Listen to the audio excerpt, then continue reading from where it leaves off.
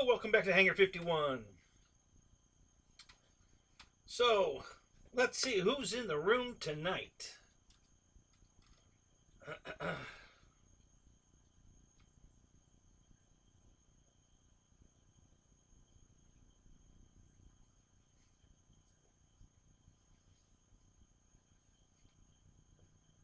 think I'm going to re-aim the camera. Who's here? Who's here? Who's here? Hey, look at you all piling in. Eric, good to see you. Brian, Michael writes us. JCB, Shadow Ops, Rich. What's up, guys? Good to see you, man. Let me, I gotta adjust my camera. Be right back here. Just gotta move around the corner. Angle it up just a tiny bit.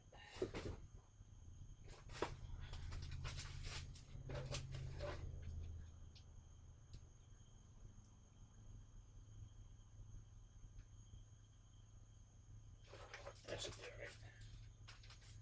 alright. That should be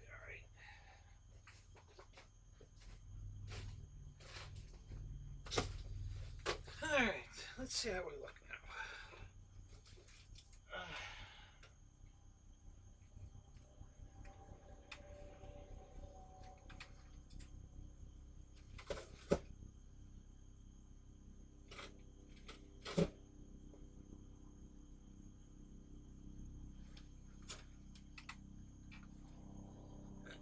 Yeah, Shadow, my mom's been dead for a long time.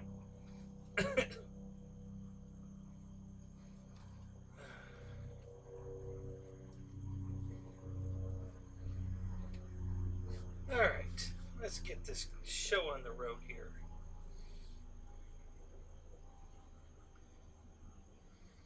What's up, Terror? Good to see you, man. Brian Chambers, Dennis Farley, what's up? So how we doing tonight? What's new and exciting?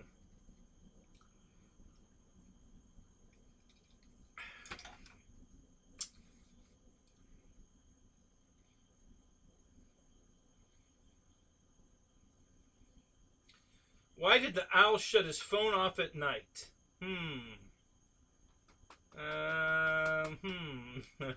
What's up, Tug? Good to see you. I don't know. Why did the owl shut his phone off at night?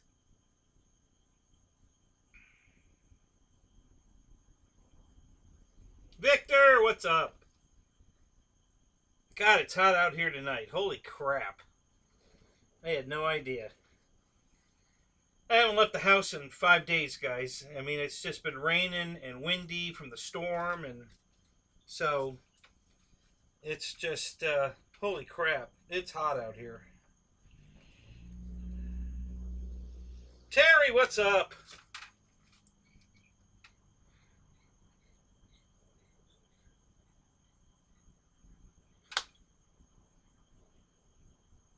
Mosquito. Hungry mosquito. Yeah, it's 85 out here, but it's 74% humidity. I'm sorry. What was that? 74? 84. 74, yeah. 74% humidity. So, yeah, it's yuck. It's yuck out here. Ugh. Very yuck. Ugh.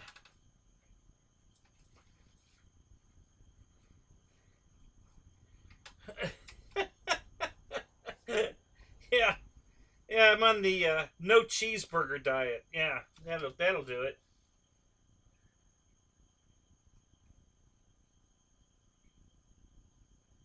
100 degrees in the shade, working on your truck. Yeah, it's been so overcast here, because of the weather. You know, the storm. The sun. I haven't seen the sun in almost 2 weeks. So nothing's really heated up too much. I mean, 85. Yeah, but but with all the rain, boy, are we getting the humidity. Holy crap. Ugh. So, and there's a mosquito that's chasing the shit out of me. So, boss, what's up? Good to see you, man. Raymond, how you doing, guy? Tui, What's up?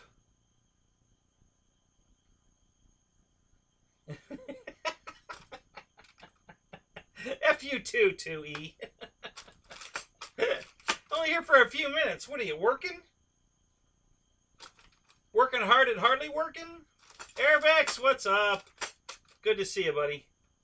Wow, Bill. Jeff Adams, hey, man, what's up, man?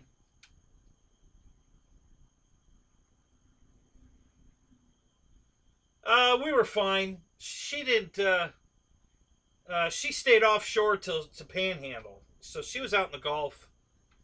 So we just got a lot of rain and wind. Not very bad at all. I mean, no damage. My power didn't go out or anything. I bought $100 worth of gasoline just in case. And that's the, you know, an ounce of prevention. You know, it's every time you do something to proact.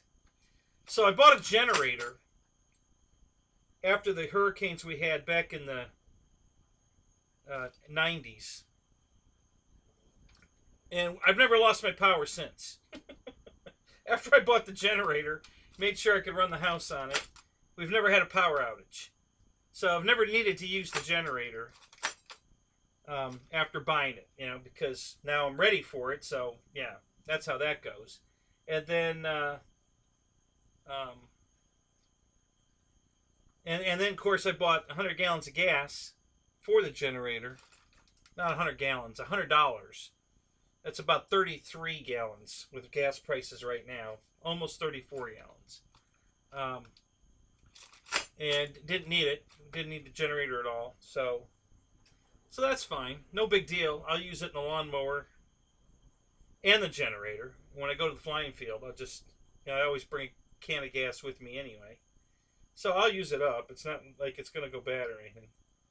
But yeah, I got prepared for the storm and but didn't need any of it. So yeah, the lights never even flickered. Thank you, Tug. I appreciate that. Thank you.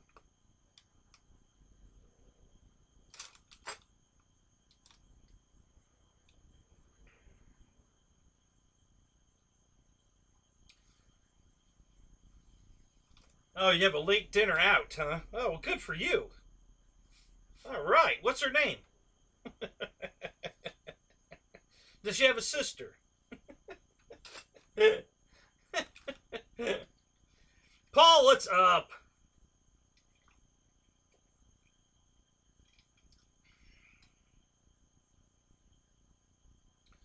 What's the name of my generator? Bill. It's a Troy built, as a matter of fact. I bought it at Lowe's back in the 90s when we had all those hurricanes come through. You know, during their no tax, you know, storm, no tax, whatever. So, yeah, it's a Troy built. It's got a 10, I think it's a 10 horsepower Briggs & Stratton motor on it. Yeah, Sparky. Yeah, there you go. And it's worked. It works beautiful. It's a great generator. We've never had it starts the first pull every time. You know, it's 20 years old, and every time, first pull starts every time. And yeah, it's just been it's been a great generator. I haven't used it that much. It probably only has about 200 hours on it total. And most of those have been put on it in the last 4 months. Because I take it to the flying field now to run the air conditioning in my tent. So just before I started using that generator just before the Pilot Ryan fly-in. Before that, I was using my little generator, which if it's in a good mood, it'll run the air conditioning, and if not, it won't. So, and then it broke at the event, so I had to the little one. I had them both with me. I was going to run the little one until I kicked on the air conditioner, and then I was going to switch over to the big one. And the little one ran for like a half a second, and then that was it. And it hasn't run since. And I've got it all apart out on a table out in the yard, but I haven't figured out exactly what's wrong with it yet. I'm still working on it. Trying to, between the rain, it just keeps raining, and the minute you want to go outside and do something, it rains. The rain will stop. You come in, the rain stops. Sit down for a minute, then you get up to go back outside, and here comes the rain again. Every time I walk out the door, it starts raining. So, yeah, it's kind of a pain in the butt. Hoping to get past that soon. I'm looking for some nicer weather. So, hey, Rafter Cam's working tonight. Now, I don't show that off too much anymore. We need to play with Rafter Cam more. So there's Rafter Cam. That's funny.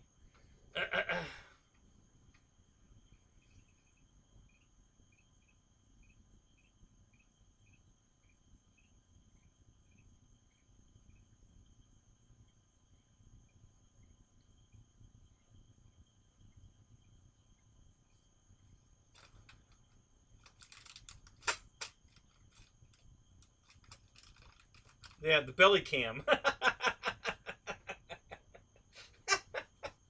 Hey, thanks, Victor. That's hilarious. Damn it.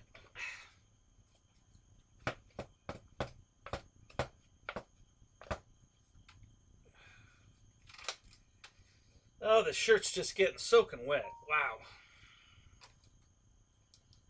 Midget cam. Yeah, there you go.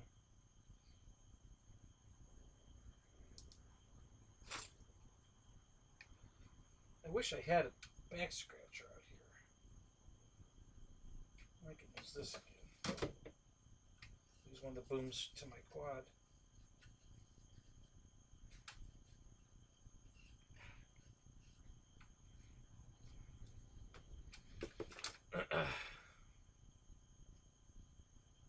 Gut cam, midget cam, stripper cam.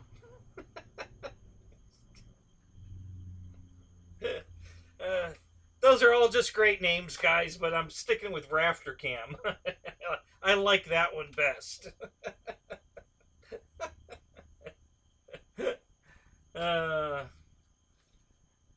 BD, what's up? Good to see you, man.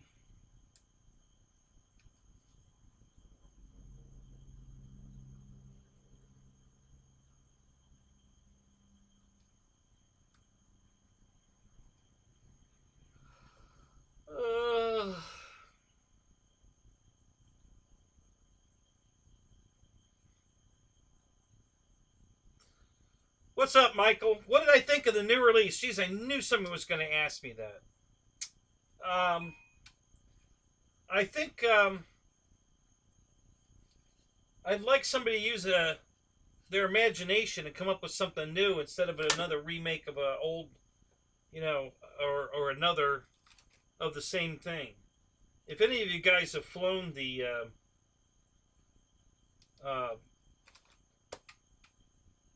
little Ultrix, you know how much fun that thing is. It's a blast. So there was no reason to improve it. It's perfect. It's awesome. So why did we need a bigger one? With all these airplanes that you guys want and I want, and this is the best they can bring us is a slightly bigger Ultrix. I just I think they're spending their money and their efforts in the wrong place. For me, at least, it's not something I'm going to buy. So, and we'll take a poll on that later. I'm going to let a few more people get in the room, and then we'll take a poll and see how many of the room, percentage-wise, would even buy this new one. Especially at $200. So, but anyway, yeah, I'm not real happy. I'm just disappointed. There's so many airplanes that they have not even begun to even make yet that nobody's made yet that we want, and they keep coming back out with remakes of something they've already made, and I just think there's so many good airplanes, mostly World War II stuff, um, and earlier jet stuff that they could be coming out with, that would make us a lot happier.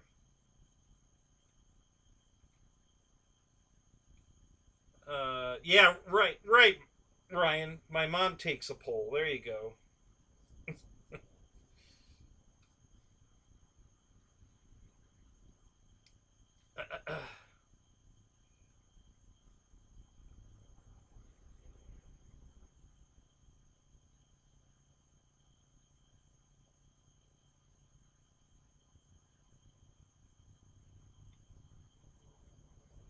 Airvex, have you flown the little UMX one?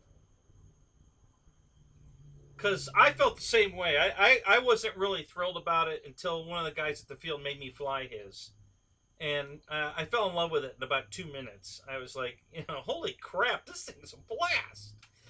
I was thinking the same thing. It's too small, and I wasn't crazy about it. But now, after flying it, oh my god, I love that little thing. Um, that'll probably be the next thing I buy when I get back into a buying mood, because it's a ton of fun. I love that little thing.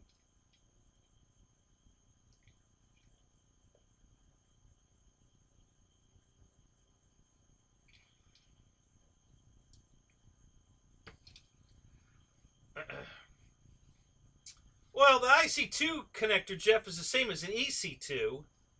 So if you have an EC2 adapter, it'll work, unless you want to use your smart checker, or smart charger. But it'll plug right into the EC2. So that part they did right. I got to give Horizon a lot of credit for that one. They came up with a way to, reverse engineer the EC and keep using it. That was awesome that they did that. So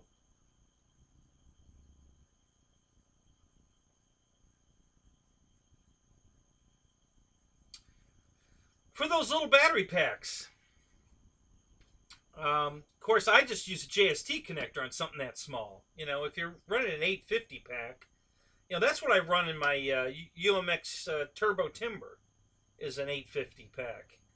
So, and it's got a JST connector on it, which I would prefer. Um, and more than likely, I would probably switch the plug out to a JST connector anyway, because all the batteries I have the JST connector on. I don't have anything with the EC2, so I'd probably just cut the lead off and solder the JST, just like I did in the UMX Turbo Timber. As soon as I got both my regular UMX Timber and my UMX Turbo Timber, I cut the leads off on both of those and soldered JST connectors in, because all my 2-cell batteries are JST connector. So I wasn't going to far around with adapters. I just changed the plug. It was pretty simple.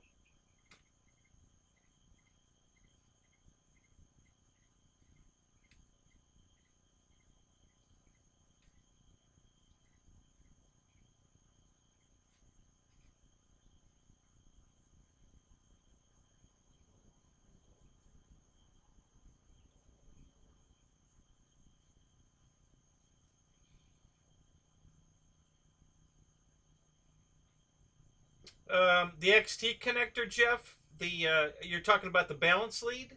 Is that what you're talking about?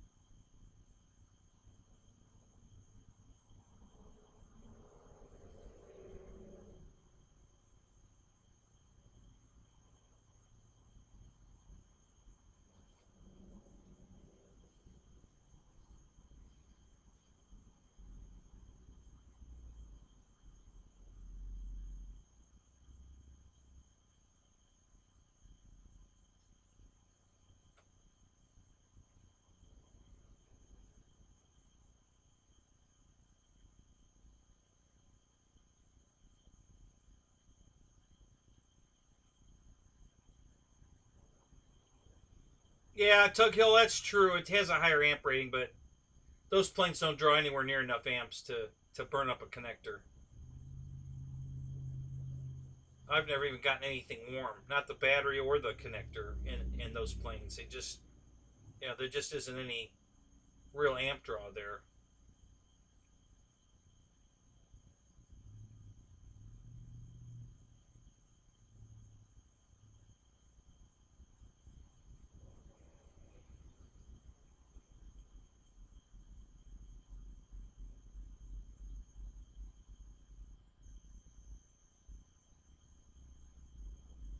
I'm not following you, Jeff. What connector are you talking about? I mean, you need more than just an XT connector because you got to be able to charge it. All your chargers require, for the balance lead, you have one spot, and then you've got a load feed you got to plug in. So if you only have the XT connector, you can't, unless you're using one of them little plug in the wall chargers. You're going to have to come up with a way to connect it, to charge it.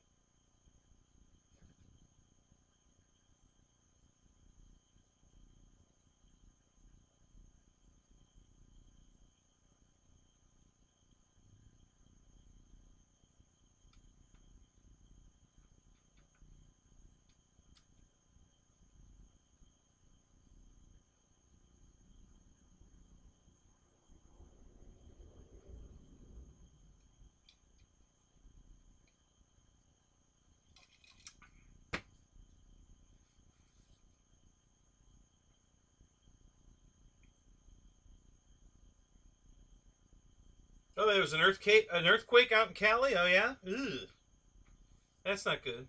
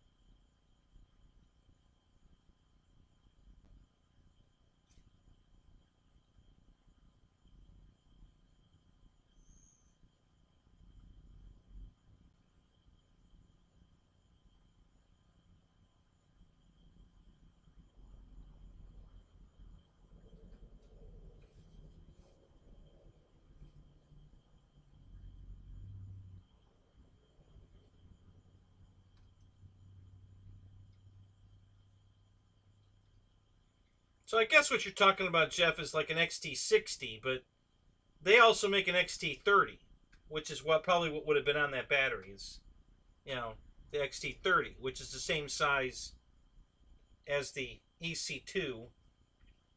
It's a tinier version of the same looking plug. It looks just like an XT60, but it's smaller.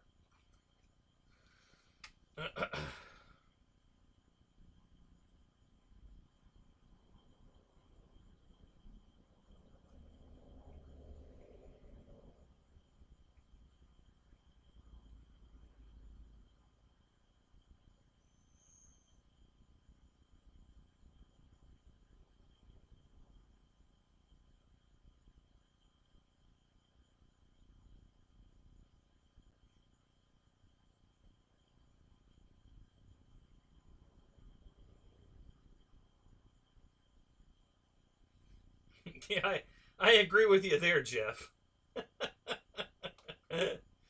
I don't mind. The ones I hate are the EC3s because you can't get them apart.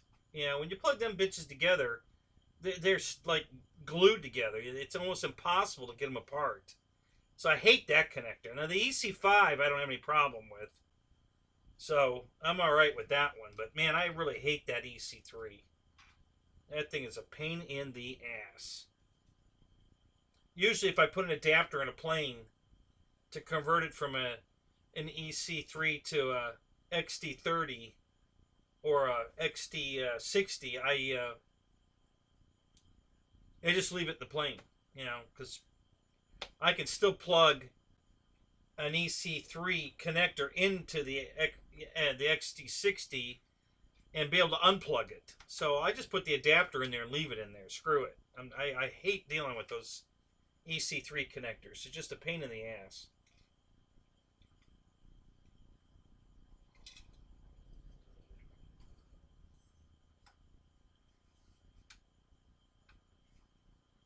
Yep, I agree. I can't stand those EC3s either. You know. Now, if you get IC3s, guys, just a little footnote. They don't stick together like the EC3s. You can unplug those. They changed the locking mechanism on it, so they're not near as hard to get apart as the ECs. So and you can put them on and it'll work. So if you're using EC3s, if you like them, get IC3 connectors. You know, if you're putting connectors on wires because you use those, get the IC3s because they're much easier to plug in and out than the EC3s. Roach Coach, what's up? Good to see you, man.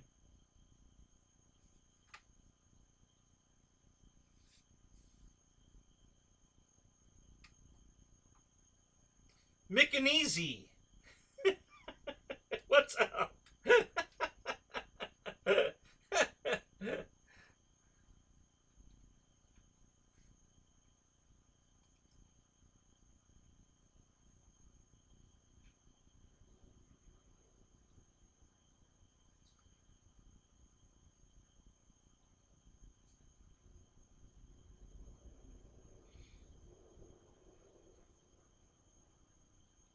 Thank you, man. Appreciate that.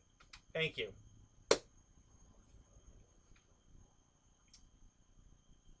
George, what's up? Good to see you, man. So is everybody else weathered the storm all right? Anybody flying? Not been flying because of the storm? I guess our northern guys, like Jeff's Customs, might be getting hit right now. Or maybe by them by now.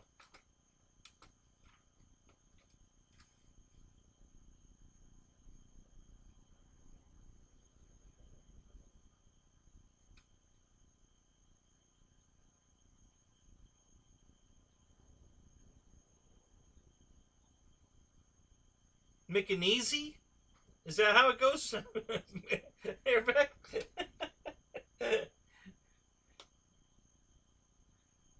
You flew in the rain? Ooh.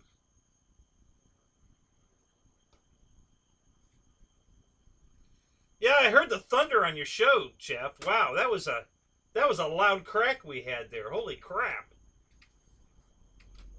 I wasn't sure if that came outside my house or was on the television. I had to mute you for a second to check.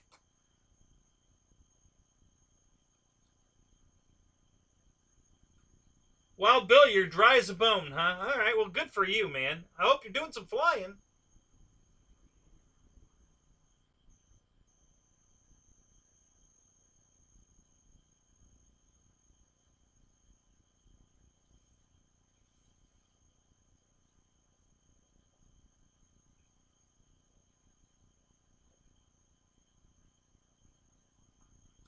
All right, Roach, good to hear it. No rain there. You were just flying. Good for you, man. That's great. Yeah, I haven't flown since Sunday. Um, but we flew till 12:30 in the morning. Did a lot of night flying. it was the 4th, and we were doing fireworks and night flying, and so yeah, I didn't pack up till 12:30. Um, Everybody else kind of petered out on me, so we've had a couple of nights out there where we were flying till 2, 3 in the morning, but we haven't had one of those in years. I keep hoping, but we're not getting it. And I thought this was going to be. It was a great night, Sunday night. It was the 4th of July. The weather was perfect.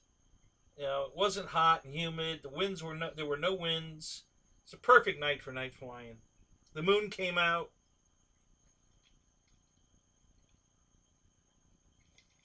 What's up, Keith? Good to see you, man.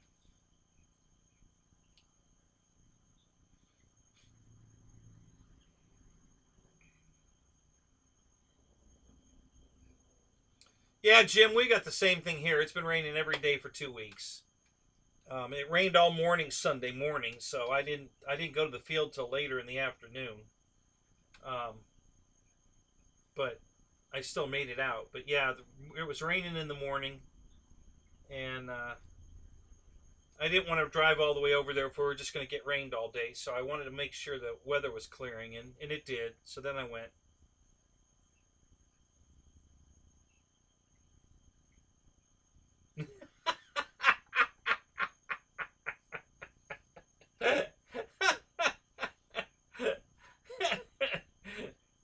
That's funny, Wild Bill.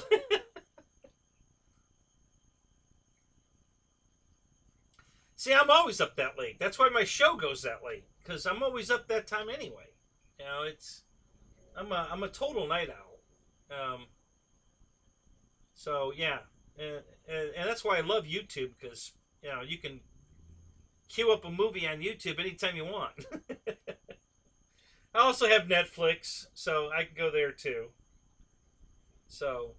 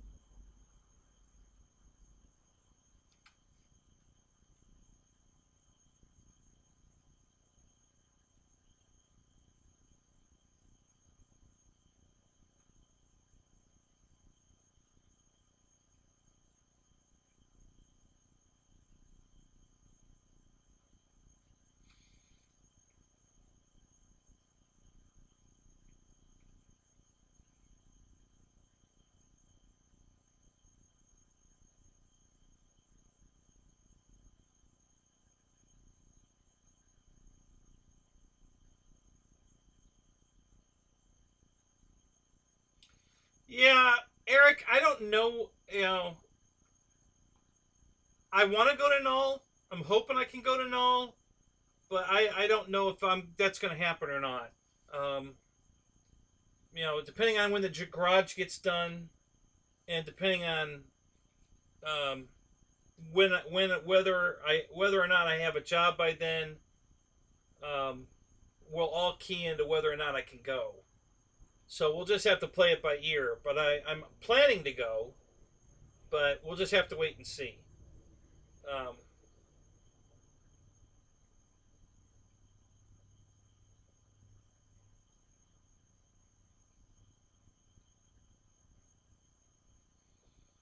yeah, Keith, I had a guy here. Is this a guy you fly with, or did you find this guy on Facebook? In the marketplace.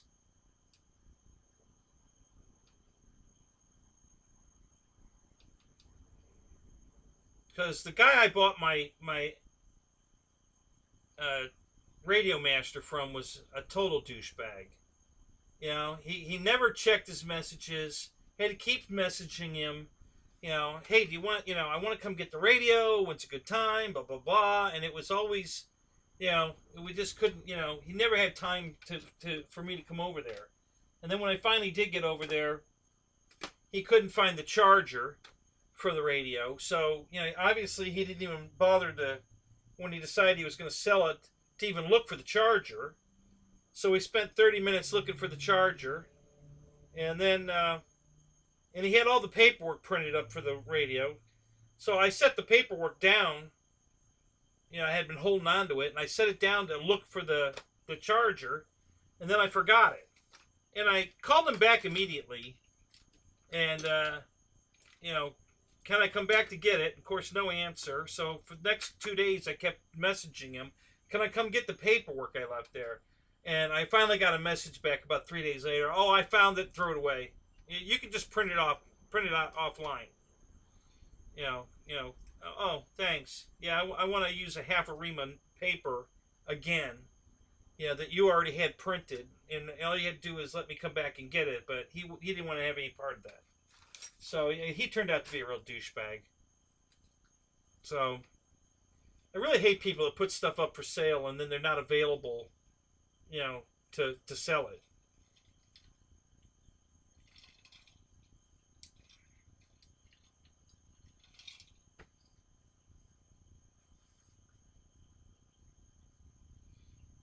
Oh, did I get a dislike? That's all right. Who cares? It doesn't bother me one bit.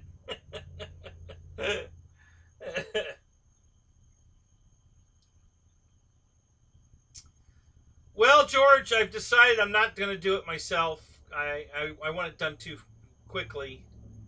And got a quote to have it, somebody else do the concrete work so that they can just come out and put the garage up. So it'll be done a lot faster. That quote was $17,000, which, I talked to a couple people, and that's not really a bad price for a 40 by 60 slab. So, so I'm hoping to contact them Monday to set up a date to come and do it. So I'm hoping that this is done by the end of this month. If he can come out and do the slab right away, there should be no reason, unless scheduling for the garage people is booked, that we won't have it done by the end of this month. And if not, then hopefully beginning of next month. So that's what I'm shooting for. So, just gotta...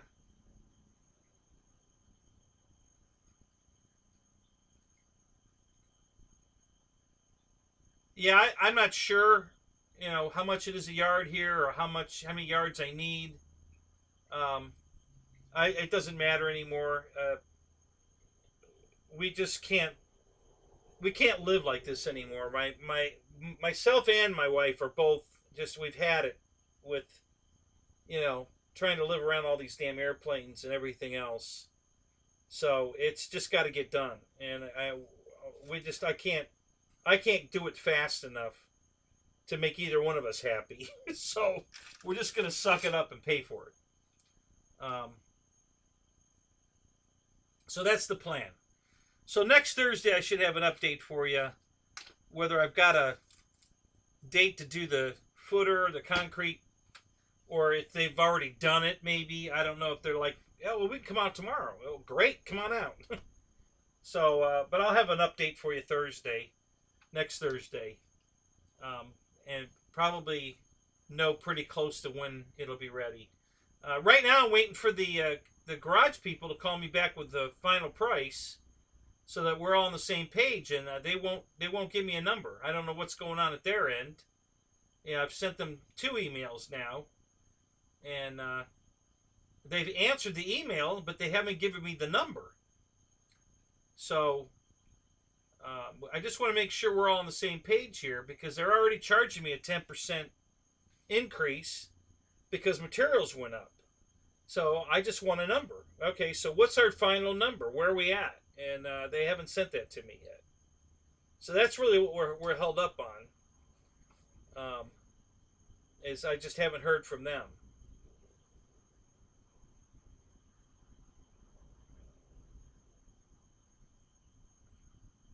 Yeah, 40. Where I think my plans only call for 4 inches, with 1 foot footers.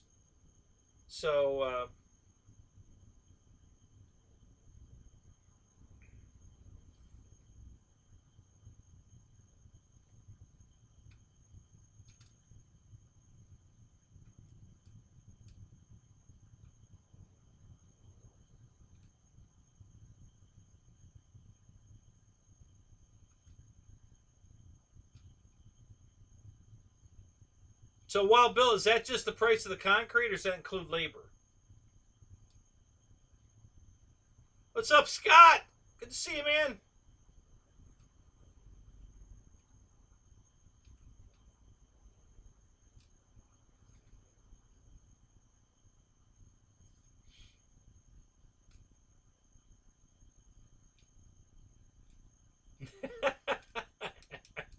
Air Marshal.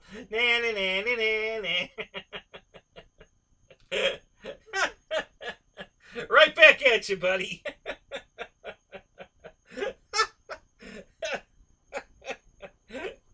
Oh my god, that's funny. That just never gets old.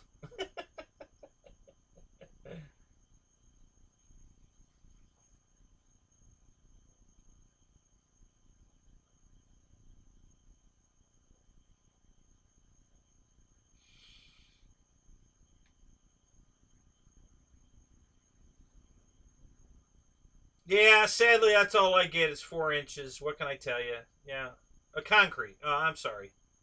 Yeah, 4 inches of concrete. Pretty sure that's what the plans say here.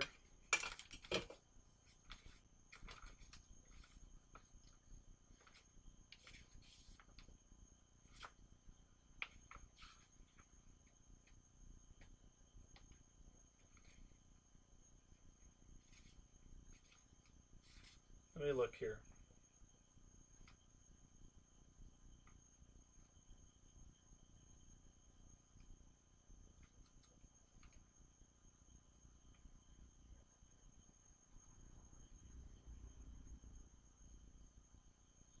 Brackets, guards.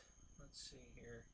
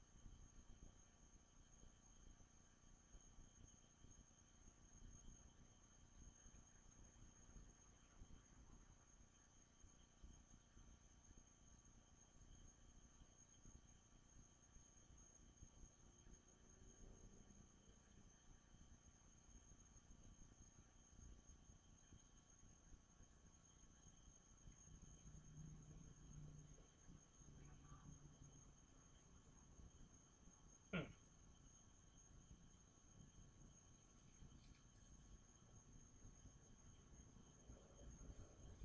No, those are just doors.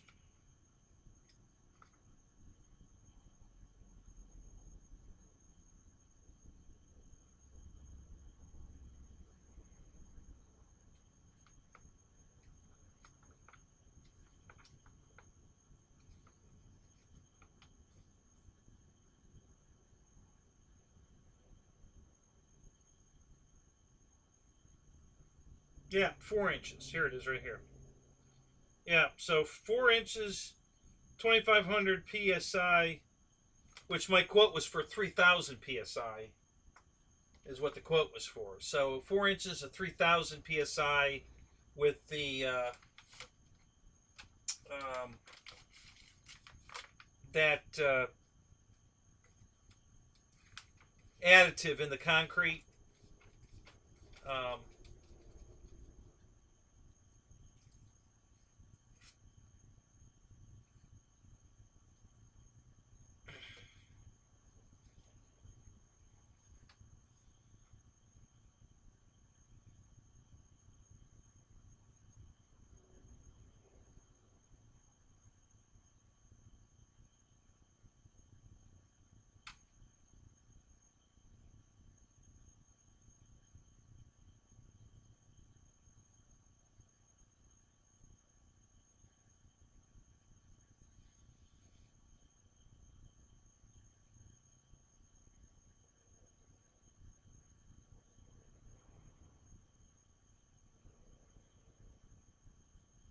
So yeah, Wild Bill.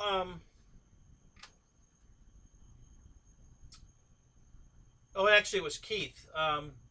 Yeah, I talked to a guy down the road. He's on the way to the flying field, and he just had a. Let me think. It's a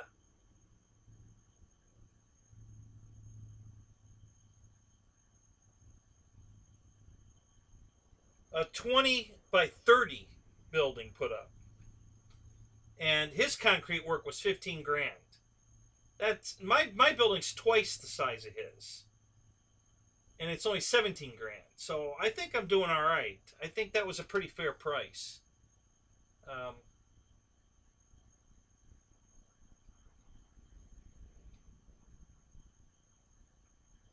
so I don't know what the labor rate differences are between where you are and where I am, but that was the quote I got from a guy. Um,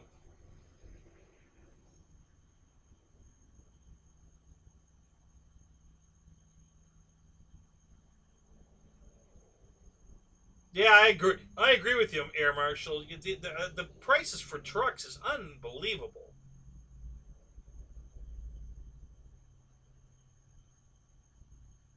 3/4 stone. What is that? You talking about the base under the? I have no idea what they're using. You know, whatever the plans call for. That's why I'm paying the guy to do it. I don't even want to deal with it anymore. I'm just up to my. I'm just over it.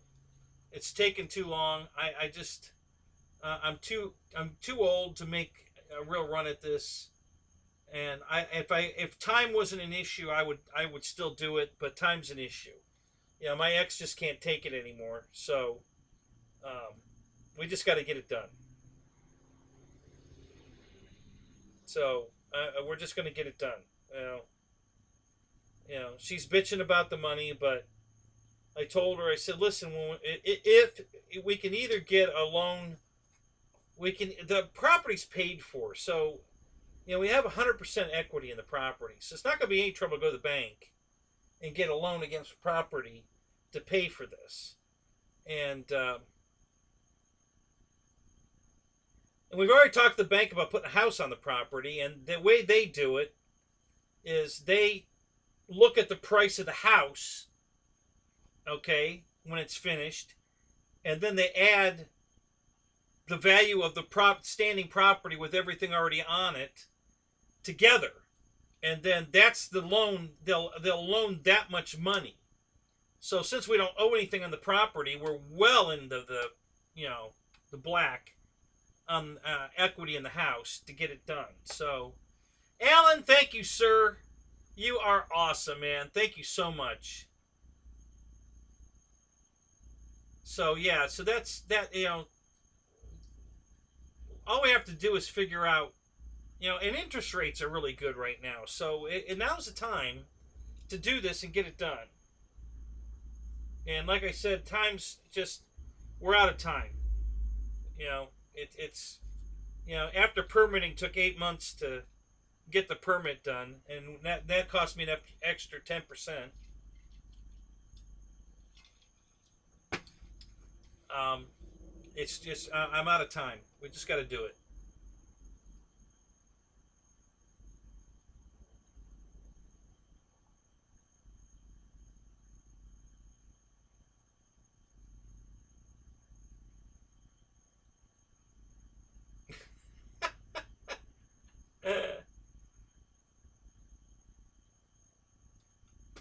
You're getting a GMC 2500.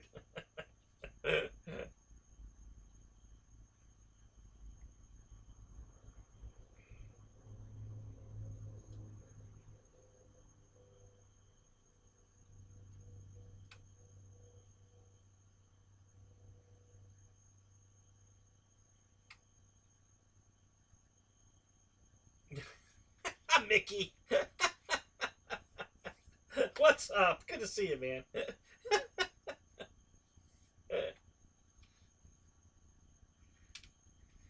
All right, so we got 41 guys in the room. So let's take a poll. I'm just curious. because I really don't know the answer to this one, so I really want to do this. So are you guys ready for the poll here? We're going to take a poll. Give me a thumbs up emoji if you would buy the new larger Ultrix, the new one they came out with, and a thumbs down if you won't, if you're not going to buy it, or whether you're going to buy it or not, whether you would or wouldn't, not that you are or aren't, would or wouldn't. So thumbs up if you would buy it, the new one that just came out, or thumbs down if you wouldn't buy it. Because I know sometimes would and are different. You know, so I don't really want to know if you are. I want to know if you would or wouldn't. So Jeff says he will. GB no. Eric yes. Wild Bill no. Dennis no. Rich no. Mickey no. Roach no. Jeff no. Airbeck says yes. He already pre-ordered his.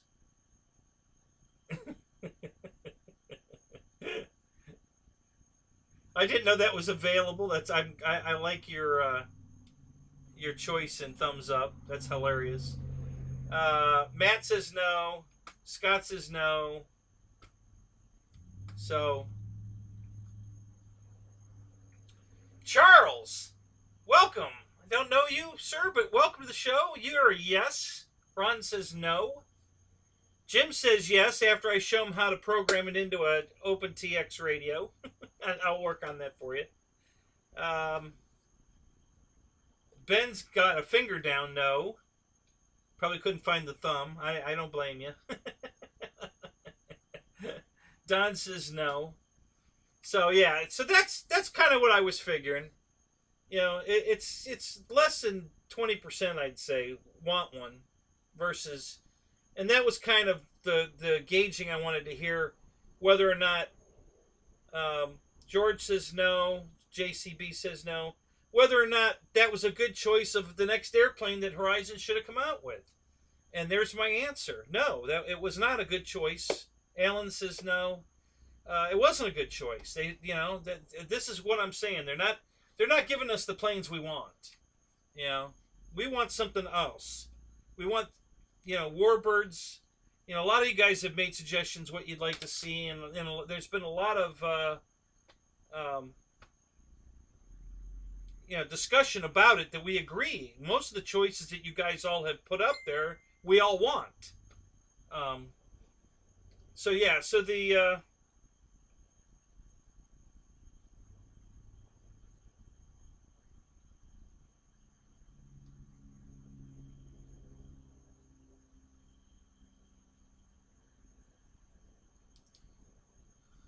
so yeah, so that's all. You know, that answered my question. Thank you guys, I appreciate that. So you know, out of 40 people in here, I would say 41 people. We probably had what, maybe 8 yeses. So yeah, that's you know, that's about 20%, and that's not a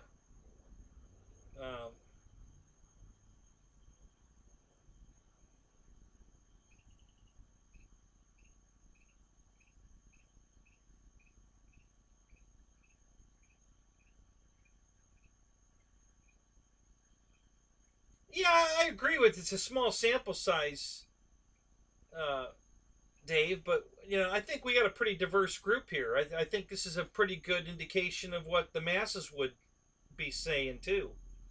Uh, the new one's $200, George.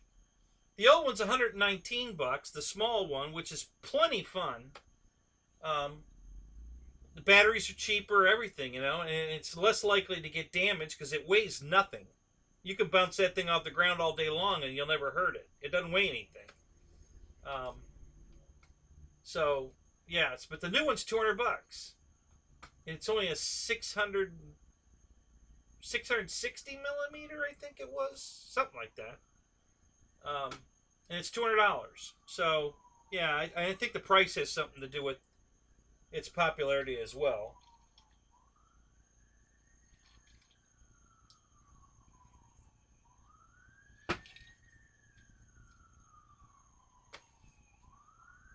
Yeah, exactly, Jeff. That's what I'm saying. It seems like you know, and again, I was just testing the waters for my own peace of mind. You know that we still want all the planes we've been suggesting for how many years now, and they keep remaking a plane they've already made, over and over again. And I don't know. I just wish they'd you know give us something that we're really looking for. Yeah, well, they know where to find me. Everybody knows where I am.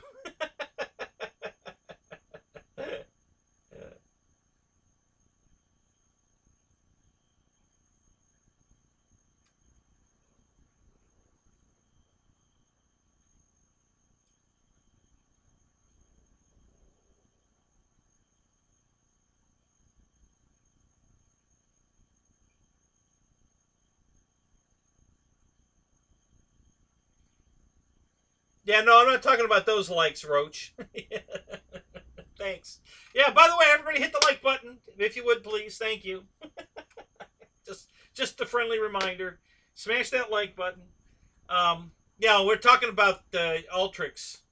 Whether you'd buy the new one that just came out today or not. That's what we were talking about. Not my show likes. But thanks for reminding me. Appreciate that.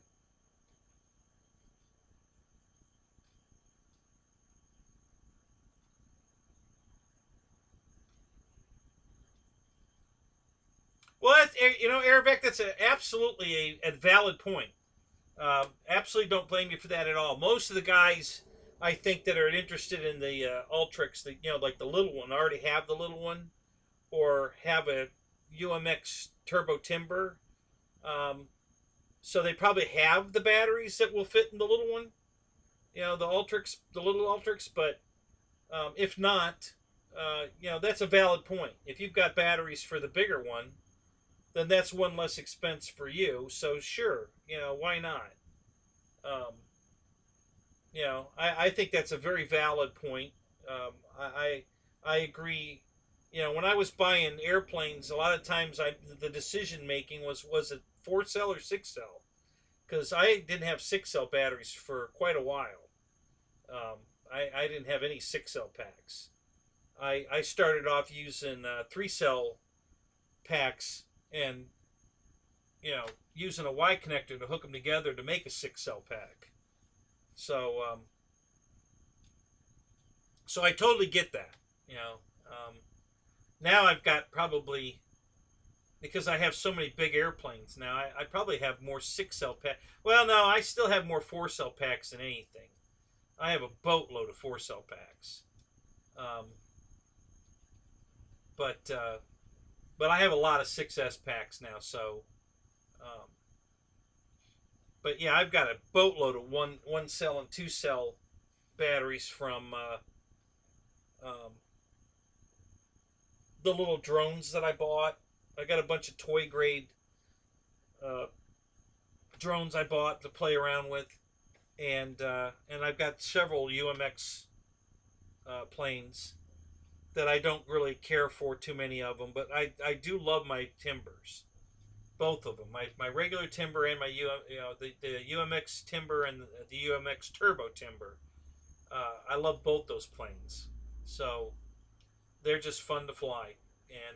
And then my buddy let me fly his Ultrix, and I thought that was a blast. I really enjoyed that. I also have the what is it, the F-27, but that's a 3 cell bird. It's a tiny little 3 cell, but it's a 3 cell bird. So, but that's a lot of fun too.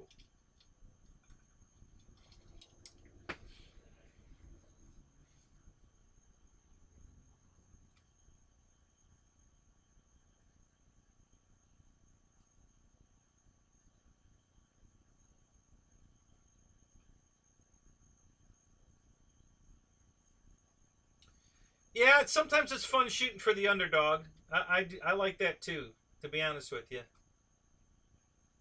Um,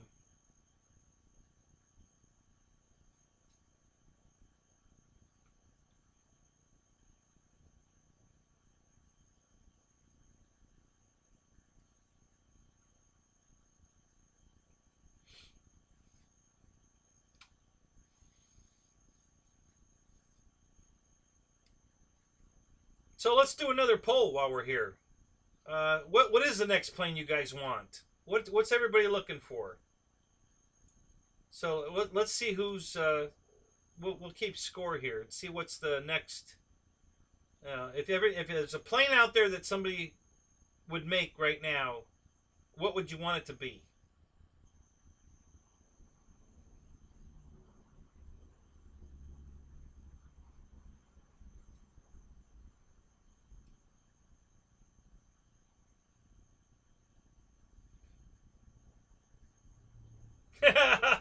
Those bastards.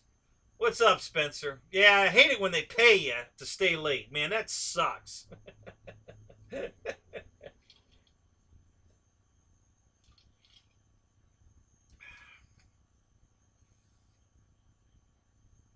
Yeah, exactly. Every new plane should be a Spitfire.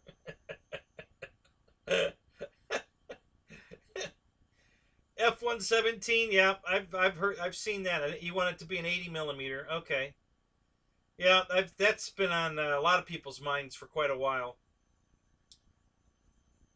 A 1.5 E-Flight Hellcat. Now that's not a bad choice. I'd like it to be a little bigger, but that's not a bad choice. Um,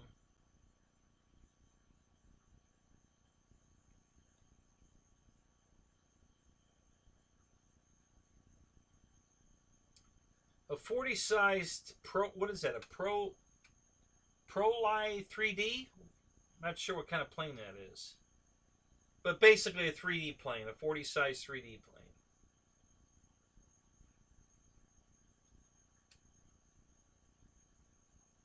You know what I just saw? I just watched something on YouTube. You know who has a whole collection of cars? Some pretty cool stuff? Patrick Stewart. You know, Captain Picard from Star Trek. He's a car guy. He's got a huge collection of cars. Not Jay Leno size, but I think he's got 40 or 50 cars. All different kind of stuff too. Some really odd, cool stuff. Some just old standard GM or standard cars, but older ones. He's got a real collection of cars. I just watched a YouTube video about that. It's pretty interesting.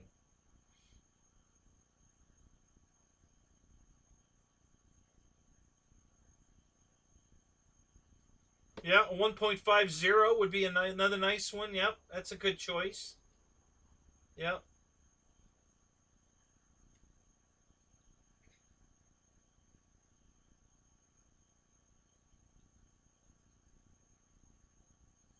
Yeah, there's a good one, Dave. Yeah, I'd go for the 80, just because they're more efficient. They seem to have the better balance. But an 80 Thunder Chief would be awesome. Yep, that would be a good one.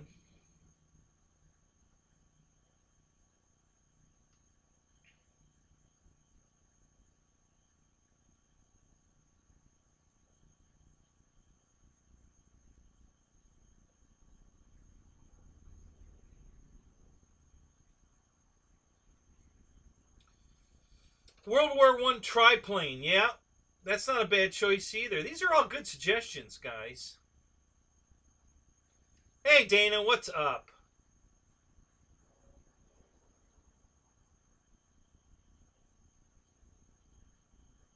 Yeah, that's one I'd love to see. Probably a little bigger, Fred. But yeah, I'd love an SBD. Man, I would love an SBD. Uh, about a 2,000 millimeter. And I keep going back to that one because it's a single 6S prop plane. It's like the Carbon Z T28. That's perfect. It's a great size, super light on the wing loading, flies forever on a 6S battery. Uh, so yeah, a Zero or a SBD or any of those, a Hellcat in a 2,000 millimeter would be superb. I would love that. A Zero, Falkwolf, whatever. Even a Spitfire especially would love to see that size. What's up, Fred? Good to see you, buddy. An STD, yeah, yeah, an STD. B-17, there you go. Well, there's already an 1800 B-17 out, Alan, and it's a pretty nice one. So that one, you know, if you haven't checked it out, check it out. It's a nice looking airplane.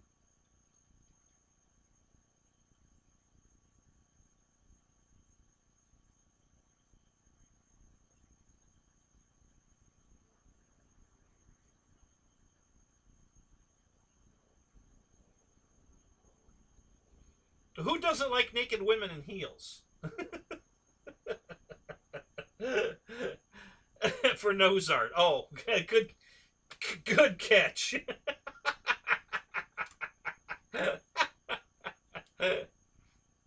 That's funny.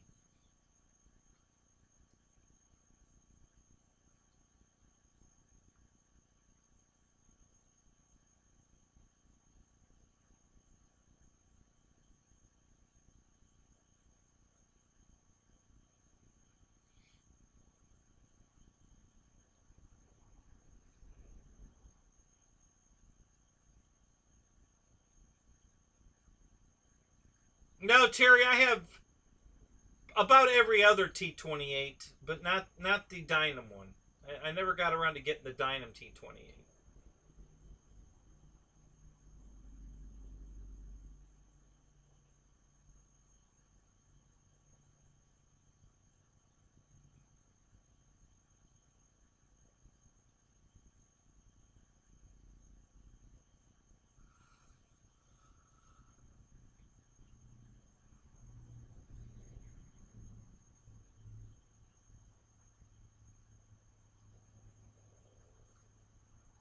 Hey, Dana, there's an FMS 1400 millimeter FW190 on Marketplace for sale. I think it's in Jacksonville, Florida. I think. So you may want to take a look at that.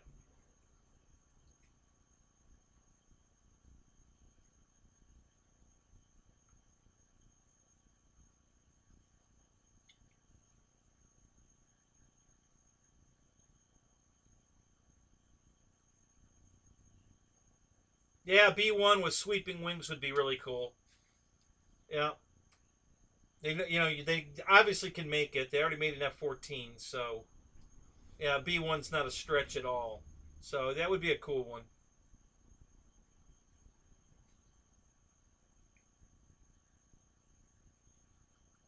Yeah, Eric, we've already got a bunch of P-38 Lightnings.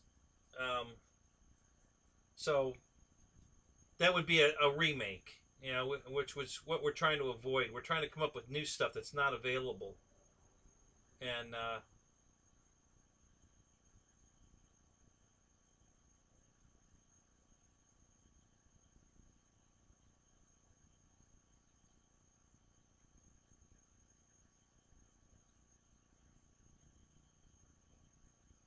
yeah, Super Chipmunk. That's a good choice. Yeah, that'd be a neat one.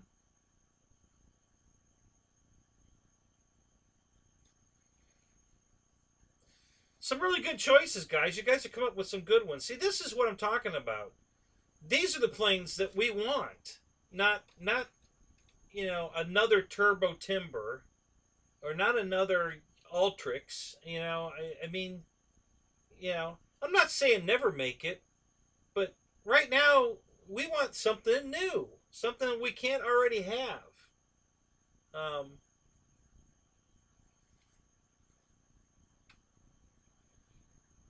yeah, big chipmunk would be really cool. A 2 meter, you know, carbon Z T28 size chipmunk would be awesome.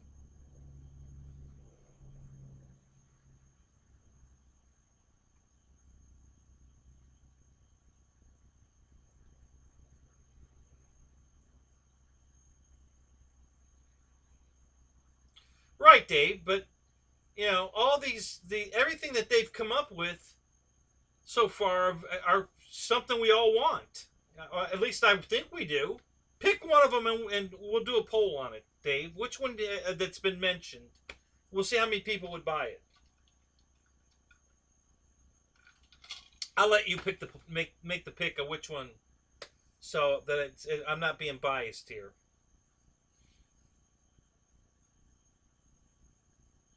It would look like a big lead ball. What would?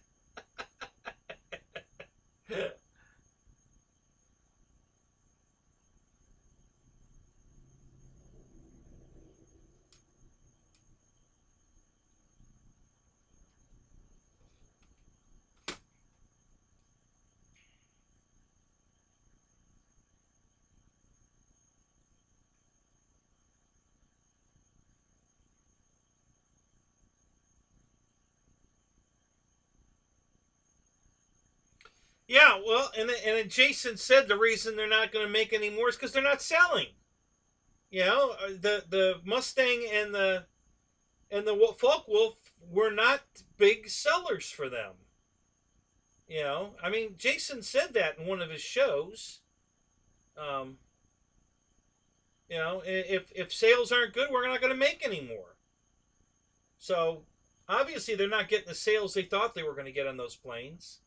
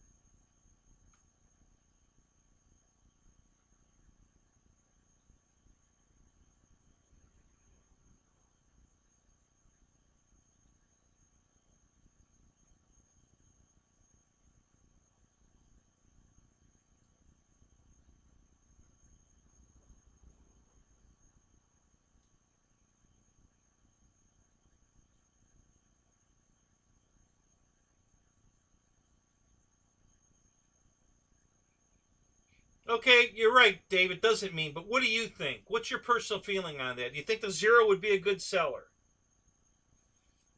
You picked the Zero, so we're going to go with that one. Do you think if Horizon made, or somebody, you know, Free Wing, whoever, if somebody made a big Zero, 1500, 1600, 1800 Zero, do you think it would be a good seller?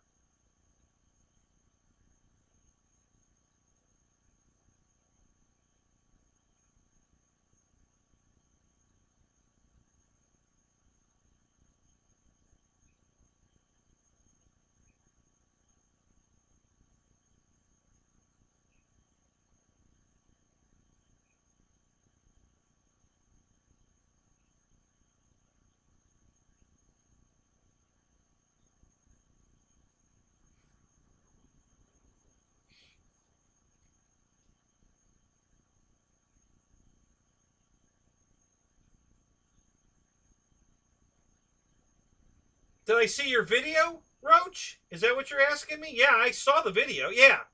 Yeah, it was great. Nicely done.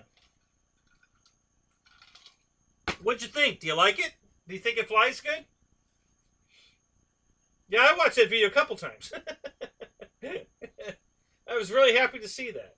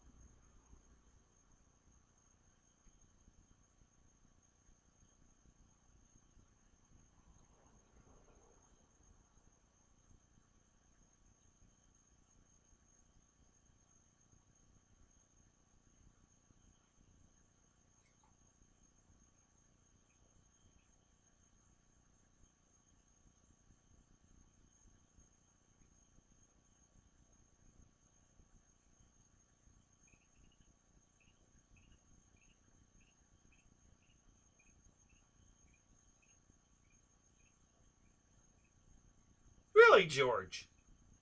What do you got against a foam warbird? You've got a T-28, don't you? The Carbon Z? You already have one. Right? That counts.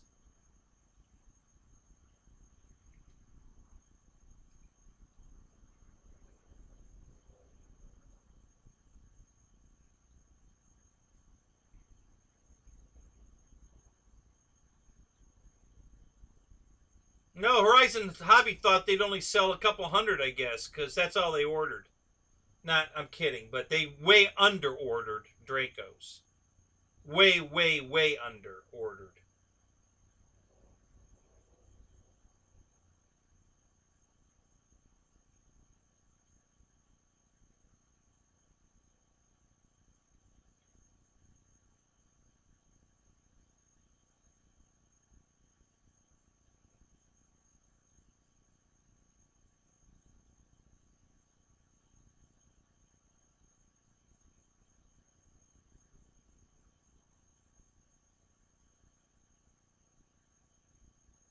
Oh yeah, the Draco sold out immediately. Even though they're losing sales daily because people keep canceling their orders because they're not getting them here fast enough, there's still going to be a huge waiting list to get a Draco.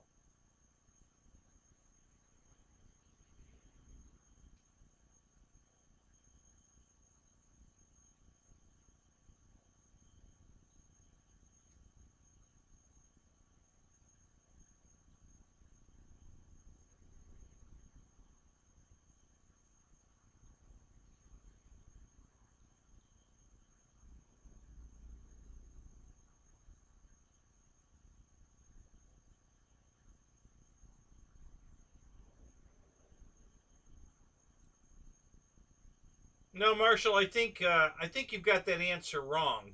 Did they think they were going to sell a million? No, they didn't. But they did sell a million.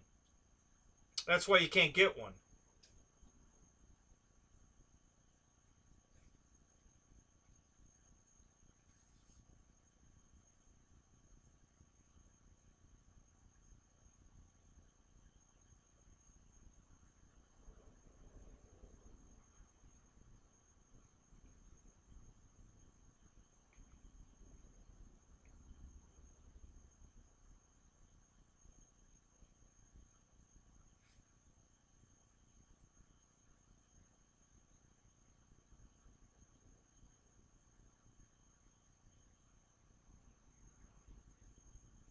But you did like your Carbon Z T-28, right, George? I mean, that was an awesome airplane, right? I mean, I love mine. The only way I'd sell it is if I had a replacement one coming. Like if they make a new one of it with lights, then I'd sell this one to make room for the new one.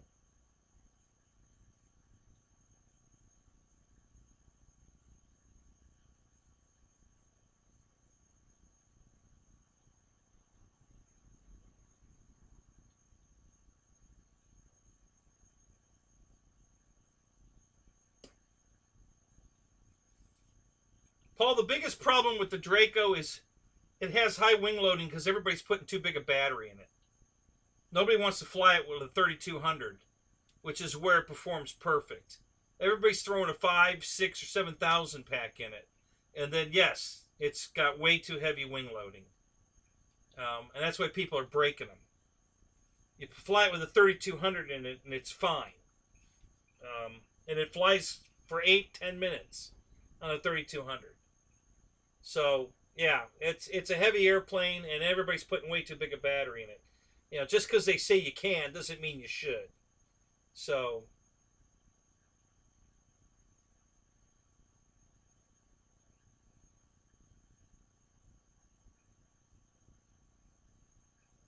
right, George. So yeah, so that's why I'm kind of puzzled when you say you wouldn't buy another foam warbird, propeller warbird.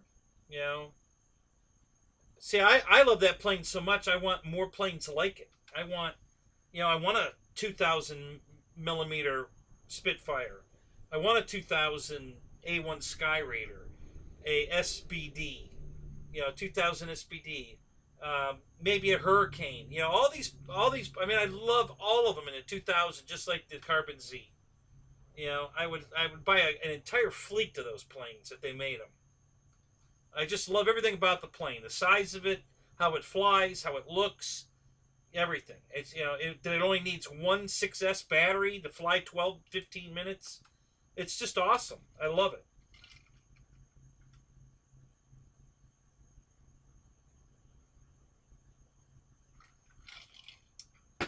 Right. That's so. Yeah, I think if they came out with a Carbon Z A1 Skyraider, they'd sell a boatload of those. You know, or the Dauntless, either one. I think if they came out with a Carbon Z foamy, you know, A1 Skyraider or a Dauntless, they'd sell a shitload of them. I'd buy the Zero too. If they came out with a 2000 millimeter Zero, I'd buy it.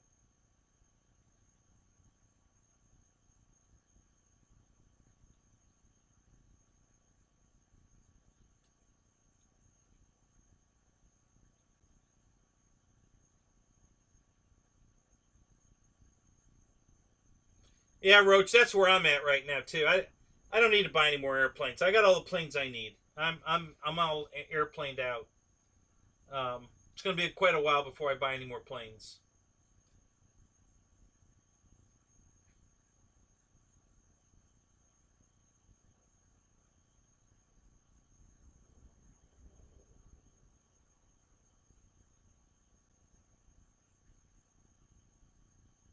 Right, George. That's exactly what I want. Carbon Z size, detailed like Draco. That's what I want. That's what I'm hoping for.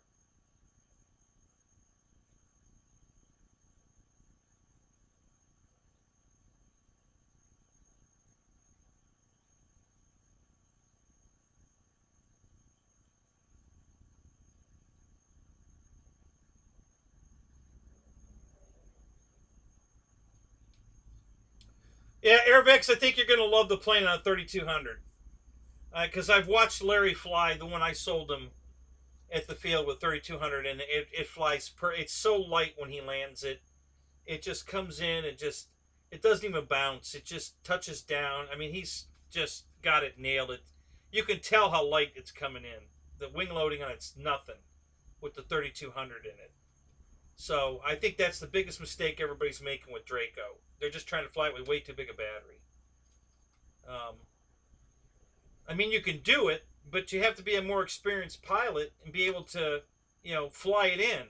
You can't dead stick it in. It's going to fall out of the sky, and that's when you break a propeller or landing gear.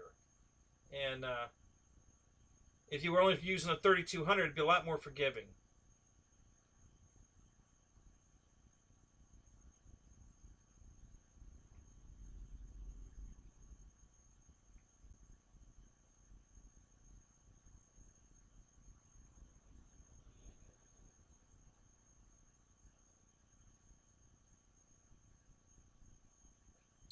Charlie, I think my friend Larry's got his in the back, actually, the 3200.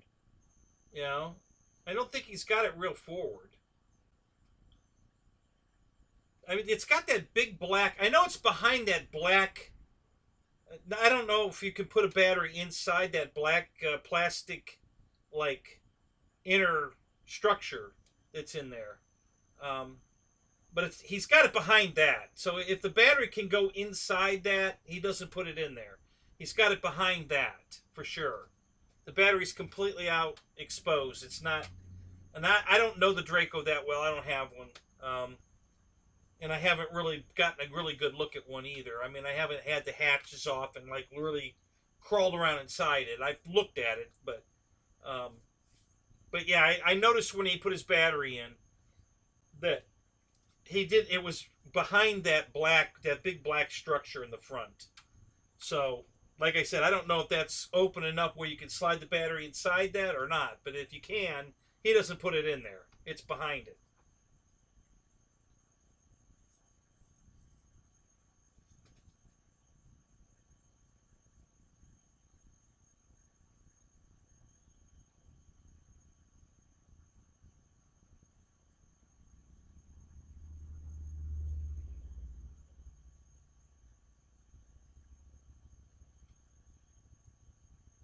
Jeff, are you using the flaps when you land yours?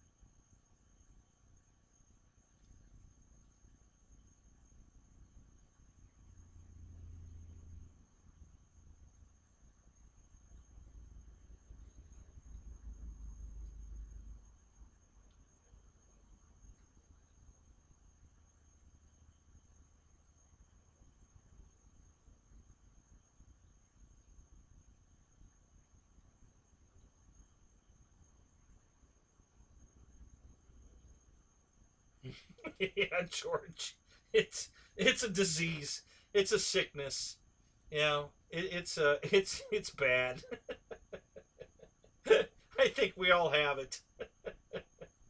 I think it's contagious too.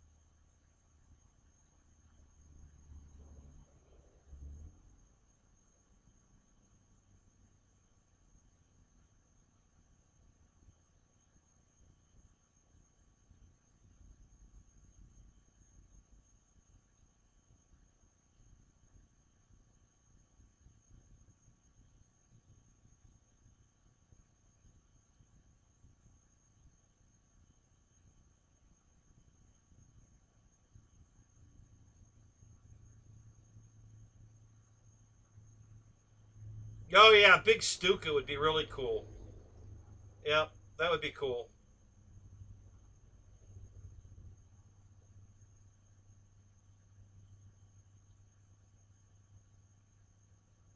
Yep, Alan, and that's exactly where I'm at. Unless they come up with something exceptional, like a 2,000 millimeter Spitfire. Um, yeah, I'm not. I'm pretty much probably planed out for the year. I'm not buying anything else this year. Anything I wanted that could have possibly gone up in price or gone out of discontinued. I have all everything. Anything I still want will be available next year, and probably at the same price that it is now. So that's where I'm at right now. I got the last planes I wanted before the price went up, and I'm very good with where I'm at. So I don't need any more planes unless they come out with something exceptional. I probably won't buy any more planes this year.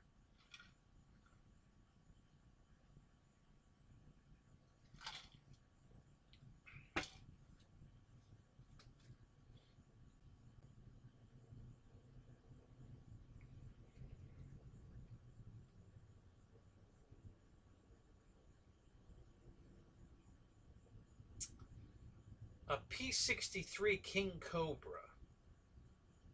What is that?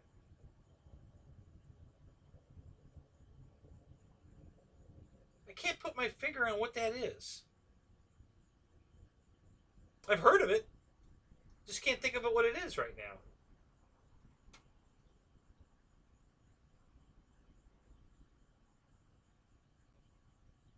Yeah, Air Marshal, you need a good German airplane, like a Stuka.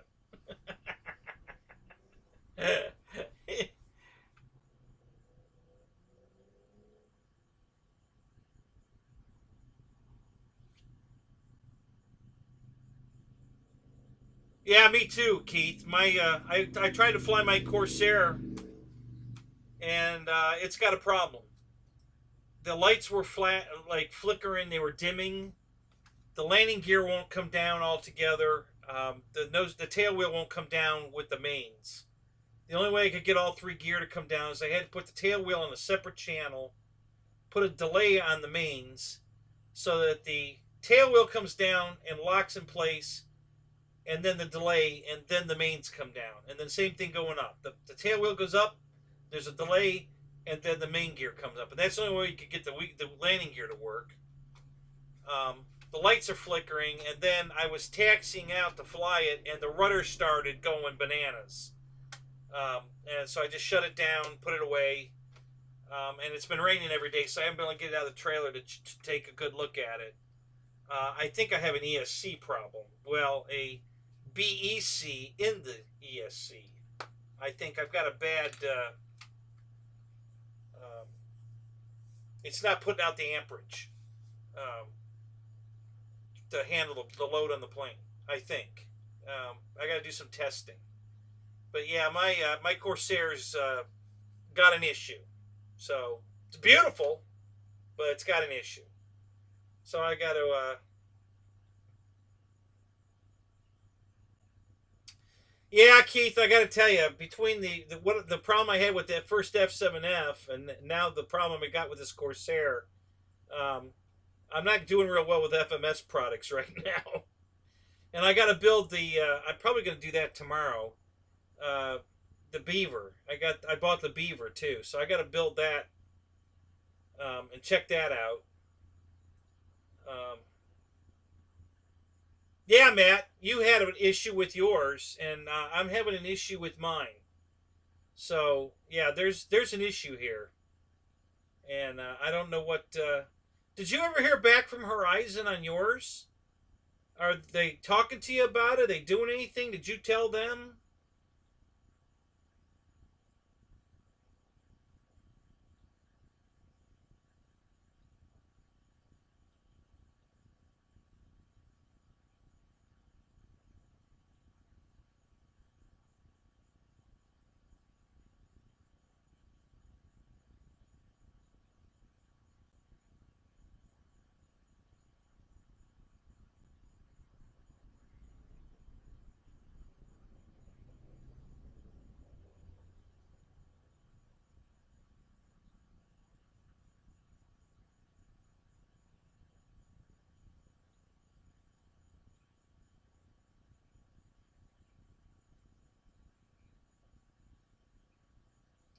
Rando Vision, what's up? Good to see you, buddy.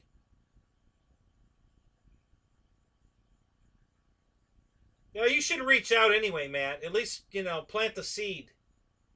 Tell them I'm doing some testing, but reach out to them, tell them what you're doing, what the problem was, what testing you're doing, and let them know and ask them, hey, have you had anybody else with similar problems? You know, but get the ball rolling, and then tell them what you found.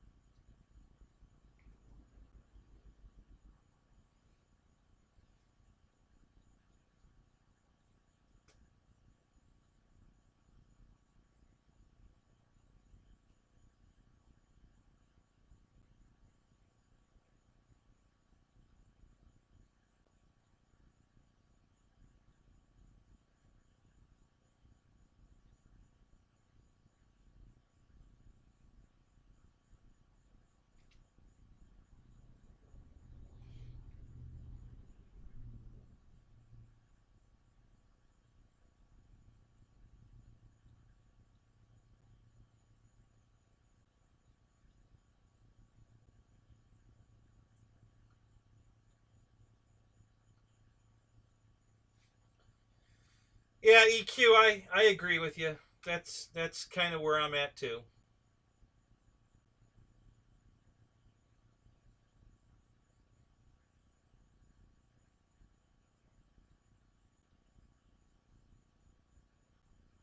Oh, isn't that nice? Which Avanti? The FMS Avanti or the Freewing Avanti?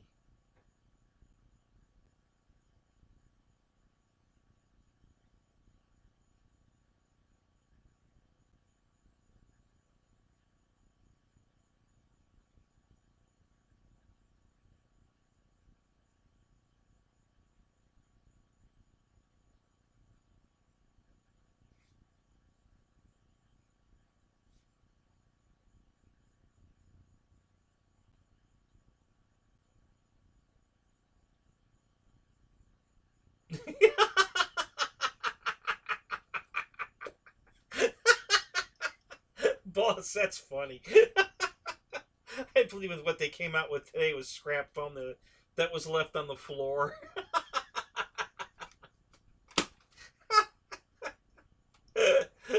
Oh, that's hilarious.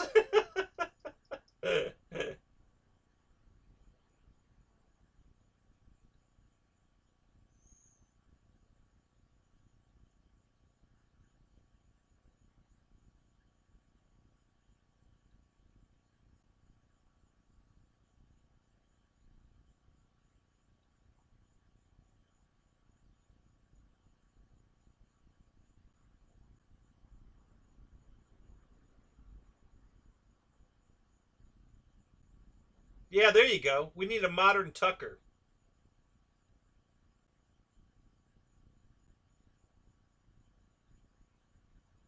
Jeff's Custom, what's up? Good to see you, buddy.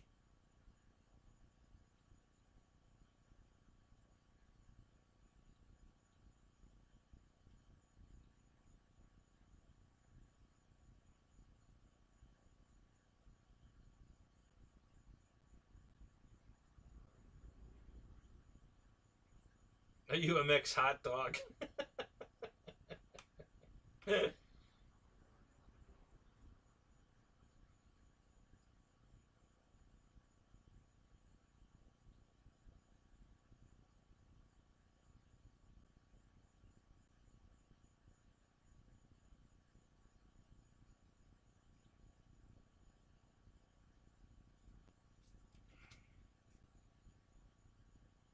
Yeah, Dana would have a catch to his box store. You buy a box and you get a free airplane. Free airplane with every box.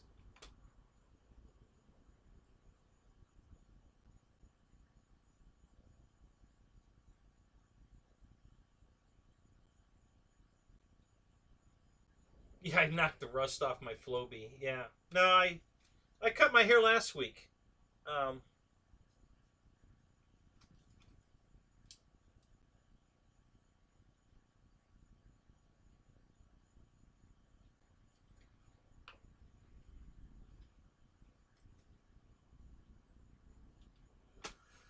Jermaine, what's up? Good to see you, buddy.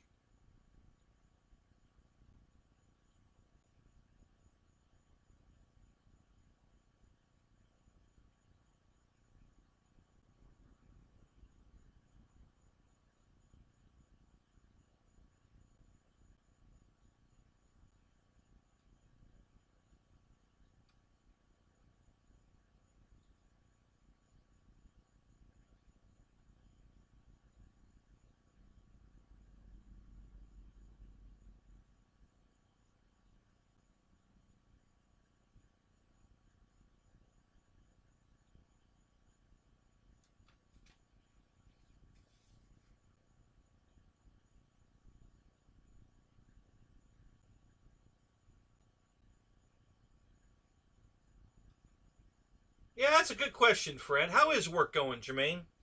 How you doing? You all right? Everything back to normal?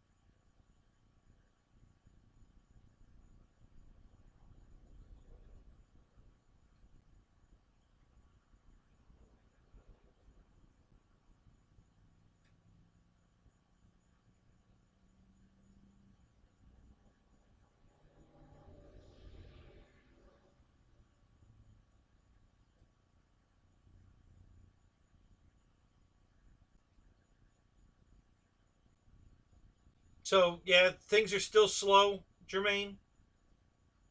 Yeah, this COVID thing's not over by any means.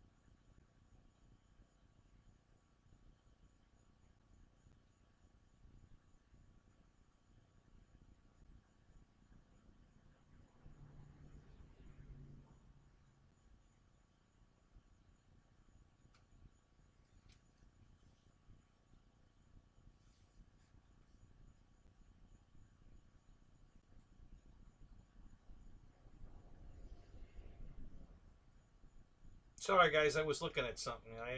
I'm back.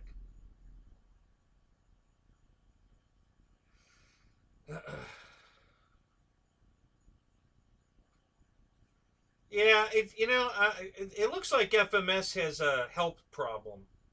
They've hired some real lunkheads, working there that just don't give a crap. So we're seeing a lot more issues with FMS planes I've never seen before, and because they just don't do that kind of work usually. All the problems I had with my F7F, and boss, you've got a glue thumbprint on your canopy. This is not FMS's quality. They really hired some lunkheads. Um,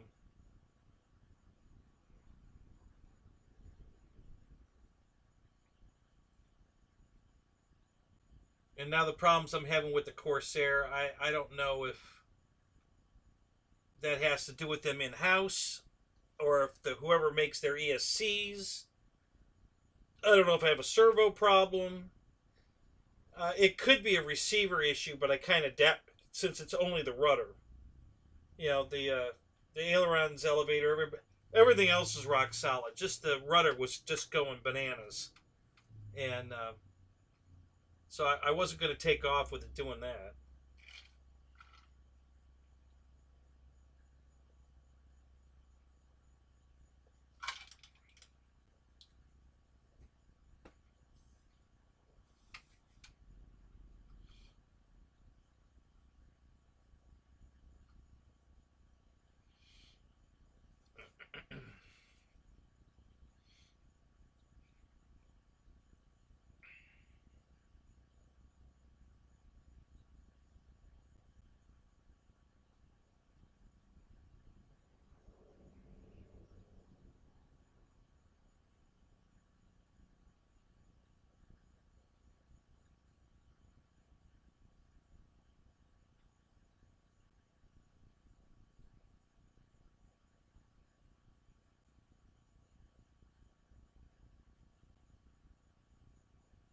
I love my new Tiger Cat, the one they sent the replacement one.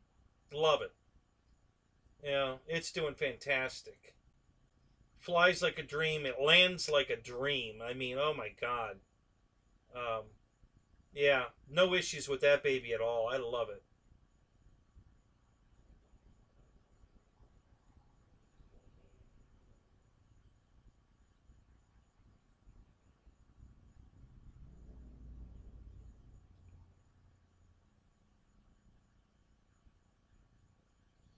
Oh, you're catching some storms now, George? Yeah. Yeah, we haven't had, early this morning we had some wind, and then it pretty much went away pretty quick. And then it rained on and off till about 1. And then it's been pretty quiet since then. Real cloudy, but I don't think I've gotten any more rain since about 1 o'clock.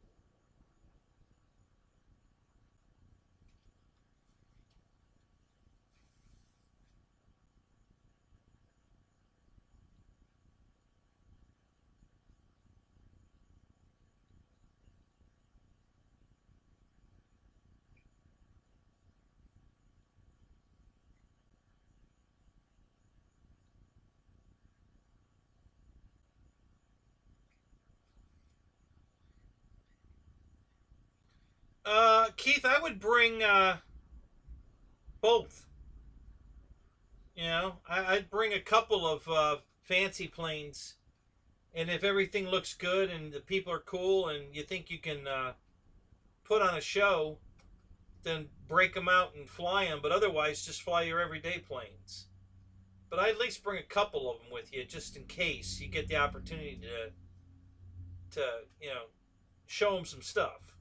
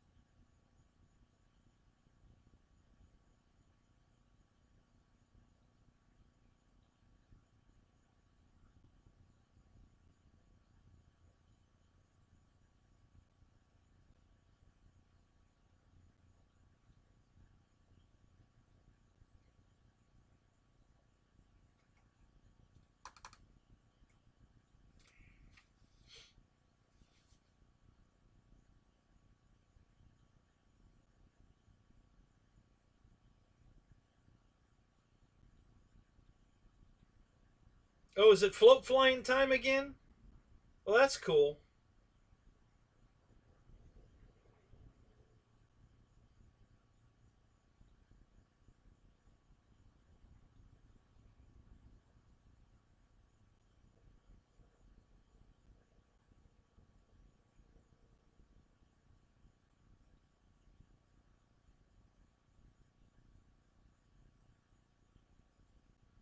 Well, then Keith, then don't bring it. You know, what are you waiting for to become that Top Gun pilot? Get out there and practice. It's the same way you get to Carnegie Hall, man. Practice, practice, practice.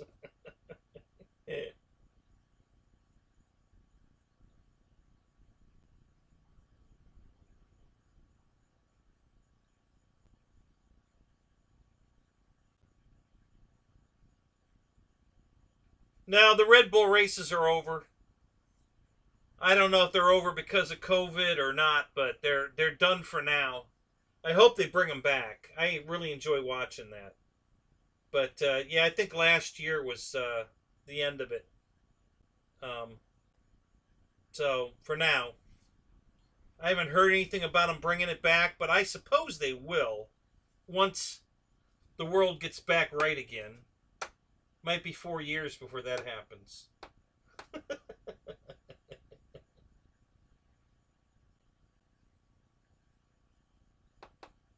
So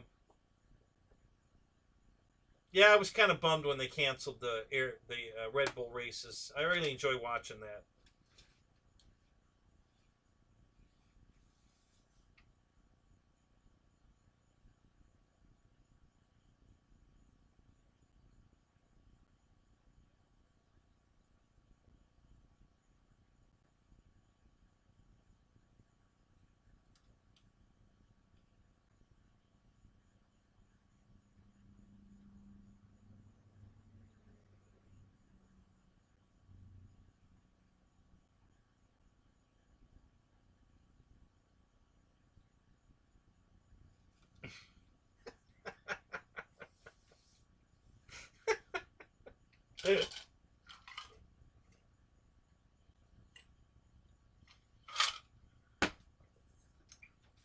Yeah, Amy only gets up early enough for rock crawling,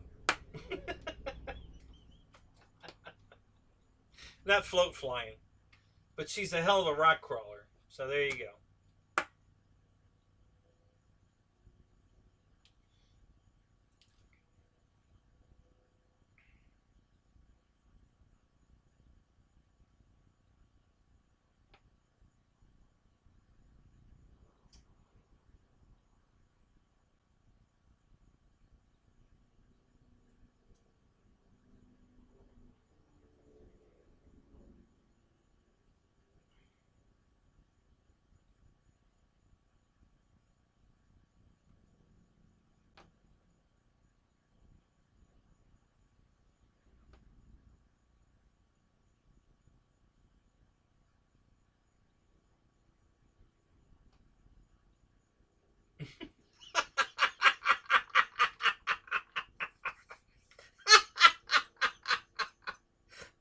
That was good, Mickey.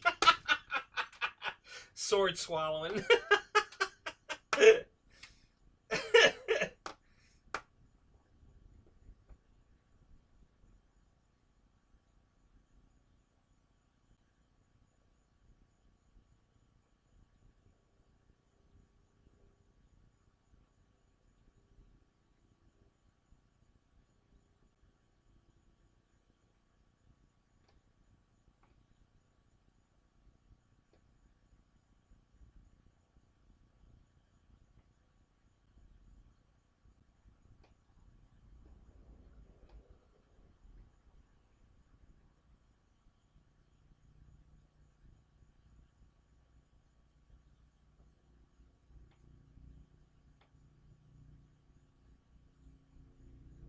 Are those your everyday planes, Keith?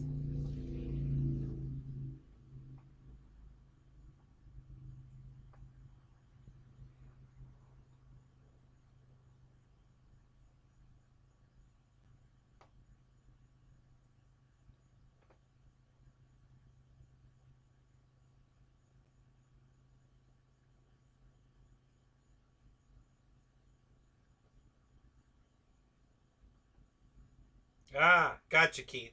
Okay.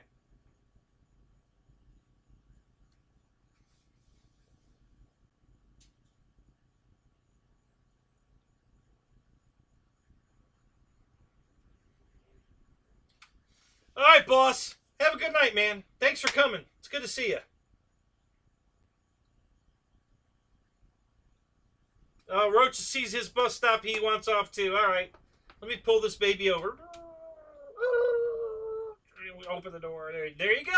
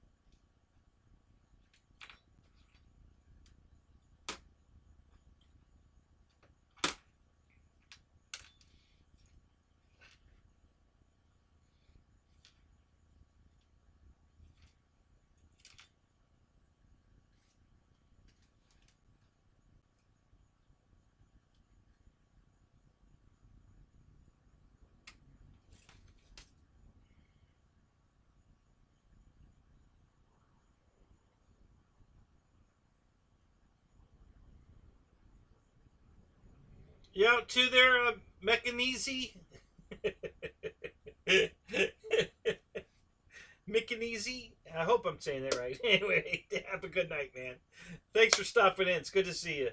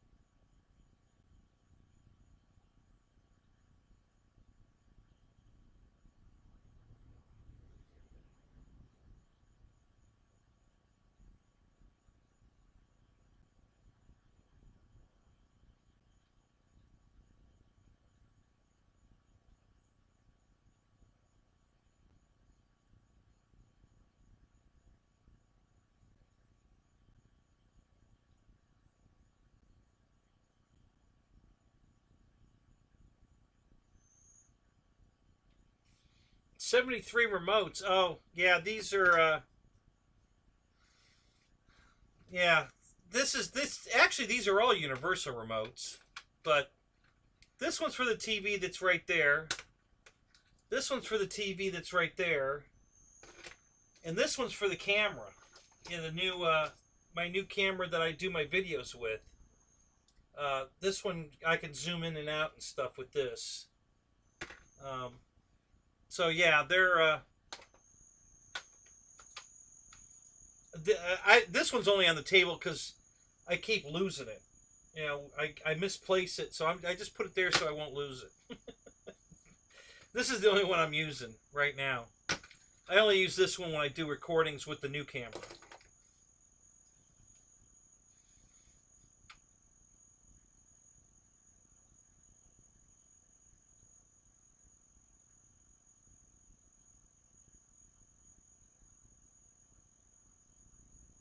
So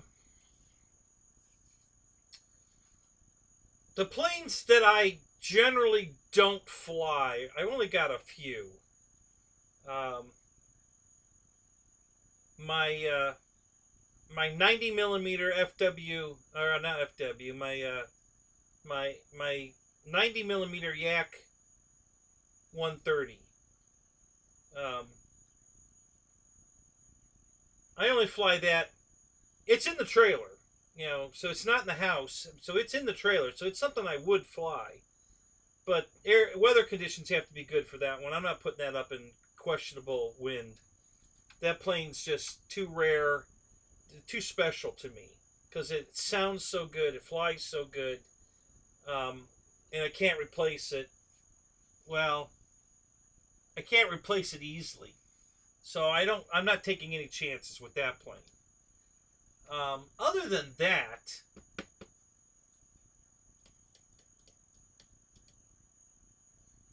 I can't think of any other plane that's really. Let me think about my jets. Is there any of the jets, other jets I wouldn't fly?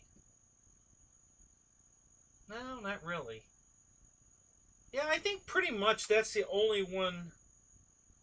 Um, the F7F.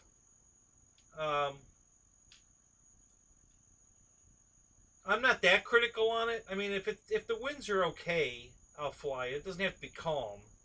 But if it's real gusty and swirly wind, I won't fly it. I basically don't fly anything in those winds anymore. I'm just, I'm tired of even the minor breakage that's easy fixable. Still upsets me. I don't want to fix airplanes anymore. So, and I don't have to if I just don't do stupid shit. Like, fly airplanes in 30-mile-an-hour, gusting winds. There's airplanes I can fly in those winds that are fine, and then there's ones I'd be taking chances with. So I'll throw my UMX turbo timber up in anything. I don't care what wind. That thing flies in any kind of wind, so I don't care. So that's one that I'll fly in any wind condition. My Valiant, a wonderful airplane. I'd fly that in any condition. Let's see, what else? My RV-8 will fly in any kind of wind condition. That plane's so stable with the aura in it that I can always fly that.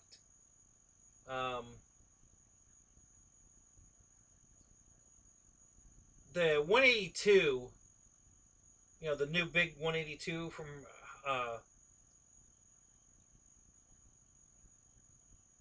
HSD, it flies fine in the wind. It gets a little tricky on landing. So I might not fly that depending on wind conditions. That one would be questionable. The new Corsair I don't know because I haven't been able to fly it yet. So I don't know what I would do with that one. My gliders, I'd fly those in any condition. Trying to think what's in the trailer that I wouldn't fly other than the Yak.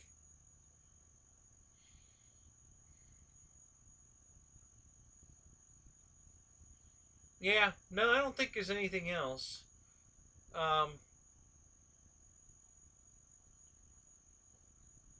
My P40 I'd fly in any conditions. The big one, the LX model one.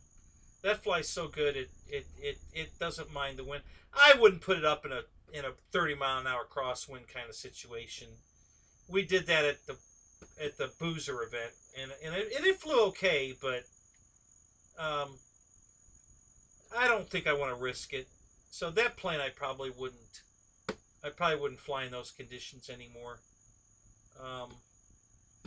But I got so many planes and so many planes that I can fly in all weather conditions that I really don't have too many that I won't fly. But the Yak 190 is, the Yak 130, my 90 millimeter Yak 130 is definitely a plane that stays in the trailer in adverse weather. I'm just not going to risk it. That plane just means too much to me. I've already, it's been crashed and repaired, and the repair went perfect. And then I broke it again in the trailer. I put my canopy in the trailer and I didn't secure it. I stood it up in the trailer and it fell over and crushed it broke the vertical stab off. But the repair was perfect. I finally fixed it, and you can't even tell. It was a perfect repair. So that plane's been broke a few times, but the repairs go well, and I'm not going to push my luck because I definitely don't want to have to get the other one out. You know, my backup 130, and I certainly don't want to buy another one, especially from RC Castle, because the shipping's going to kill me. So that plane I'm particularly, that's probably the only one really. I mean, there's some planes I won't fly anymore. They've been retired because I can't replace them. So I don't fly those anymore. But I don't have too many of those.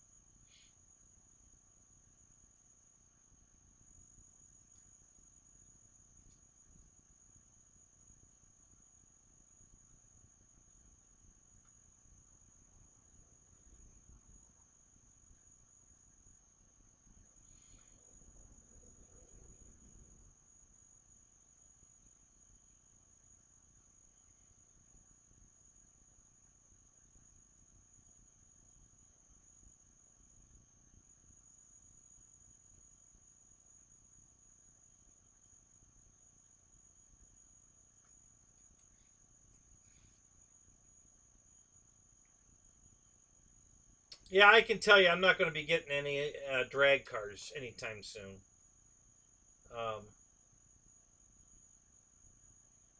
Just not interested in getting into that. As far as I know, they're not doing it around here. I haven't gone over to Leadfoot City because their shows are Thursday night, and I'm with you, so I can't go over and check it out. But um,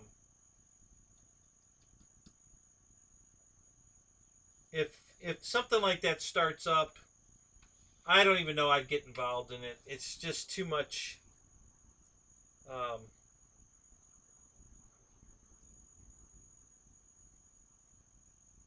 I'm just not really into competing anymore right now. I'm very happy with just going to the flying field and flying the crap out of all the beautiful planes I have. Um, going back to competing in anything, I don't think I want to do it anymore.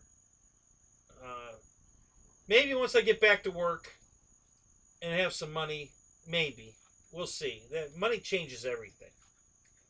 So yeah, I'm gonna. Once we get the garage figured out and I can get a date, then I can go apply for jobs and tell them, do you want me to start now and you'll give me, a week off when my garage gets built, or should I wait till after the garage is built before I start? And let them decide. But I want them to know that, hey, I'm going to need some time off for my garage, about a week.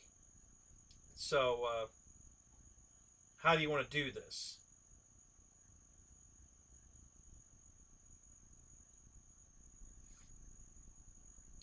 Yeah, I only have about 10 planes still in the box.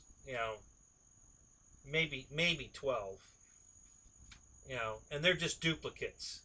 Everything that's in a box, I have a flyable version I'm flying, and the backup plane's in the box. I don't think. Well, I have a couple of the same airplane, just a different color scheme that are in the box, but I'm already flying the same exact airplane. Just a different color scheme. So I have a couple of those. But pretty much everything that I have that's in a box is just a duplicate of something I'm already flying.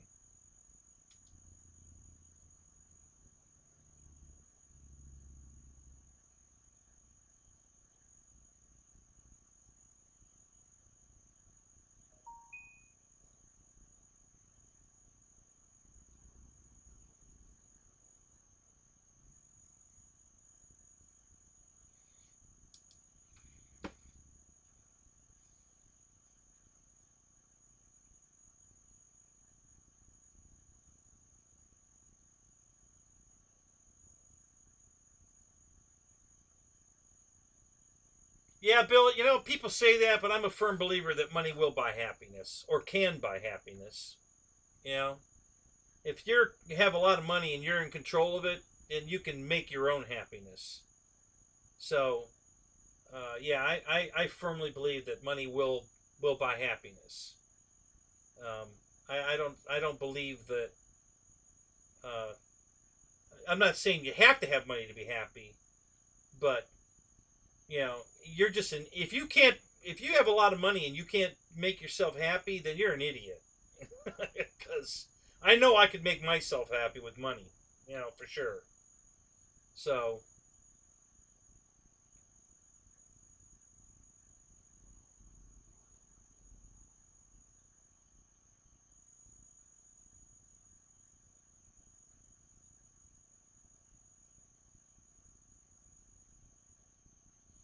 yeah, EQ. See, I have a few of those, you know, that aren't going to fly anymore because they've discontinued the plane. There's no parts available, and you know the plane's kind of special to me, so I'm not I don't want to lose it. Well, Bill, honestly, if they're you know rich people that are unhappy, they're not trying very hard because you know I don't know what they're looking for in life, but I can tell you that I would you know, with money I could be happy for sure. I'm pretty easy to be happy. It doesn't take much, so I could definitely buy my own happiness for sure.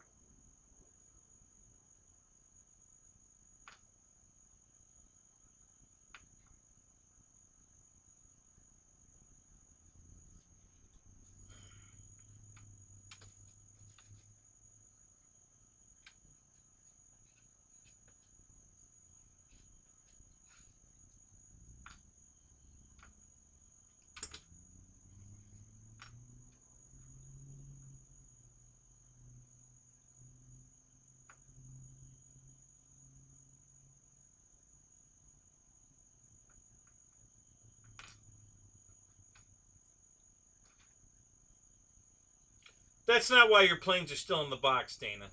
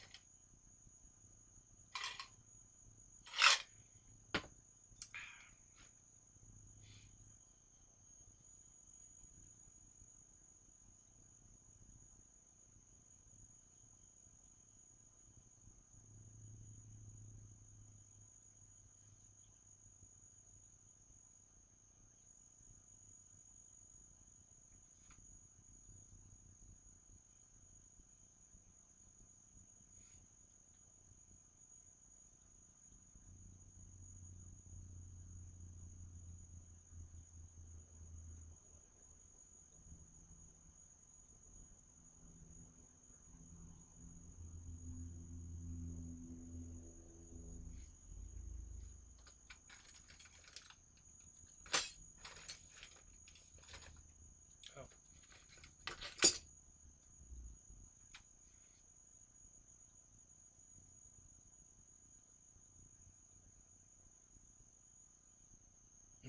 Yeah, Keith. Yeah, Jeff likes to take him out of the box and then put him back in the box. That's funny.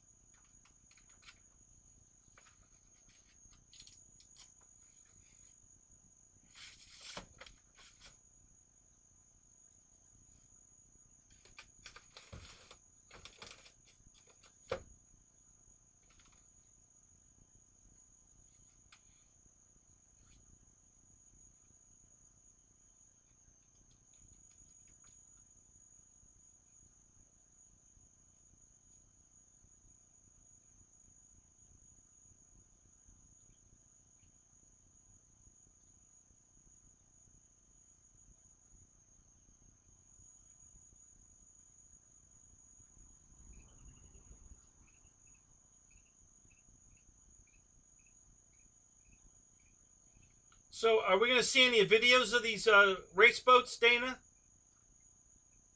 When can we expect to see that?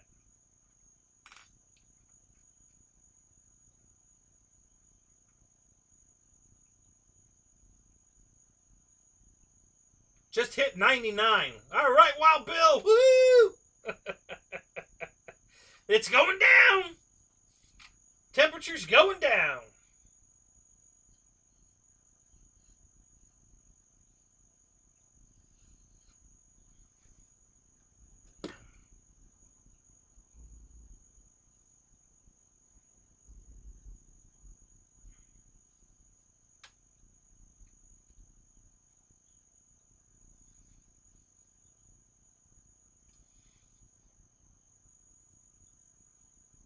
Yeah, the temperature's probably still the same here. I don't think it's changed any.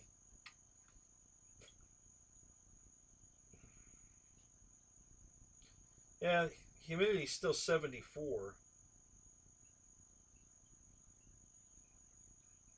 Yeah, it went down a few degrees. It's 80, 82 now. Yeah.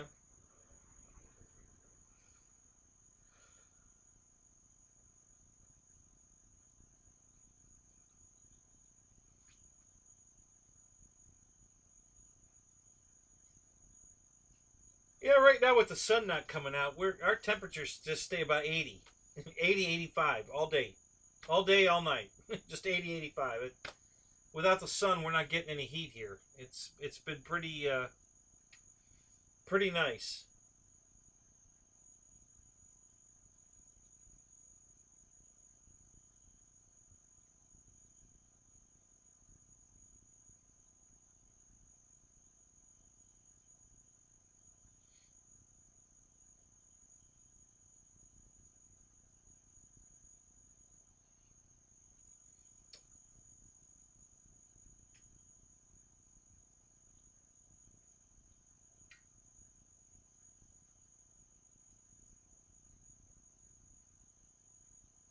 Yeah, the humidity's been bad because of all the rain.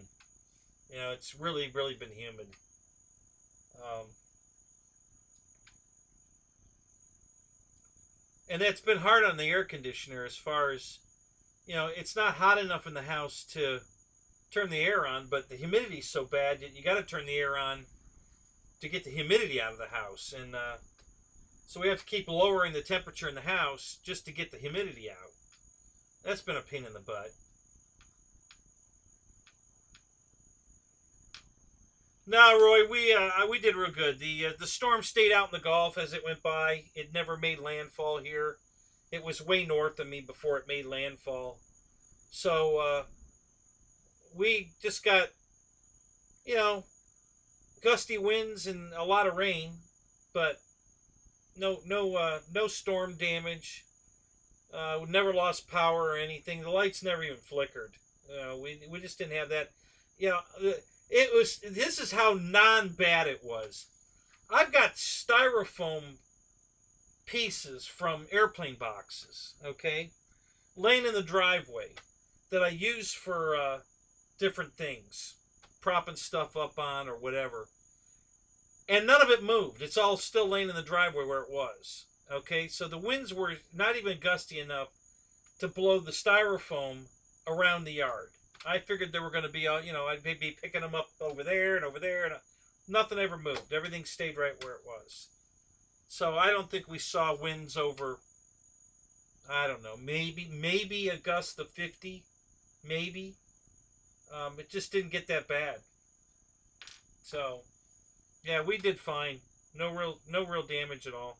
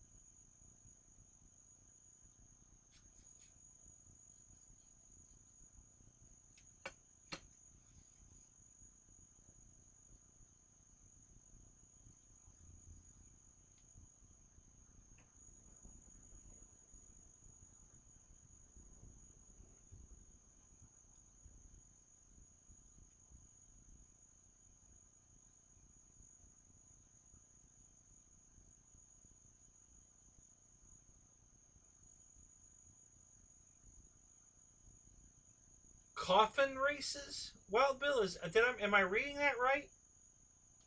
Coffin races? What? What? What the hell is that?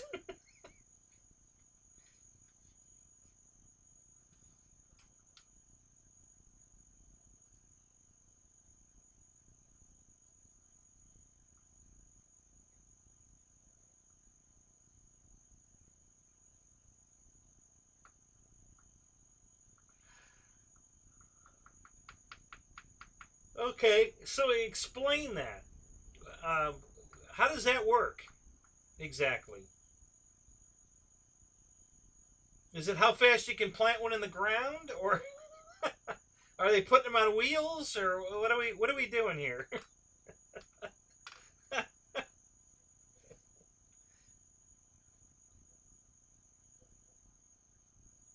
Are we pushing them off the end of a pier? Yeah, exactly, Fred. It's to die for.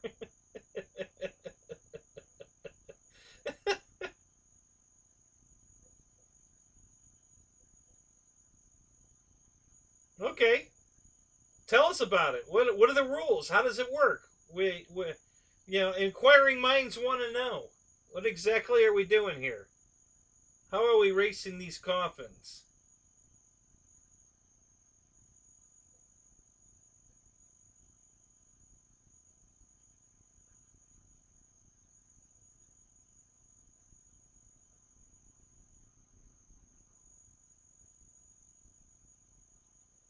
Are there YouTube videos of this?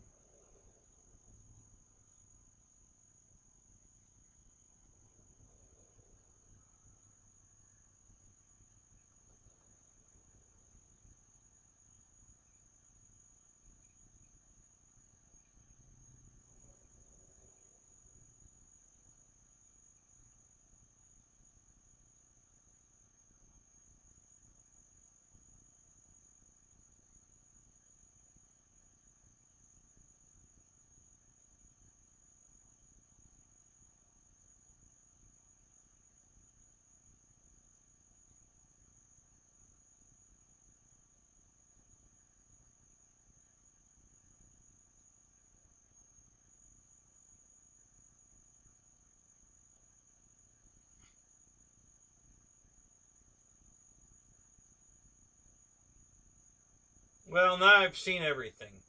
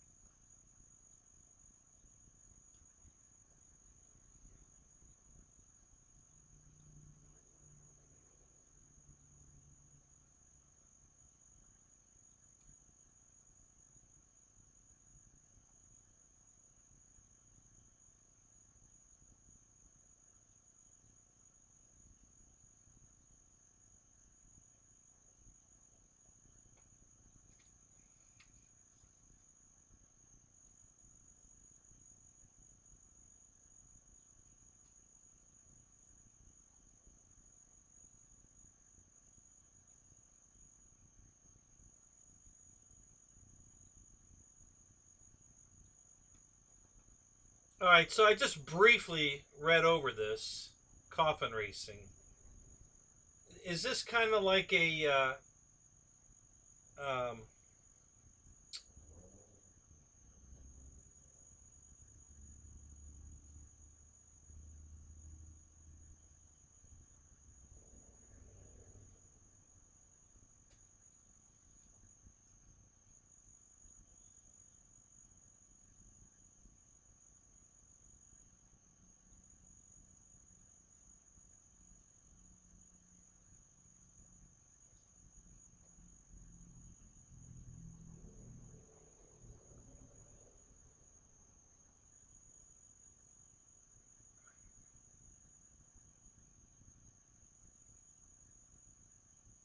is this a scavenger hunt race?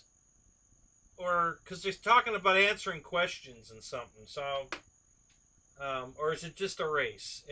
Is there a lot of different things going on? I was reading quickly. I didn't read the whole thing.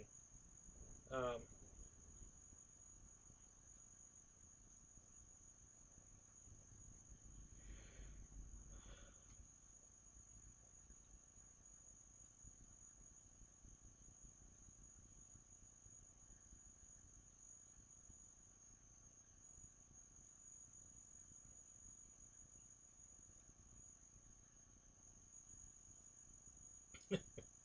coffin races. Oh God. uh,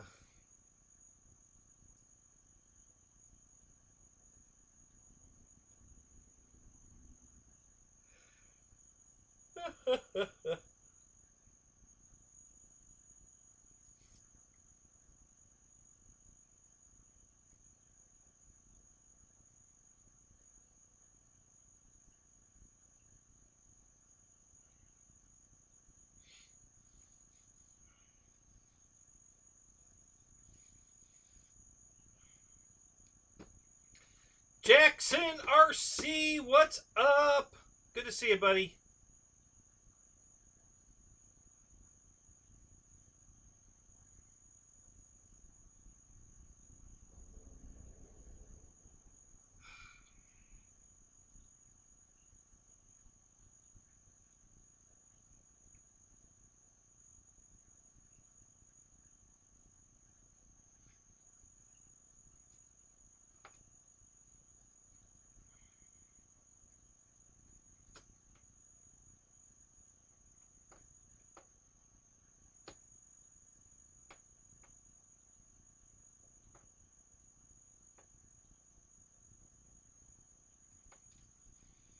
So, Paul, I finally got my ASW28 fixed, so I thought. I got it all set up to fly it, put it all together, put a battery in it, plug it in, testing the surfaces, and I think it's the right aileron servo took a crap. So it would do and then you let go of the stick, and then it would think about it, and then it would, and it was terrible. So I couldn't fly it because the aileron was crap. So now I got to change the aileron in the one wing. But yeah, I had it all together, ready to fly it. and then testing the ailerons. I have a bad aileron servo, so that sucks because I just replaced the elevator servo. That's what was wrong with it before. Finally got that fixed, and now I need an aileron servo. So crap. So I'll get that fixed, and we'll get that puppy in the air.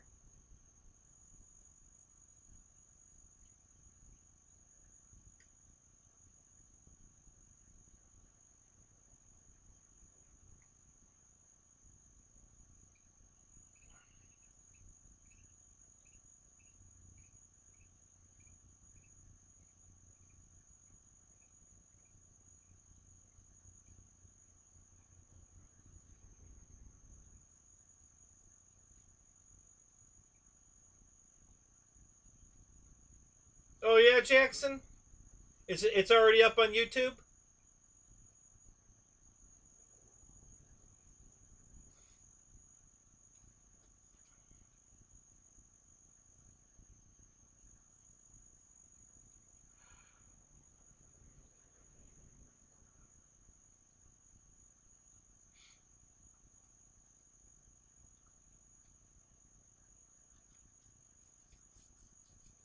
Okay, cool. I'll have to check it out.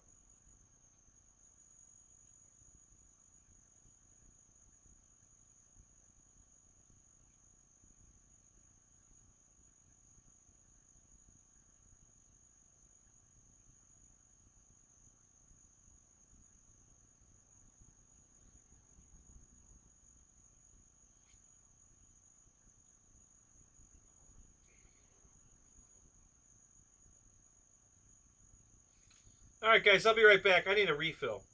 My cuppeth does not runneth over. It's empty. So I need some. I need some more. Be right back. Let me go get some more drink.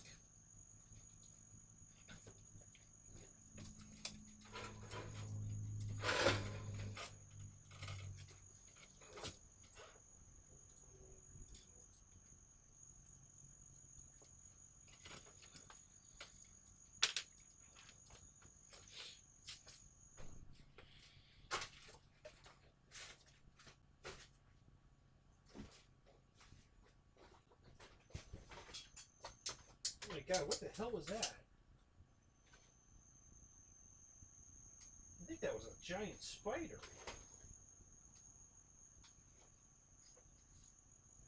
Damn.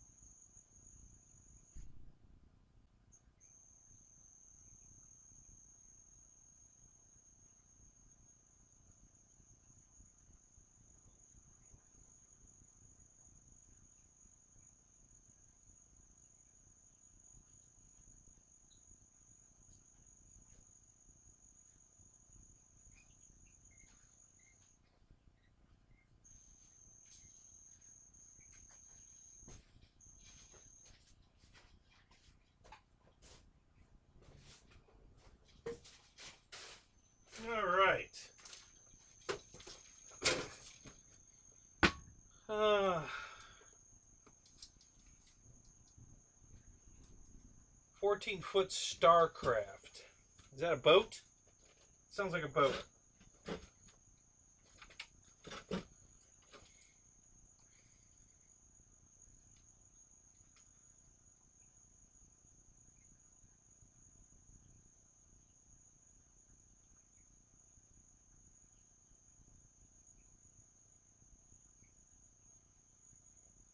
Yeah, Dana, how are you going to get it?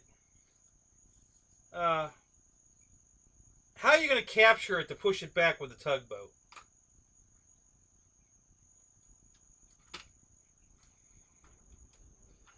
See, the practical recovery boat is like a catamaran or a, you know, where you have the two sponsons or pontoons that make like a fork, because you can, the recovery plane or boat you're going after, you can get wedged in between and then just push it back, and it'll stay there because of the pontoons that are sticking out.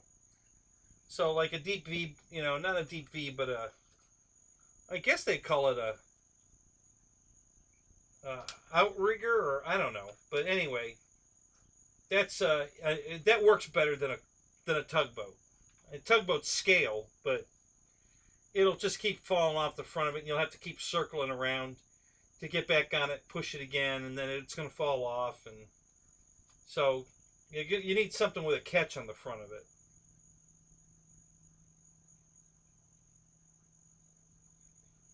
Yeah, if it's close enough to get a tennis ball out to it, yeah, Matt, that works too.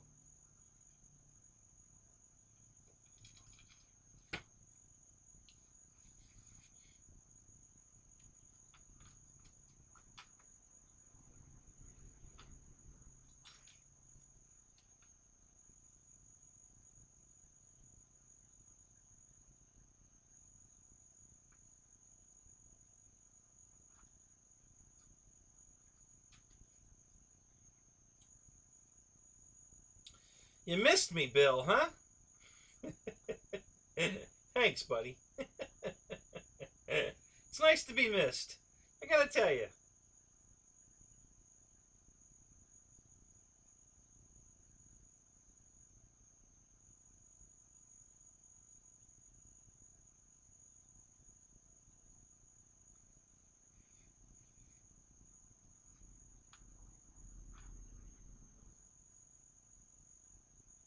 Yeah, Matt, that's the real trick.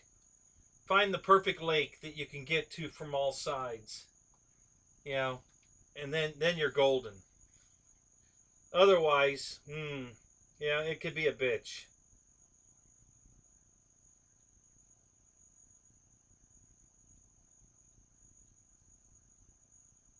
Yes, this is one of the Mary Boozer shirts. Yep.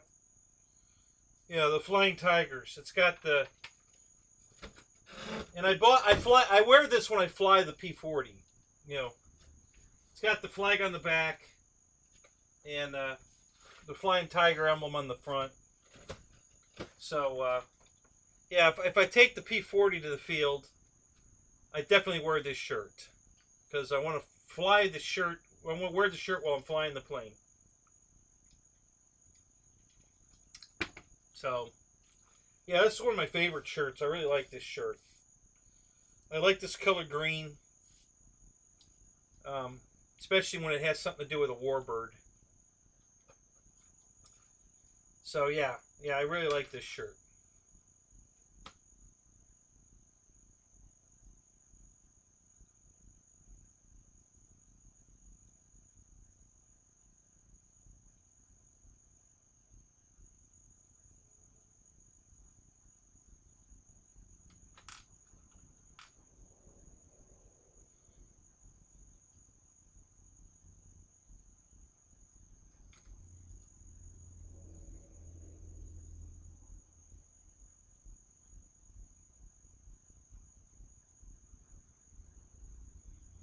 Oh, I have something I want to tell you.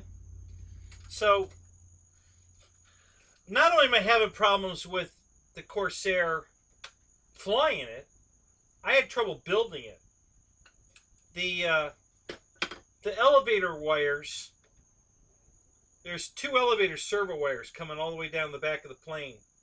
and they're supposed to be hanging out the back of the plane where you can get to them so you can plug in the servos. Well, they weren't there. So I started poking around trying to find them, and I got a hold of a wire and started pulling it, and that was the rudder wire, which was already set up inside the vertical stabilizer. They had it extensioned with a wrap on it. So, so I got a hold of that with a go-get-'em wire and pulled on it, and I pulled it a little bit to see if that was the wire and realized it wasn't what I needed. But I had pulled it far enough that I couldn't get it at it from the front anymore. So I ended up pulling that wire all the way out, the back. And then I had to pull the elevator. The elevator wires were glued inside the airplane. When they put the two halves of the plane together, they inadvertently glued them to the side of the plane. So I had to pull the elevator wires all the way through the front, both of them. And then, well, it's a single wire and then it goes into a Y. But you end up having to pull the Y all the way back. So I had to tape the Y together at the plug ends and then two places on the wires to make a nice streamlined single wire. And then I took my go-get-'em wire through the back and pulled those two wires all the way back through to the back. And then I had to go from the front and pull the rudder wire back to the front and then plug it all back in. So a job that should have taken me like 2 minutes took over an hour. By the time I got done fiddle-farting around with getting the wires run back where they needed to be, it was over an hour of farting around. Where it should have been, because there were only 3 screws that held the elevator onto the fuselage. So I should have been able to just take the horizontal, plug in the 2 servo wires, tuck them in, put that on, and put 3 screws in, done. But it didn't work like that. And then you snap the rudder. You know, it's a submerged hinge rudder, so they just snap into the clips. So after you put those 3 screws in, you snap the rudder on, and then hook up the linkage, and you're done. And then you just put the wings together, and there's 4 screws to hold the wing on, and you're done. It takes longer to build the propeller than it does to build the rest of the airplane. So it should have been a very quick and easy build, and it wasn't. So that was a little bit of a pain in the ass. Not a big deal breaker or anything, but just a pain in the ass. It should have been very simple, and it turned out to be a headache. So just one more of the FMS faux pas that, you know, their people are just not paying attention, you know. I don't know what they've done hiring-wise, but they've hired some real boneheads. Just slapping shit together any old way they can and get it out the door. And we have to fix it.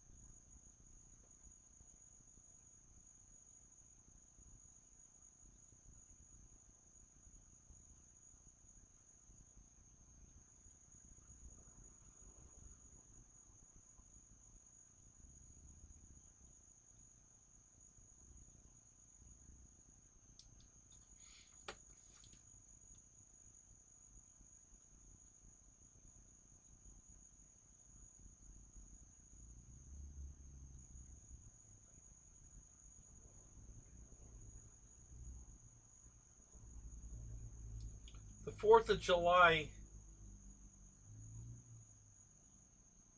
Was that? Oh, okay, sale. Yeah, that's what I figured. Yeah, I thought it was awesome, Dana. Didn't you?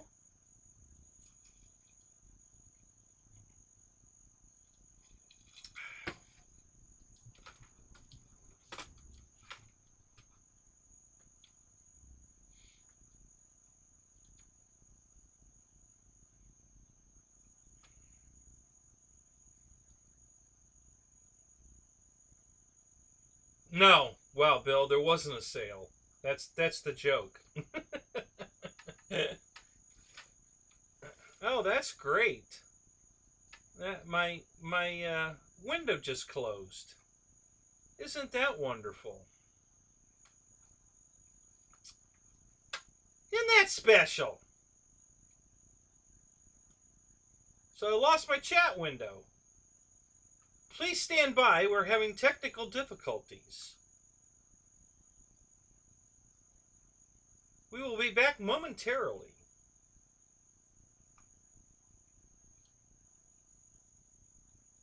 Stupid computer. I don't know why that window closed.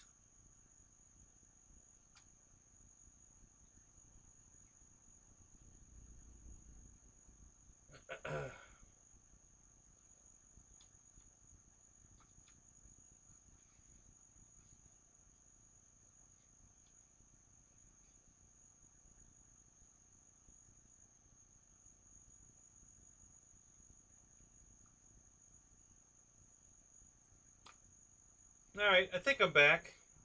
Hang on a minute.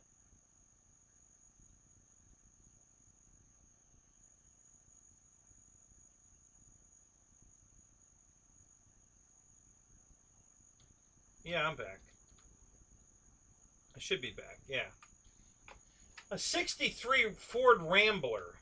Where'd you get that at, Paul? That J Connections or whatever?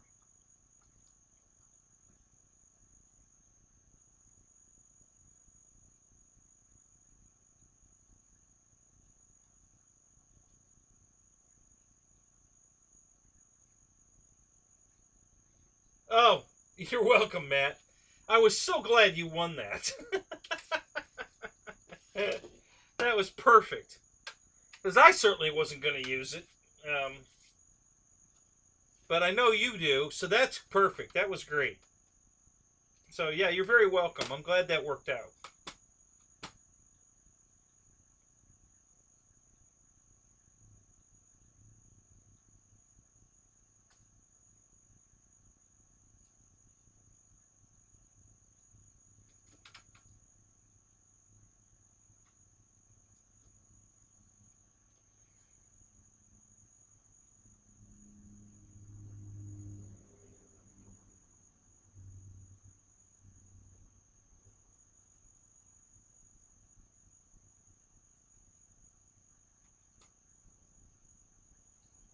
Yeah, I keep, I just try to order it again. I ordered some stuff from, what did I order?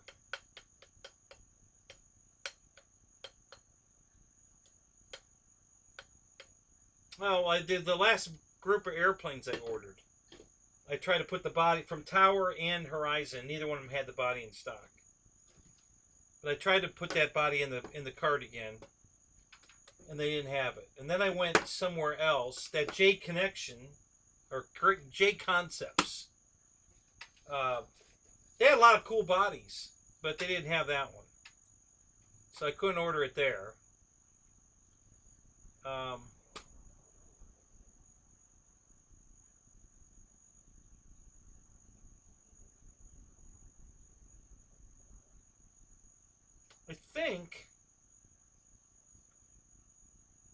I think there was a place like maybe it was Buddy RC or somebody had that body, but I didn't want to buy just the body. I wanted to make a bigger order. It was probably for the free shipping or something. I don't remember now.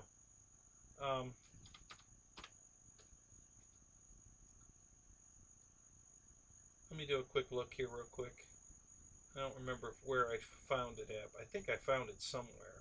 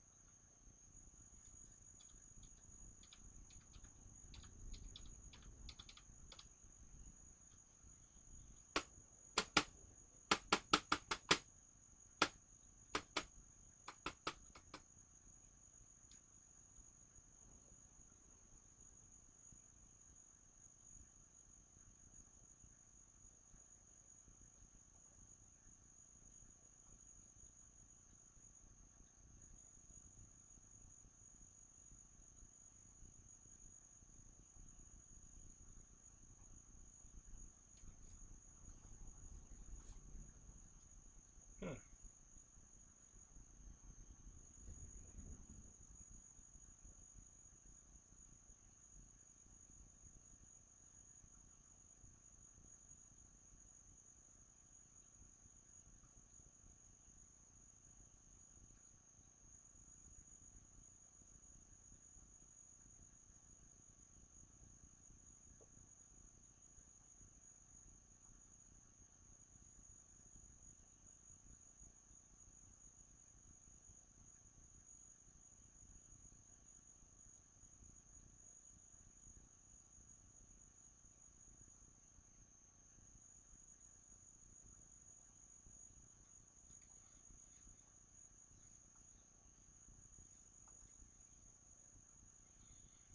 Yeah, not there.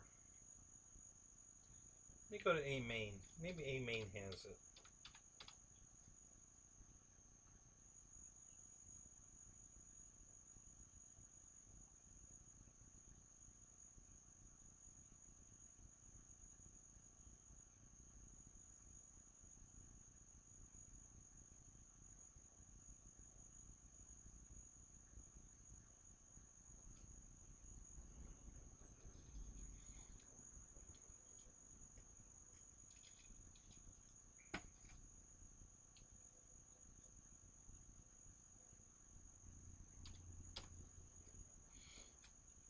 Hmm. There we go.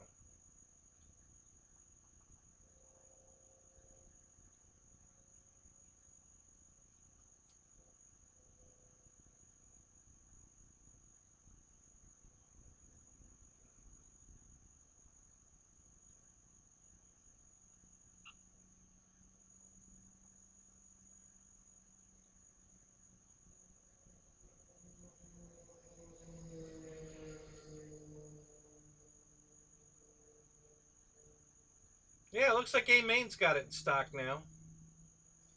Maybe I'll just pull the trigger on it right now.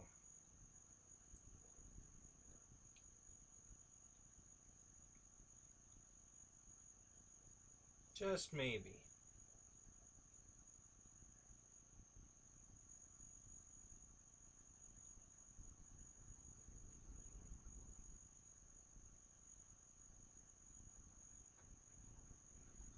I got another one here. I think it's supposed to be a Camaro body, but boy, that's pretty shitty looking.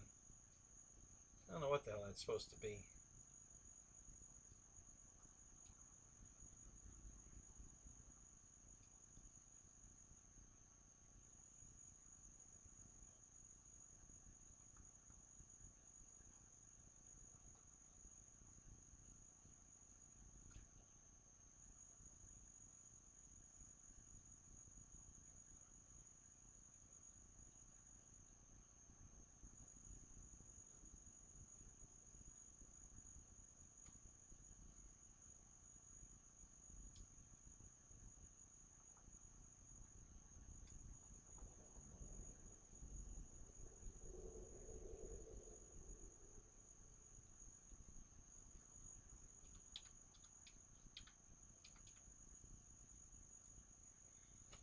check that.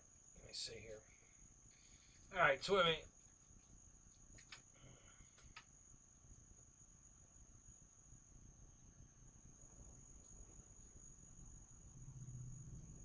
Oh my God.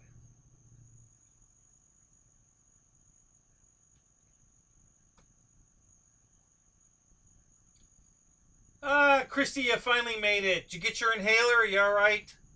Can you breathe? I was just reading your post.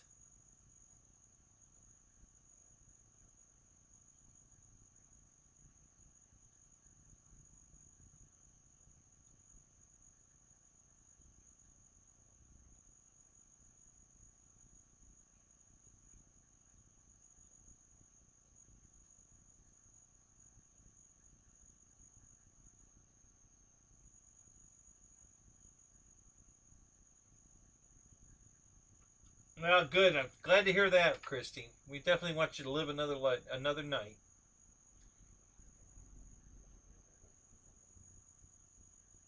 Yeah, exactly. AKA stalking. Yeah, I'm stalking her.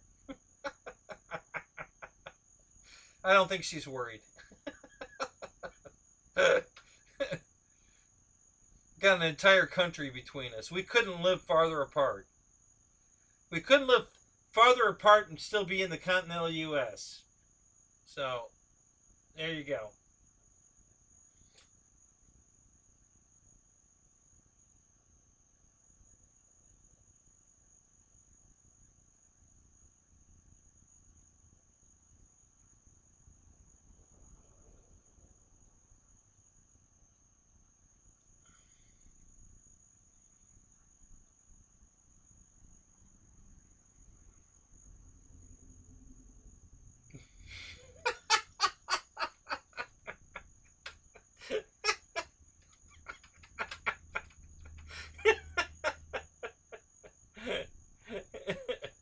Should I send you like reminders every 10 minutes, Spencer, so you can remember to my show's on?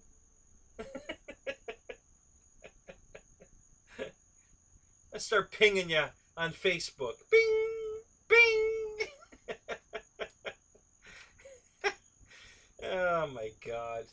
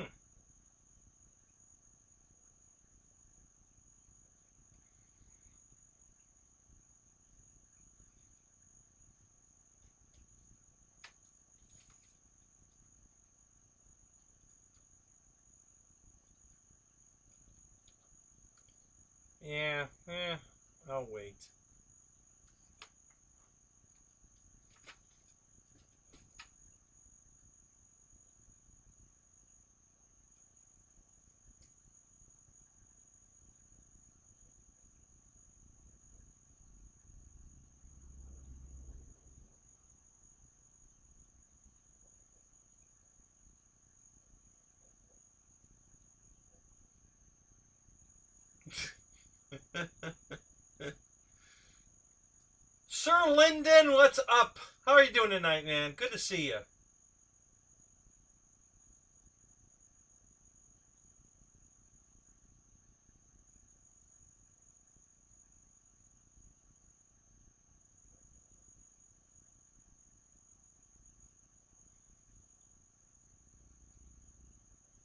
Yeah, I don't get their...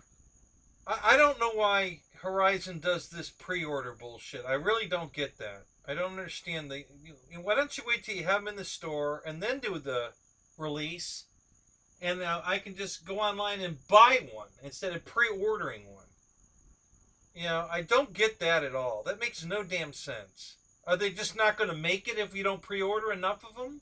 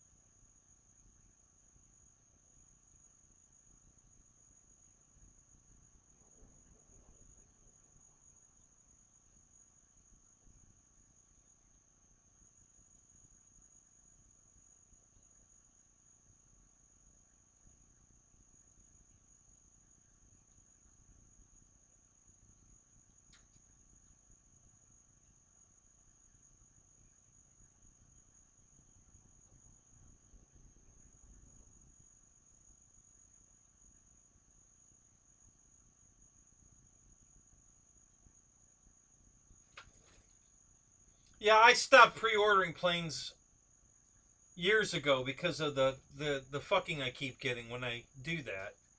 So I made an exception on Draco because that's how badly I wanted the plane. And that just turned out to be a big clusterfuck. So I canceled my orders. So they can keep their Draco.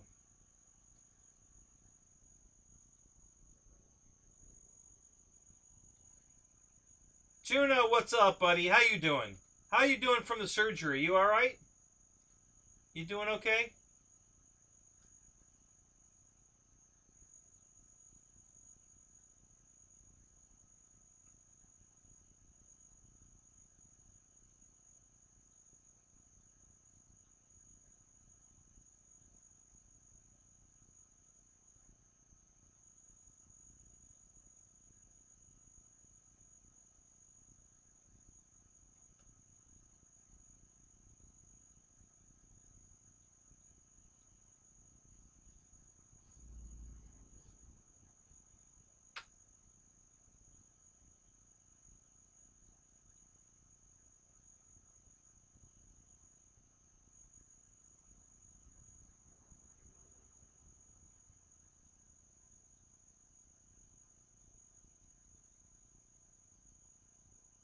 It's leaking? Oh, great. Oh, man.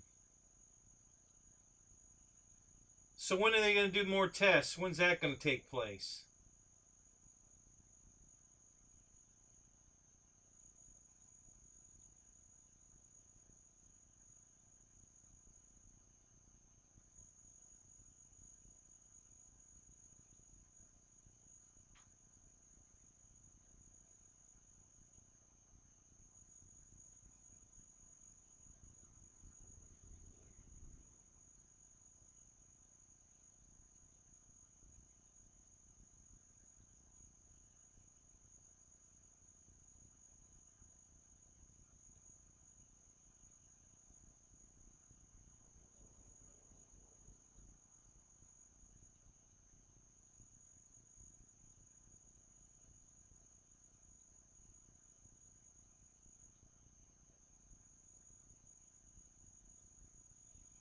Are you home, Juno, or are you still in the hospital?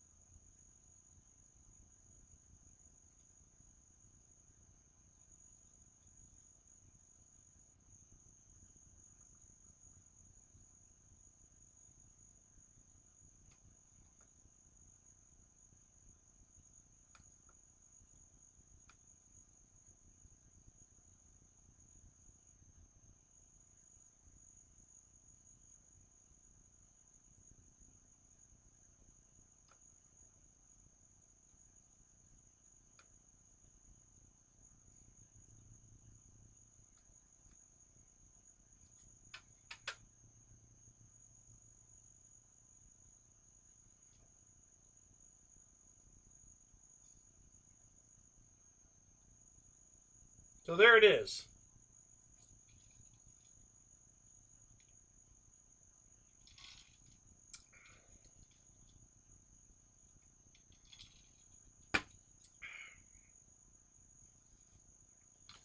Unfortunately, I don't see that A-Main Hobbies has any kind of free shipping program. Let me look again.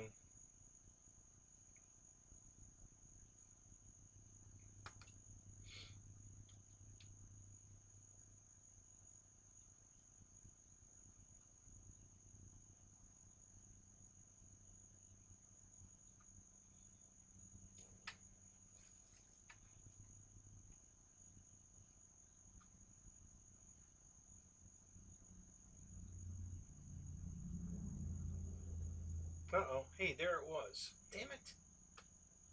Where'd it go? Crap.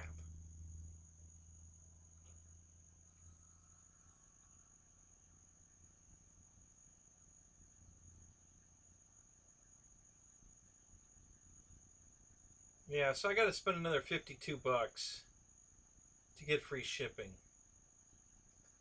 I think I'll wait.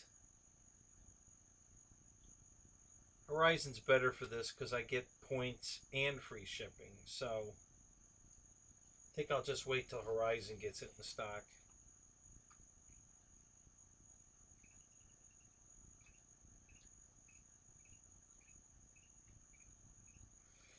It's a pretty bird. Well, bird. It's a pretty plane. It's a pretty car. It's a pretty Barracuda.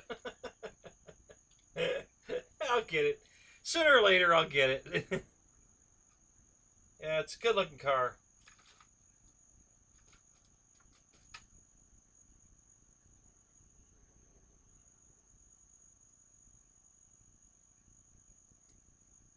Yeah, more pre-orders. Not doing any more pre-orders.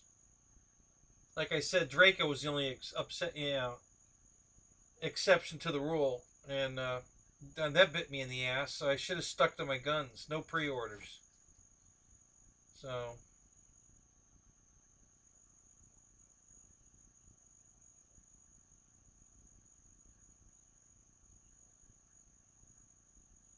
Jet Tech, what's up, buddy? Good to see you, man.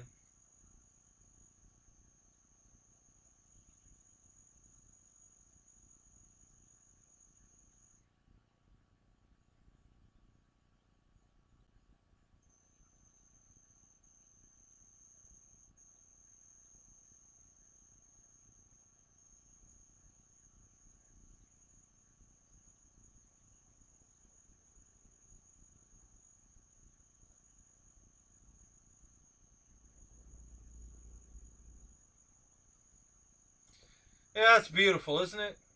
Man, I'd love to own that thing. A real one. God, I'd love to own that.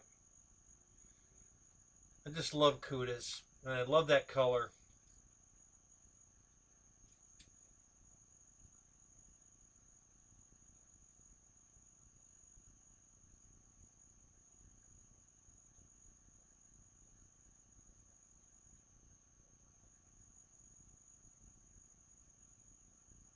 Am I thinking of a happy place right now, Brian? No, not really.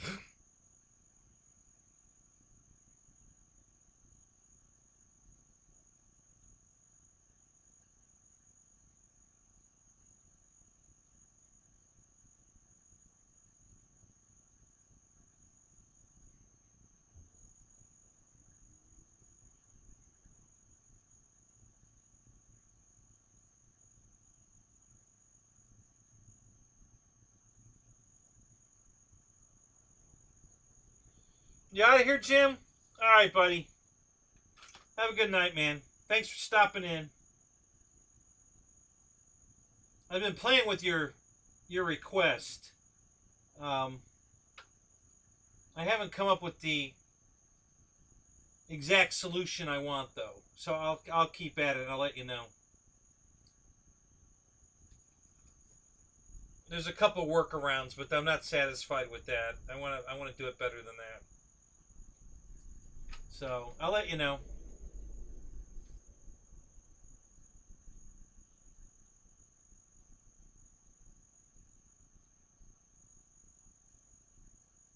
Same color, that lime green. Absolutely. Yeah. Mine's gonna look identical at that photo. You know, that's just badass.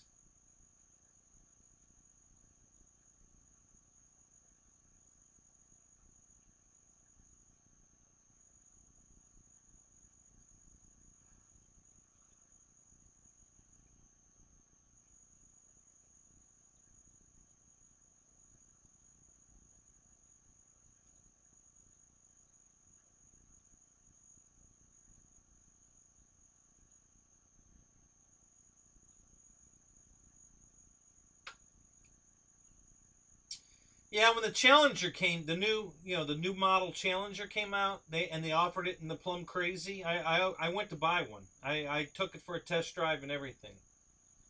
Um, but then the dealership started jerking me around, so I walked out. Said screw you guys.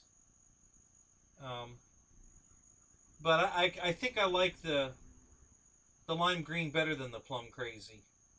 It's just really, it's so bright. It really gets your attention. So,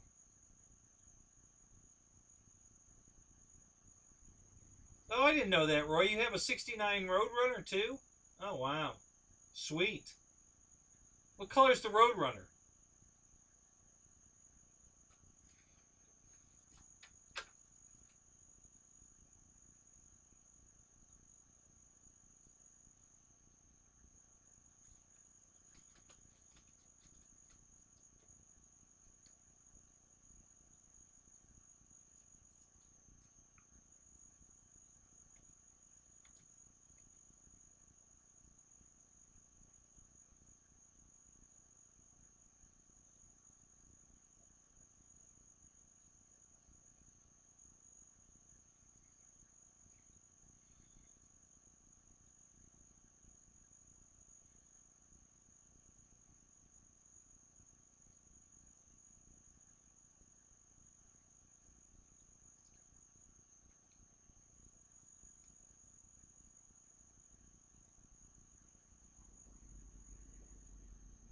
Well, that's sweet, Roy. That's awesome. That's freaking awesome. You definitely have some cool ass cars, buddy.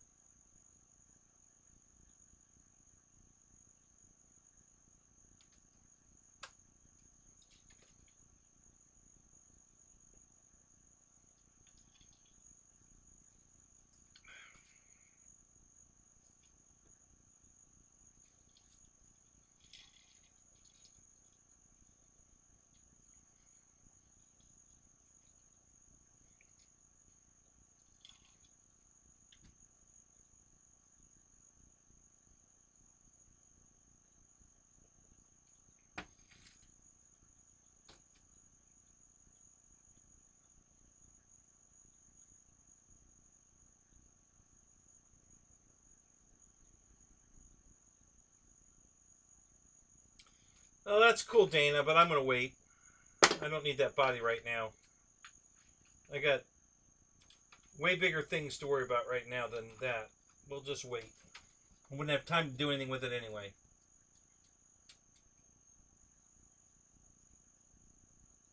Right now, Lyndon, I don't have any more new planes. I bought all the planes I was going to buy. I bought an extra pits, the FMS 1400 pits, because mine got messed up in this mess. I'll show you here. Hang on a second. Let me change my picture.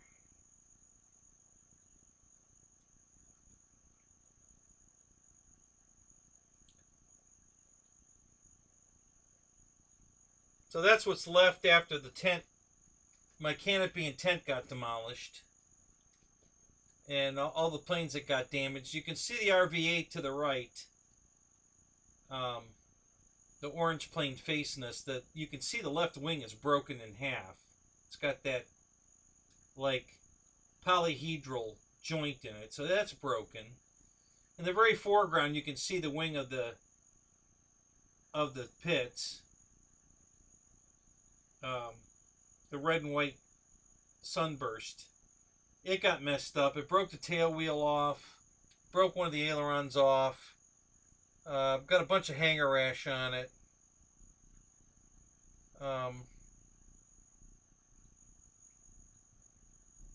Yeah, that's Matt M standing right there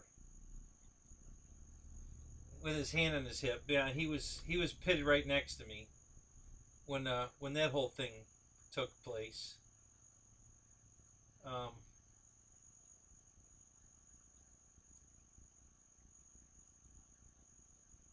So I replaced the pits. Well, I didn't replace it. I fixed the pits, but I bought another one because I wanted a perfect one. That plane's beautiful. So I bought that. I bought the 1700 FMS Corsair, and I bought the 2000 millimeter de Havilland Beaver from FMS also. And I just got those like a week or two ago, and I haven't put the Beaver together yet. I put the Corsair together, but I tried to fly it and I have some issues I got to work out. Low voltage or something, I'm not sure.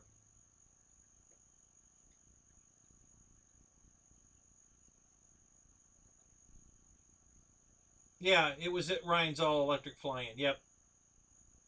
That's me in the back looking at my tent. I'm standing there with that red crap on the ground as part of the tent. Actually, that whole black area, my air conditioner, you can see my hat on the plane rack. Right to the right of it, that white thing standing up is the air conditioning unit. And then there's airplanes underneath that wreckage behind the air conditioner. The whole tent collapsed, and there's airplanes under the collapsed tent. The red part in the back that I'm standing by is the rain gutter, or the rain cover that goes over the top of the tent to keep the rain out of the tent.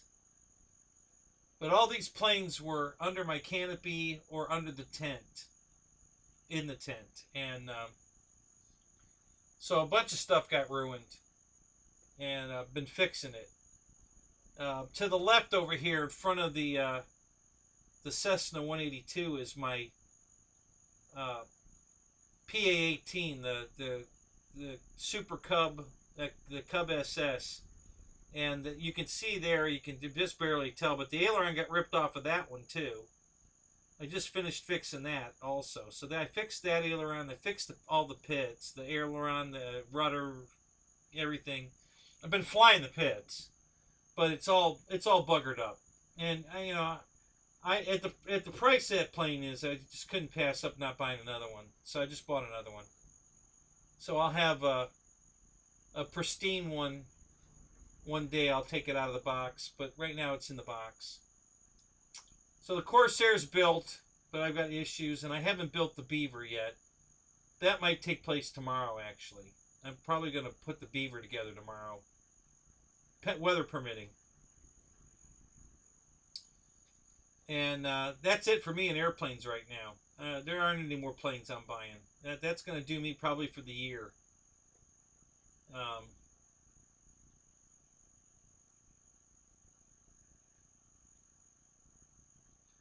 AMA's insurance doesn't kick in, Wild Bill, until your home property insurance is used first. Okay? So your homeowner's insurance goes into effect first, and you have to pay your deductible to your homeowner's insurance, which is probably $2,000, most likely. Then your insurance picks up the tab for everything over that, and then AMA only comes into play if you get sued for millions because you killed somebody with your airplane, or if you don't have insurance, like me, I don't have homeowners insurance. So yeah, I could have paid the $250 deductible and then submitted a claim for the rest of it, because their deductible is $250. But you have to prove that you don't have homeowners insurance.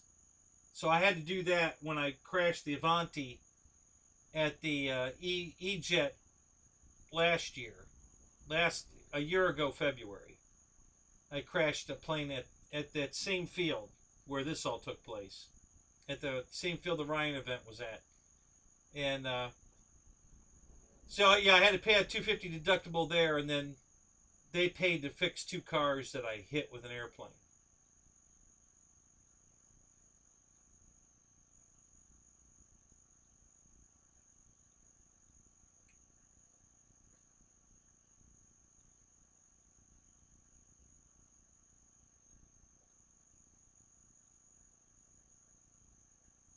Yeah, that's I think that's my Avanti sitting there.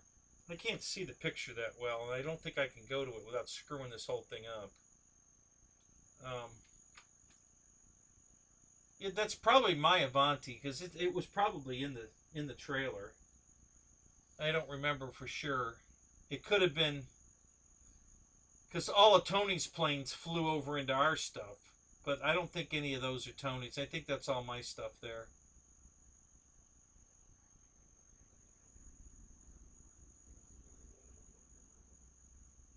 Yeah, that's an Avanti I picked up used.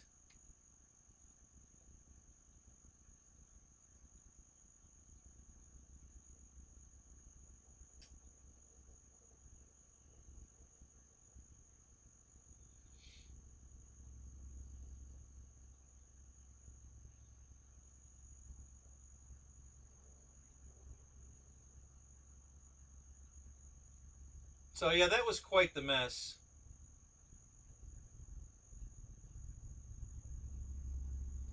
It took me I don't even I can't even guess how many hours it took me to clean that all up, put the tent back up so that I could get inside the tent to clean it up, because there was 10 gallons of water in the tent that turned all my cookies into peanut butter cookie dough, which was a real mess to clean up. Um, so yeah, it was quite a mess. Yeah, it squashed the landing gear on the RV-8 too, so I had to straighten that back up and replace the left wing. That was $100 just to replace that wing. Um,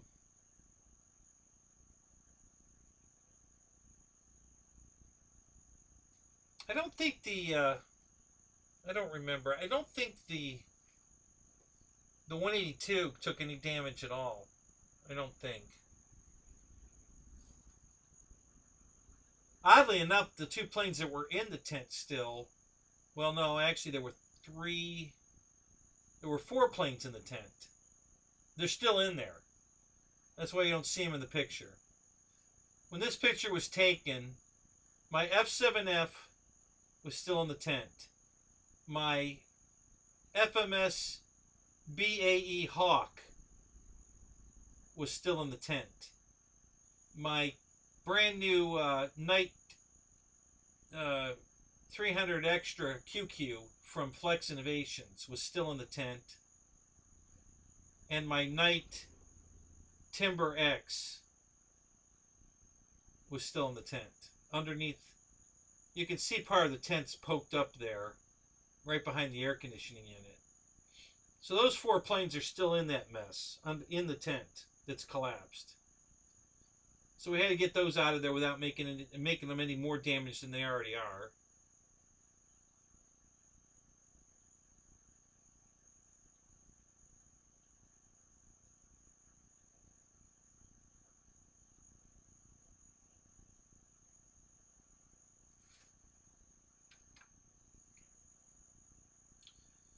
So yeah, it was pretty bad. I think that all the way over to the left, that little pile over there, I believe is what's left of Tony's canopy. My canopy's not in the picture. I had already drug my canopy out of there and folded it up, and it's laying behind the camera, so it's not in the view here. The Hurricane's in the very front.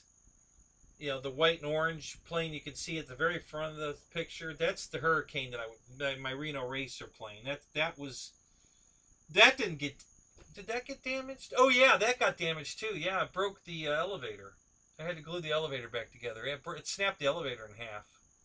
One side of it. Yeah, I had to fix that too. Yeah, I forgot about that. Yeah, it was pretty bad, guys. I was pretty damn upset. I got to tell you. This, you know, because my stuff was all tied down. As a matter of fact, Matt's dad made sure my canopy was tied down. He took a big piece of rebar and hammered it into the ground and tied my canopy to it. So my canopy couldn't go anywhere except collapsed after Tony's canopy hit mine. So, yeah, it was pretty bad.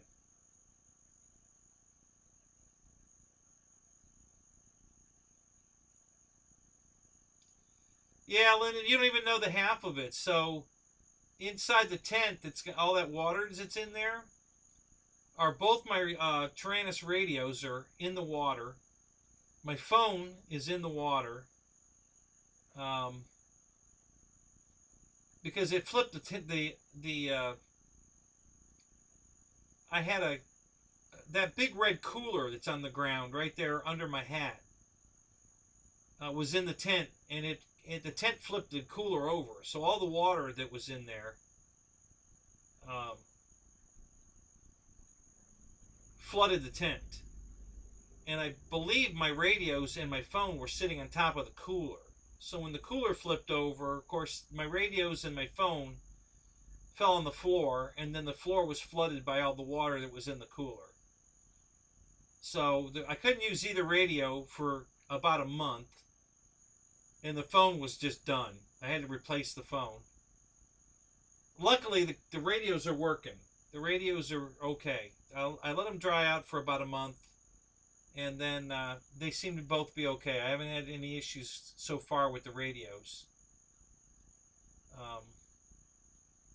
What else did I lose, Matt? I can't remember. It was... I mean, you can see all the garbage that's on the ground there. All that shit got wet in the tent. There's clothes laying there. There's some towels.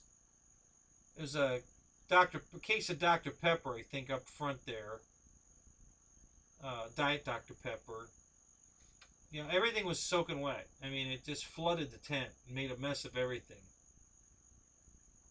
So...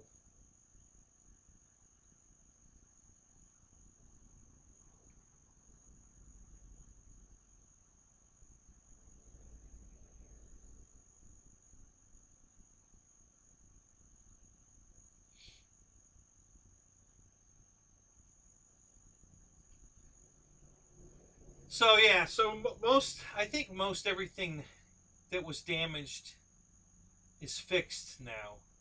I think the last things I fixed was the pits, and the wing of the Cub. I think were the last two things I needed to fix from that whole melee. I think everything else is fixed. Trying to think if there's any more planes. Yeah, those are fine. They're flyable. The RV, yeah. Well, I still have some touch-up paint work to do on the RV8, but that's not a big deal. I've been flying the crap out of it, so it's flyable. It's just not as pretty as it was. So I gotta pretty it up, but you know, I'll get to that. So yeah, the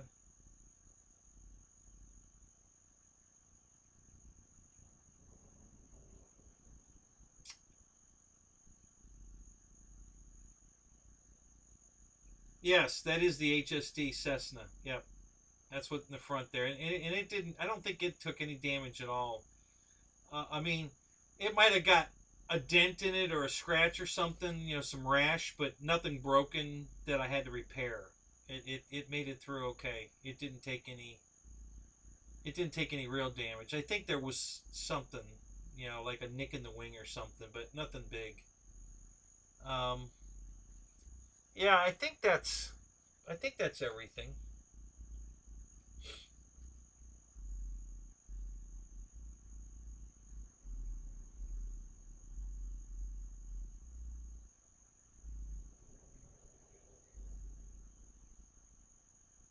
So yeah, there were like there's 10 airplanes that took the brunt of this. You know, that were either in the tent or in under the canopy when this happened.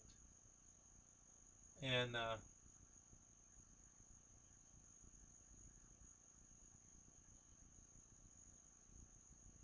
so you can see the 6 planes out here, and then like I said, there's 4 still in the tent under all that crap.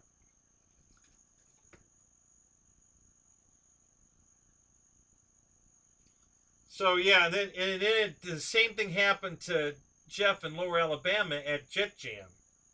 So I'm super glad I didn't go to Jet Jam, because if I'd have gone through this again, like Jeff did at Jet Jam, man, I would have been, you know, just shoot me now. I would have been over it. Man, I just don't want to go through that again. I don't think I had my UMX Turbo Timber out. Or the UMX Timber out. Did I? I know I had them with me, but I think they were still in the car. I don't think I had them out here. I don't remember. Is that what you were saying, Matt? Did I have them out? Is it sitting there somewhere? I know they were there. I always have them with me, but I just don't remember if I had them sitting out.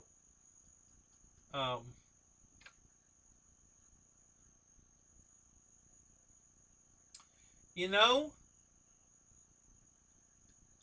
when I started my show Thursday night, didn't I have them in the tent on the table on either side of the lamp? Remember, I had the cooler was made. I made a coffee table out of the cooler, and I put the lamp in the middle of it. Did I have the UMX plane sitting on either side of the lamp, Matt?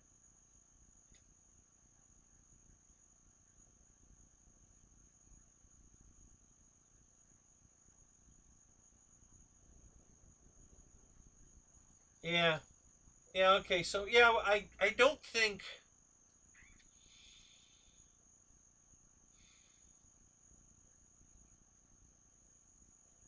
I might have had to repair the timber, not the turbo timber. I don't think the turbo timber took any damage. Not that I remember. I've been flying it, and I don't remember fixing anything on it, so I think that was okay. I might have had to fix the timber. My UMX timber's pretty well done.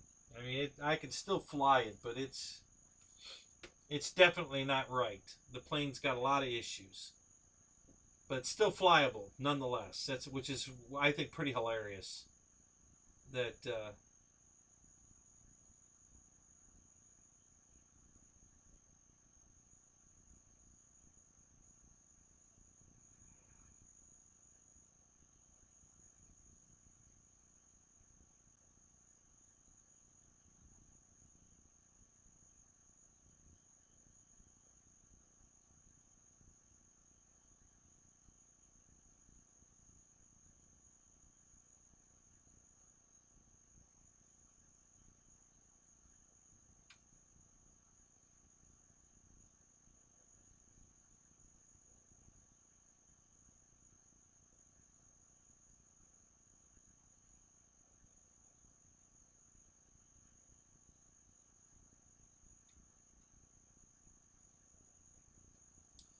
Yeah, I agree there, guys. If they come out with a UMX Draco, I'll be all over that. You know, for sure. You know, because I know they're going to put all the lights on it. Like they, I mean, Christ, the UMX Turbo Timber's got lights everywhere, so it can be done. So yeah, can you imagine the UMX Draco with all those lights all over it? Oh my God, yeah, I'd be all over that one. So, but see now, there's the plane that they should have come out with instead of the Ultrix, and they'd have been all over it. You know, I mean, it's why the Ultrix? I mean, I don't get it. I just don't get it. You know, they had a winner with the little one, and I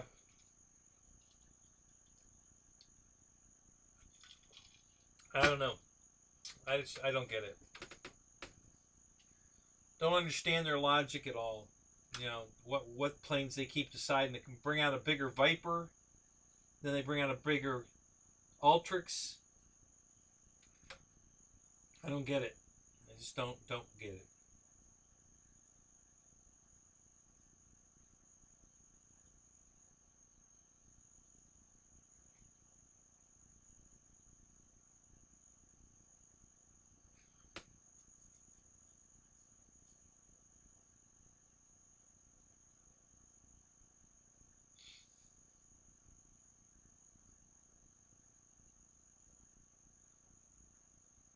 Which one, the little one or the big one, Matt?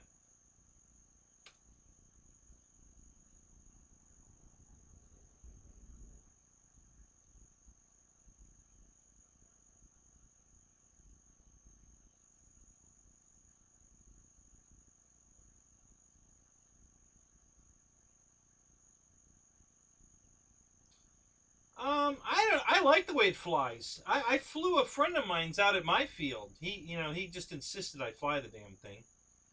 And I know you offered to fly yours, and I just I wasn't interested in it. And I kept telling him, no, I don't want to fly it. It's not my kind of airplane. And then I flew it, and holy crap, that thing is a blast. I had a great time flying that thing around.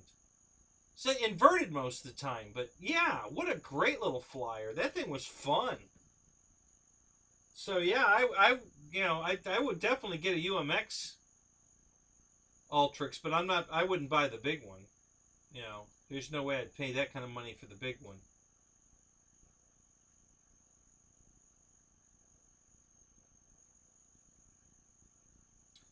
Captain Smith, welcome.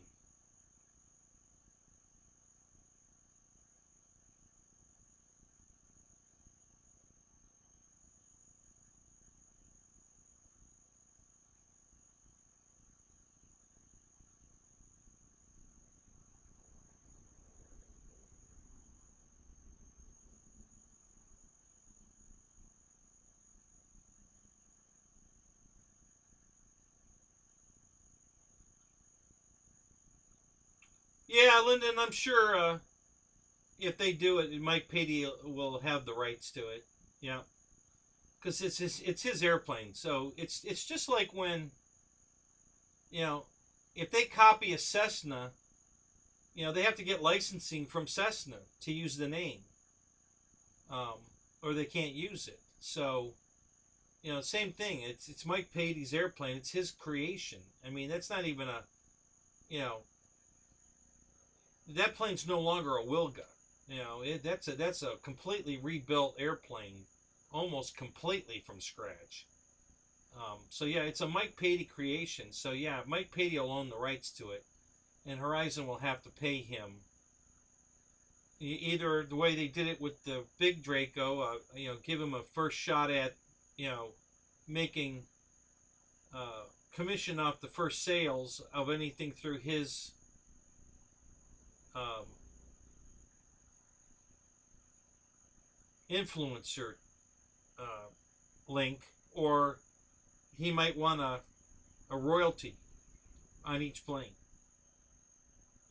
It'll just depend.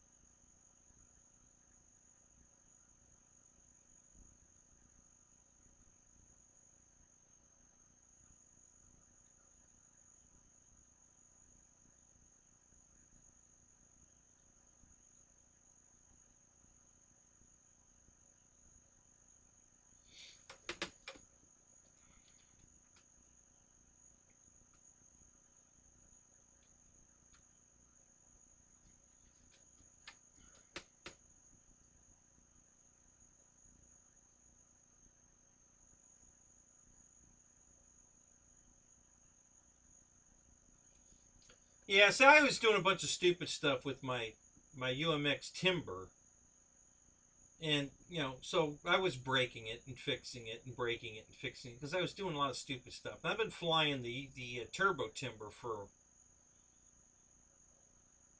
about a year now, I guess, and I haven't damaged it yet because I'm not willing to take chances with that one. I want that one pristine, so I only fly it. I don't try to do the limbo under a tree branch, or race it around a pylon course under the canopy, or any of that stupid nonsense. I'm not doing it with this one.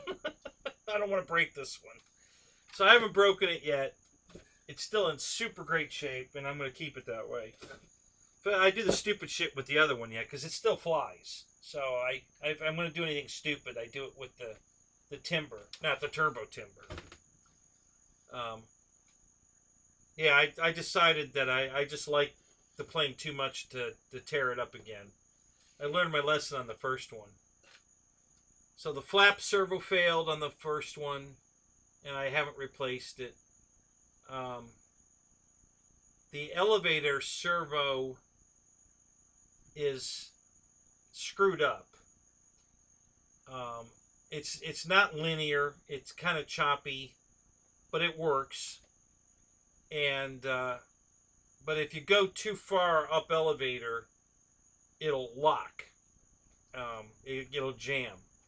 So you gotta make sure that you don't over control it, or put it in a position where if you've got it in safe, it over controls itself.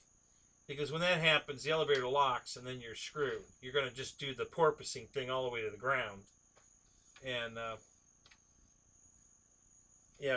you can't recover from it. I have to actually unplug the battery, get in there with my finger, and roll the gear back to get the elevator down back into its linearness. Plug it back in, and then it sinks itself back up, and it's fine again. But if it sits there too long, the servo's working against itself, being locked, and the pot's trying to make it center, and it can't because it's locked. So it starts getting real hot, and I don't want to burn it up. So, but yeah, it's still fun. It's I can still fly it around and do everything I want to do with it at this point. You know, I leave it in safe most of the time, just because of the elevator problem. It's easier to keep it flying um, with the safe on because of the elevator problem, but it's still fun to fly. That's one plane that flies great. Even if you have the safe on, you can still turn that thing. It'll turn, and you can really bang that thing around even with the safe on. So yeah, it's a good little flyer. I really like those planes. All my other UMX planes, I'm not that crazy about. They're okay, but that one I really really like.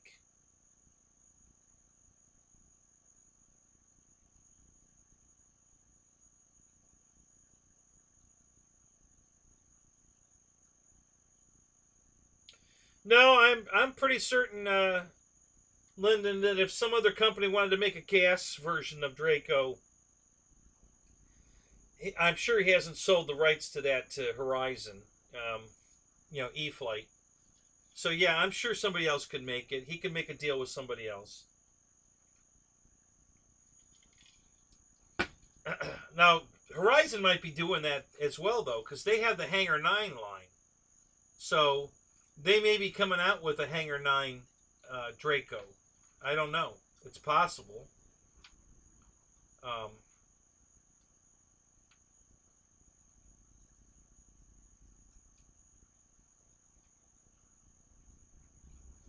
so what's the DR10 drag car, Paul?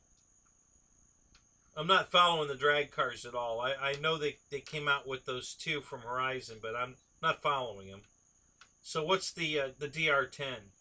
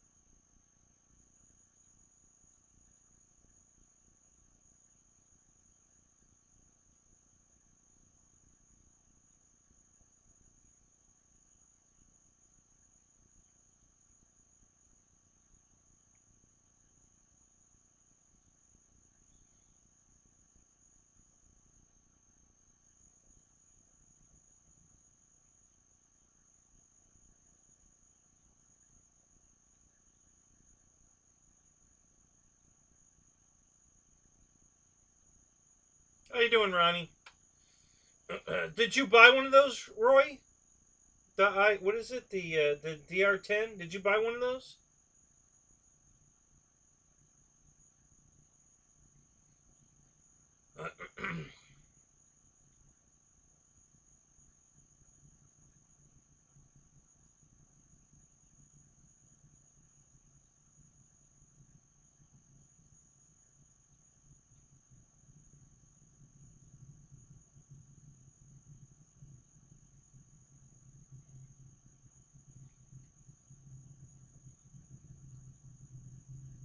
Yes, it is a Red Bull Corsair. Good eye. Nice catch. Yes, Paul, that's exactly what that is.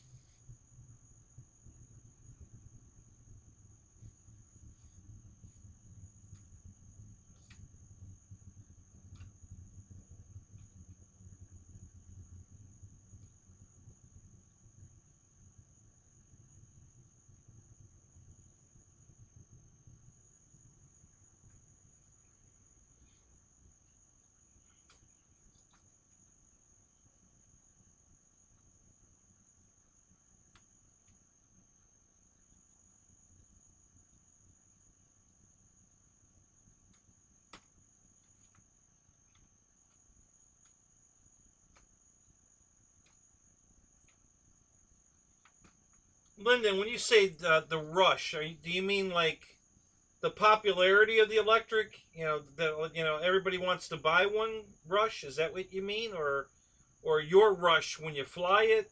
What do you mean? You know, not following you exactly there. Oh, Roy doesn't buy RC cars.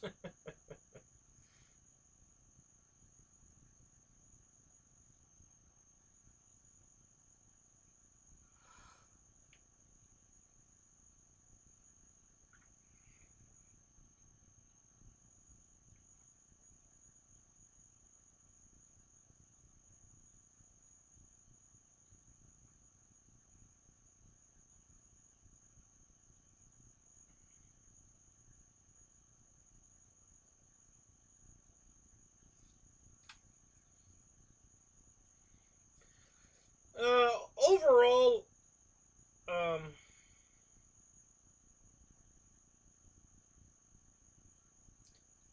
I don't really know how popular gas is anymore.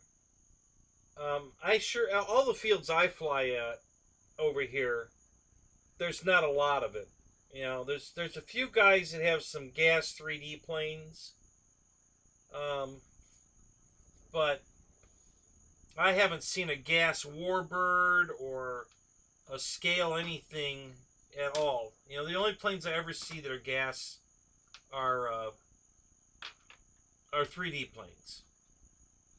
So my thoughts are, and I could be completely wrong, but I think probably a gas Draco is not going to be a big seller. I'm sure they'll sell some, but I don't think it'll be a big seller. Um, so I wouldn't think. Uh, I mean, the only thing I could see if they made it a lot bigger, like a 3 meter ship, or even a 4 meter with, and then made it gas, that might get a lot of people excited and want one. But Nate, what's up? But other than that, no, I don't see it being a big deal. I wouldn't think it would be. Um, that's just me, though. I could be completely wrong. I mean, I certainly think they'd sell some. There's definitely some diehard gas people out there that would probably love to have one. And if we went on this, RC groups right now and looked it up, there's probably a big discussion on somebody's link in there about that very thing, about them making a gas powered one. But I don't know how many people they'd have following it. I haven't looked, so I really don't know.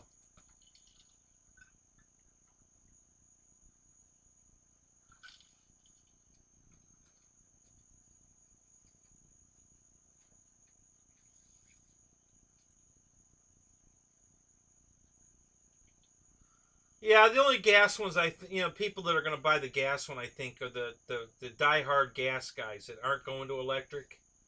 Um, and I don't know why they wouldn't at this point, other than they're just stubborn. In the beginning, I know that everybody bitched about flight times, but man, that is no longer an issue.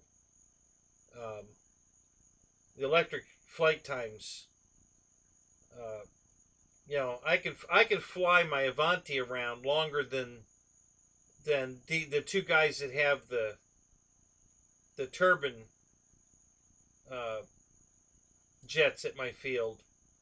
They'll burn through a gallon of gas faster than I can burn through a 5,000 battery pack in my Avanti. So flight time is no longer an issue. So they can't use that excuse anymore. Flight times are getting incredible on these electric planes.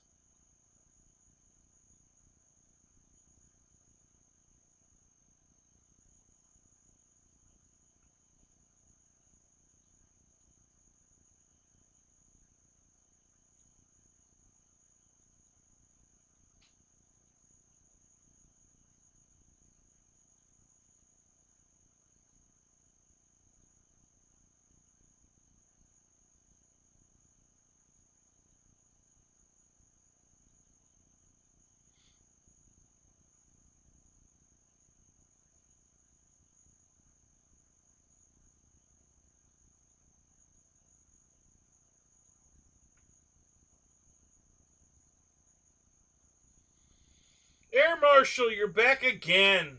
What are you, another pee break? What's up?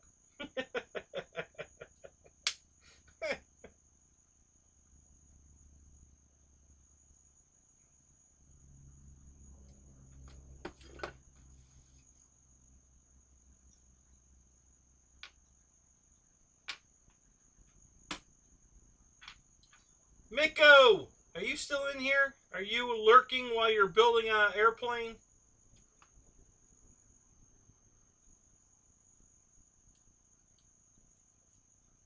I haven't seen you post in a while, but I suspect you're lurking and just working on an airplane.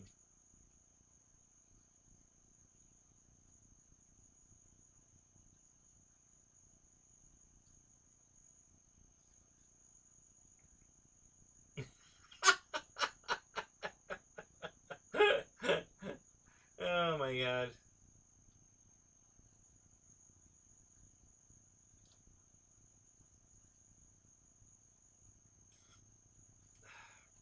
I don't know, Marshall. Your farts are pretty loud. I bet you can hear your farts on a jet.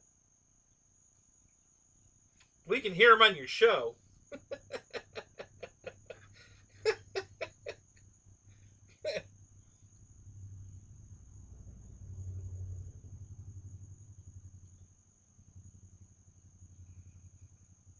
Uh,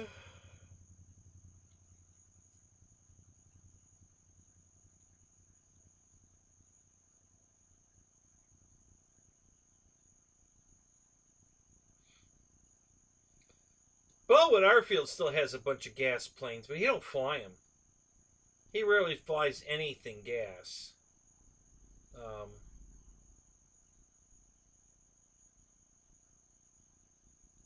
he had that big, giant Horizon Hobby biplane. He used to fly that.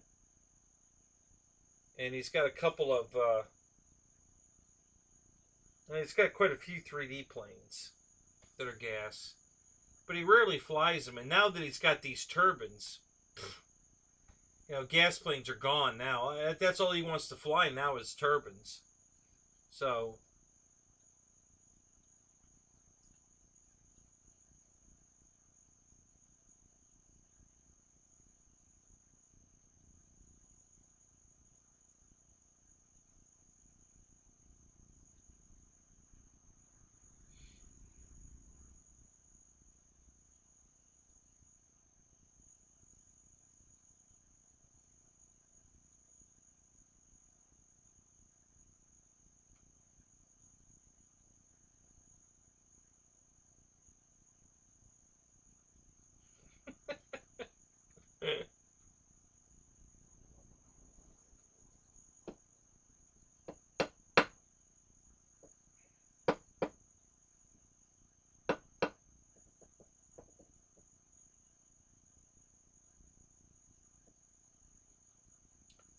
So, Dave, I have a submarine question for you.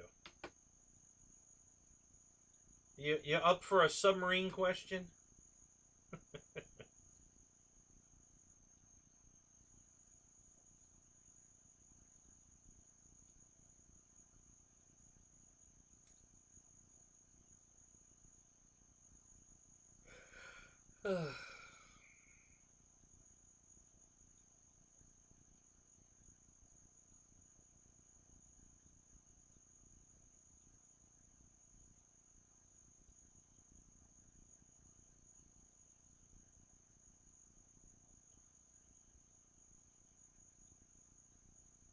Yeah, you know about two things about submarine. So when you were qualifying for your Dolphins, you had to do every job on the ship. Um, which job did you like the best? Was there any particular one of the jobs you had to do um, to get your Dolphins that you thought, hey, I kind of like this?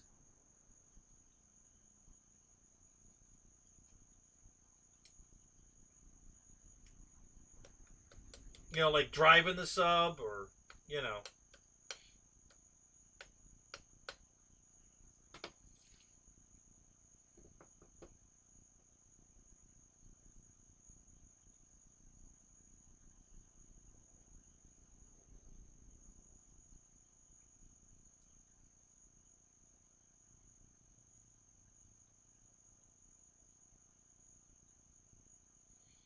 Oh, so they don't make you do everything? I thought you actually had to do all the jobs.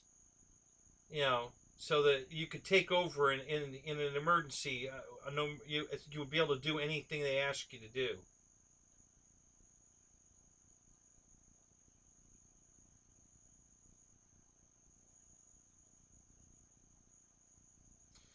Yeah, Lynn, I think the only reason people in the beginning didn't want the electric planes is because the flight times were terrible. You would be lucky to get 5 minutes on anything you were trying to fly when batteries first came out. But now, I've got a bunch of airplanes I can fly for 35 minutes on a battery. So yeah, the flight time is no longer an issue. You can outfly a gas plane pretty easily, depending on what you're flying and how you fly it. So yeah, the flight times are no longer the issue. So some of these guys that are still diehard gas guys, they really can't use that as an excuse anymore. Um, I just think some of them are just diehard gas guys. You know, I'm just tired of the mess. The cleanup afterwards. I'd probably go through a whole roll of paper towels every weekend. By the time I got done flying everything on Saturday and flying everything on Sunday and wiping up all the oil and gas and whatever, and then the expense of buying gas now. Oh my God.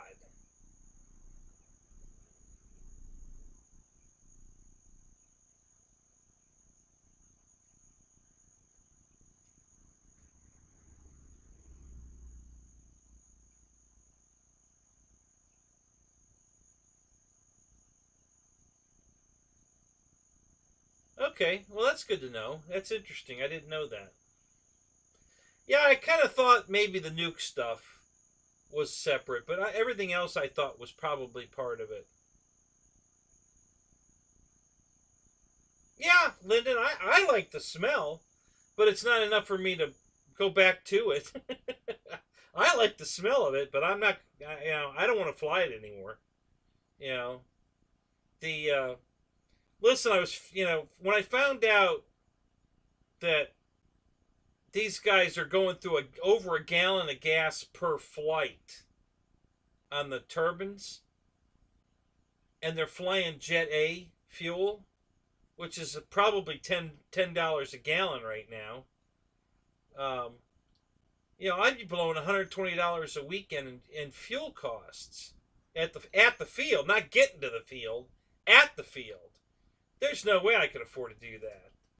So yeah, I there's the once I found that out, the price of the turbine initially is no longer the problem. It's the cost per flight is the problem.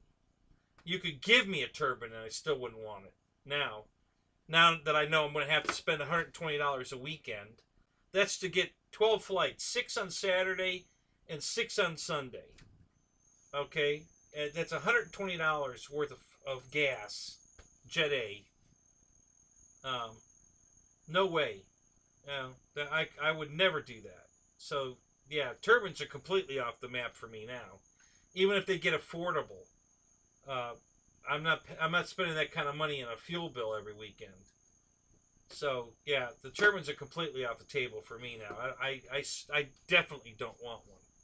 I had no idea they were going through that much fuel in one flight. Yeah, that's just crazy. And they can't fly it as long as I can fly my electric plane. They're going through that much fuel, and they can't even fly it as long as I can fly my electric jet. No, no thanks. I'm completely off that idea completely.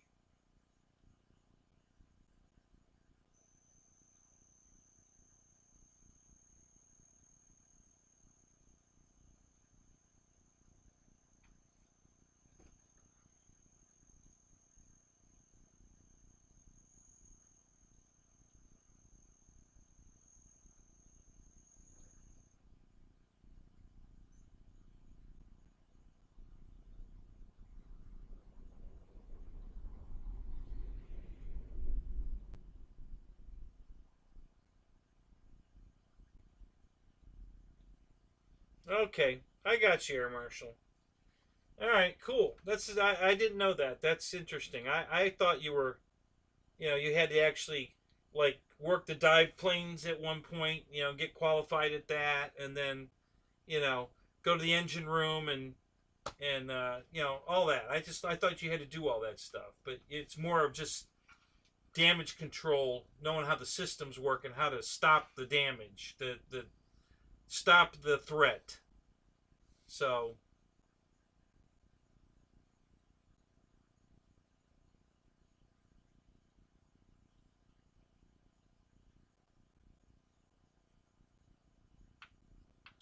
speaking spell sucks tonight. That's funny.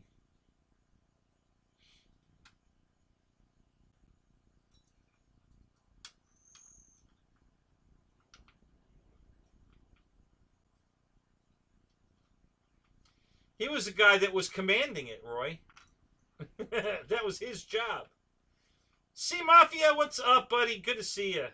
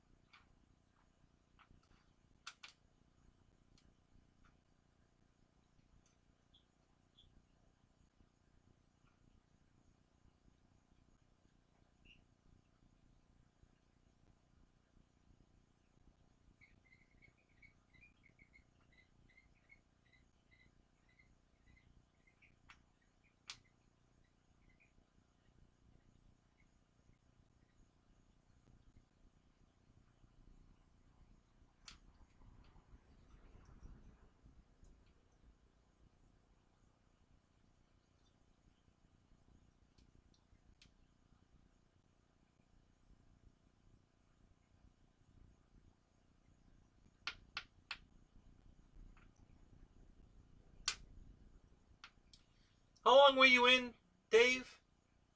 How many years did you serve?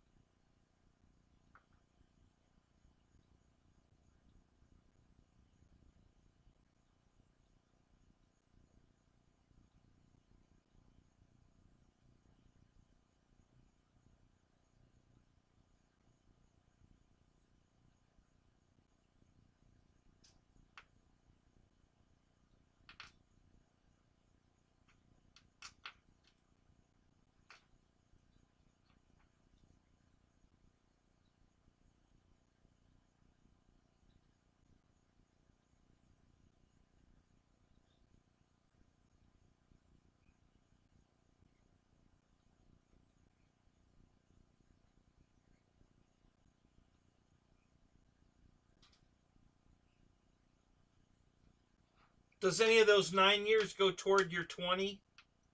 Your full pension? I don't think so, but I don't know. Curious.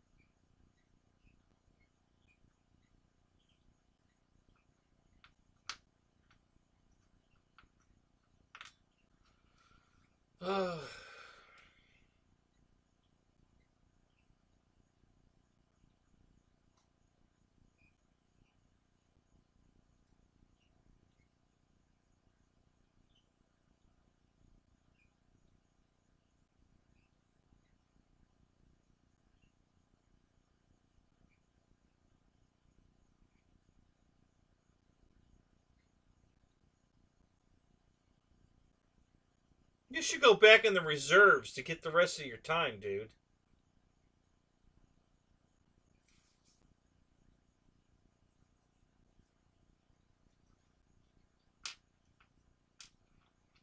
Doesn't even have to be Navy. You could go, Air Force, Coast Guard, anything. Go just get it. Go do some, you know.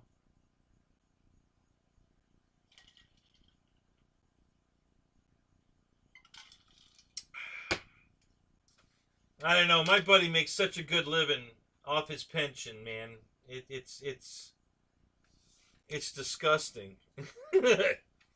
He did 24 or 26 years in the Coast Guard. And now all he does is he rides around the entire country on his motorcycle with his dog. Um, he's constantly on the road. He's been everywhere. He's flown the bike to, I think, Germany, and he rode all over Germany and up over there, and he's been to Alaska on it. He's been to all the 48. I don't think he's taken it to Hawaii yet. Um,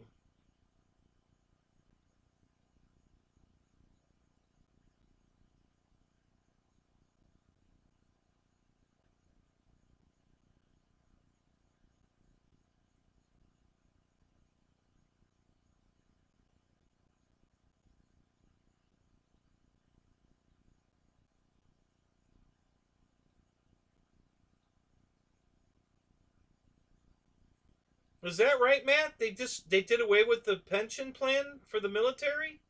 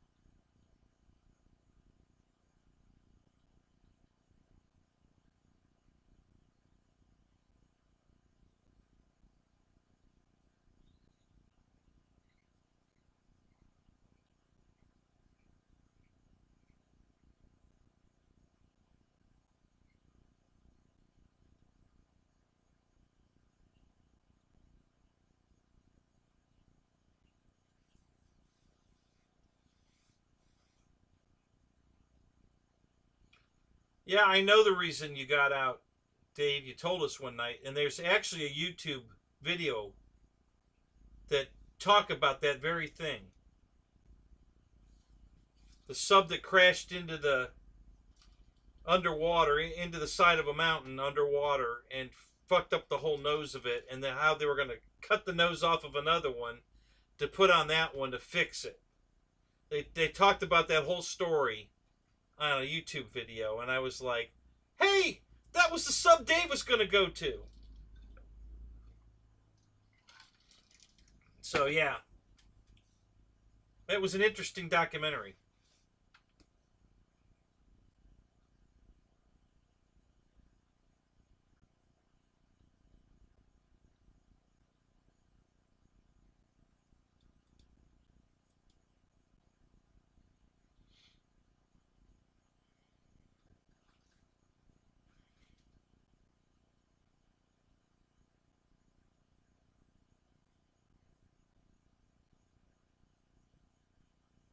Right. And I guess you didn't have a choice, right? I mean, you were going to have to um, you were going to have to report to that boat, right? I mean, you didn't have a choice to say, I don't want to go out on that boat because it's unsafe, or they don't give you that option, right?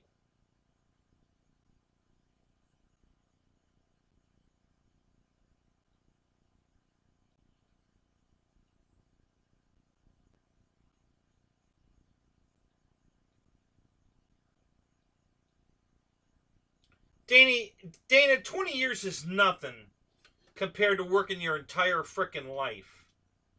All right? I'd have been retired 16 years ago with a full pension. If I'd have been smart enough to go in,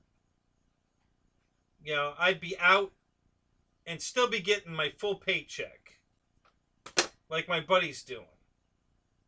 You know, and it's that was, when you look at the big picture, I know it's going to suck. The pay sucks while you're there, but when you get out and you keep getting paid and you don't have to work anymore, holy crap.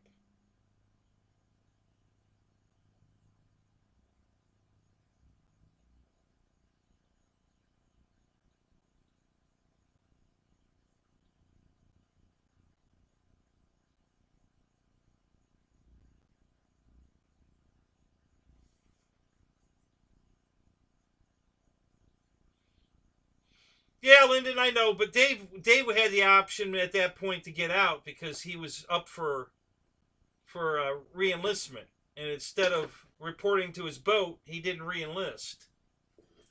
So, um,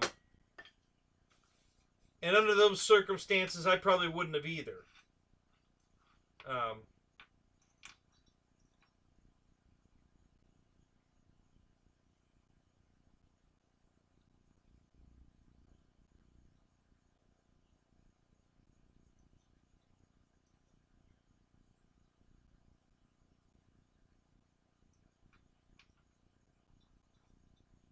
what if he's fully if he's getting a full disability? What does he get then?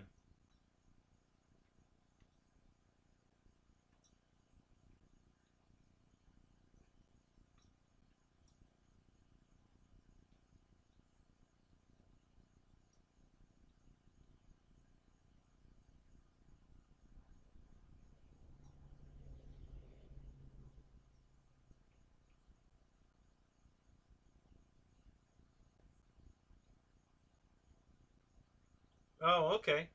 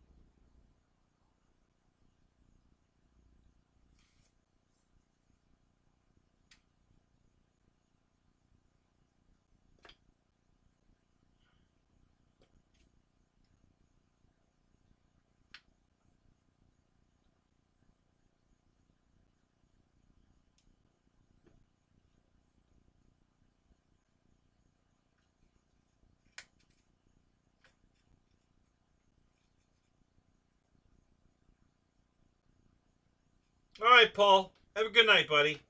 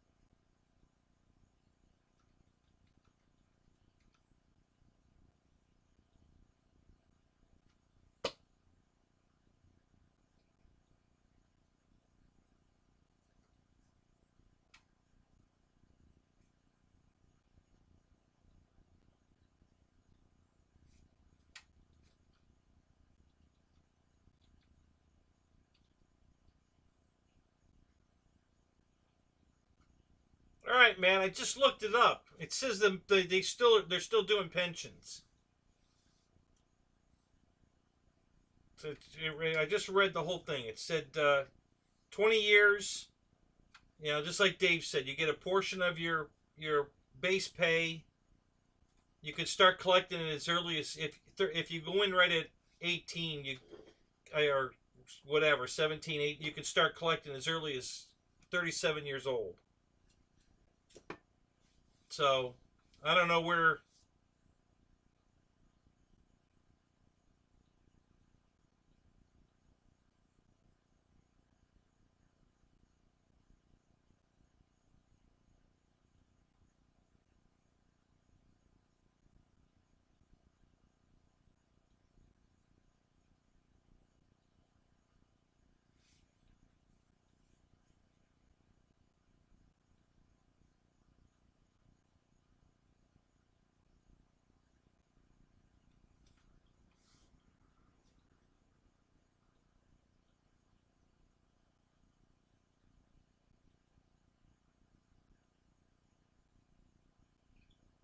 No, this isn't the new Garage Mahal. Not yet, Ron. But I'm hoping by the end of the month or the beginning of next month. Um, I'm hoping.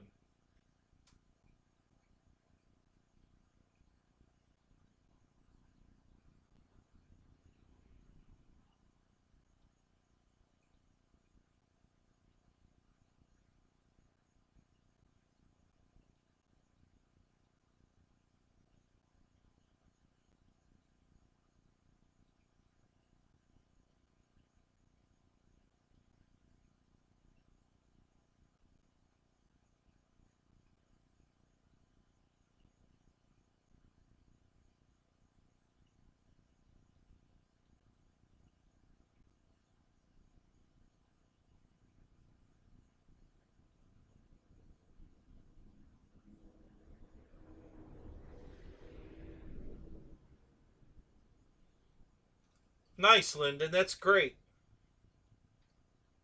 Yeah, that's that. Man, I wish I was smart enough to have done that. So I didn't have to go look for a job right now at 61 years old. This sucks.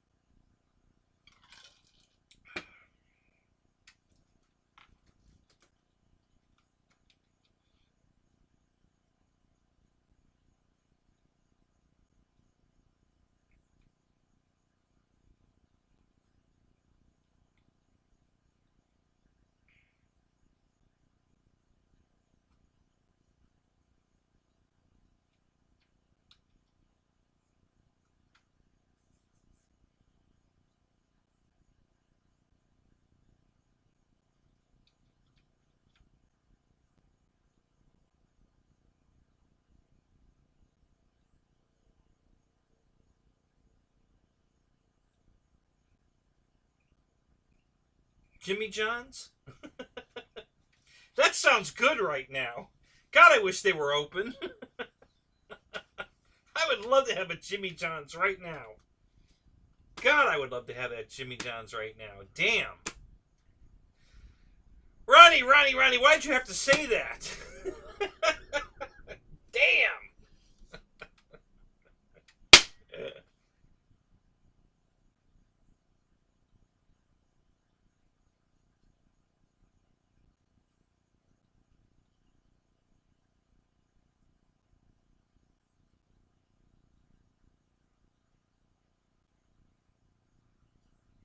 So what kind of work is your daughter doing now, Dana?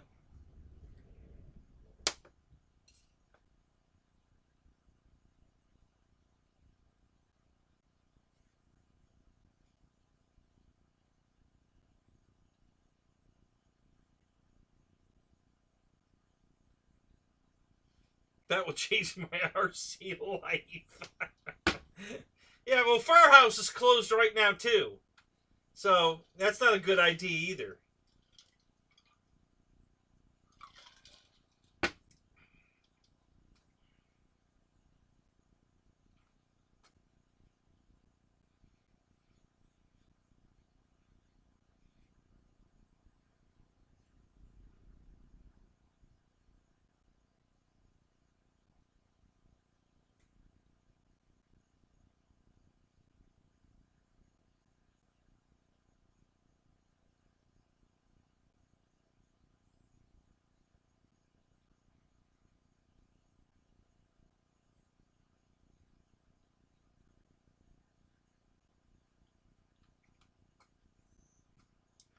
Make your own, Matt. Get yourself a block of styrofoam and start wire cutting yourself a fuselage. Make a plug out of foam and then just wrap it in either carbon fiber, fiberglass, whatever you want to wrap it in.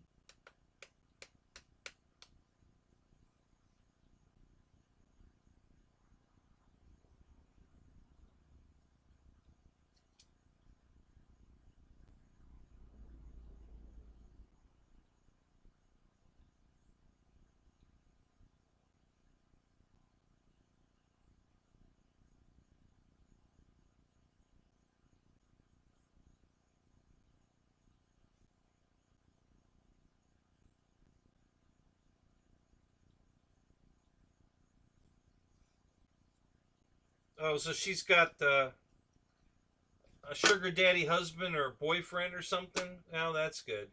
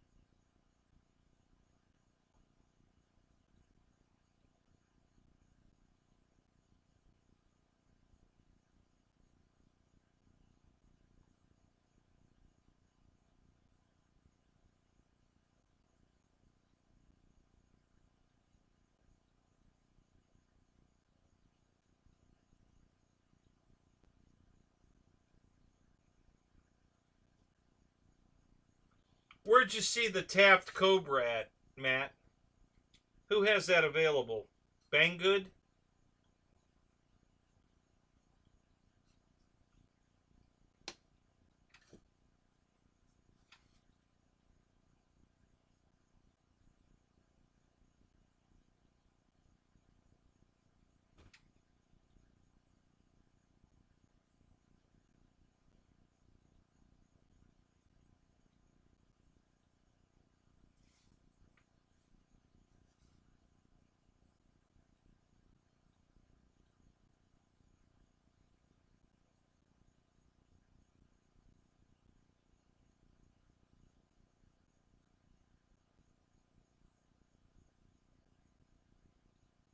Yeah, Bang Bad. Yeah,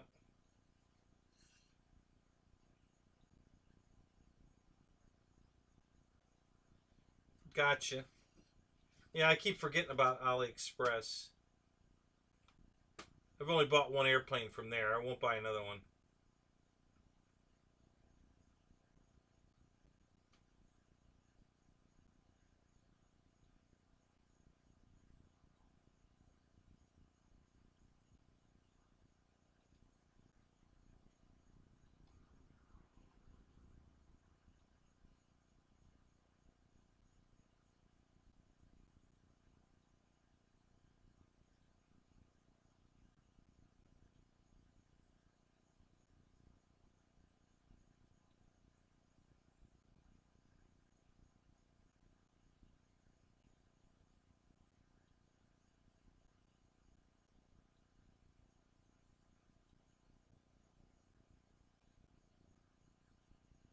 Oh no, Banggood sucks. If you buy, like, I got that airplane that was supposed to be a plug and play airplane. It was just bare foam. Oh my god, dude. Yeah, when you get screwed over by Banggood, man, it is a fight, and I mean a long, drawn out sucko fight.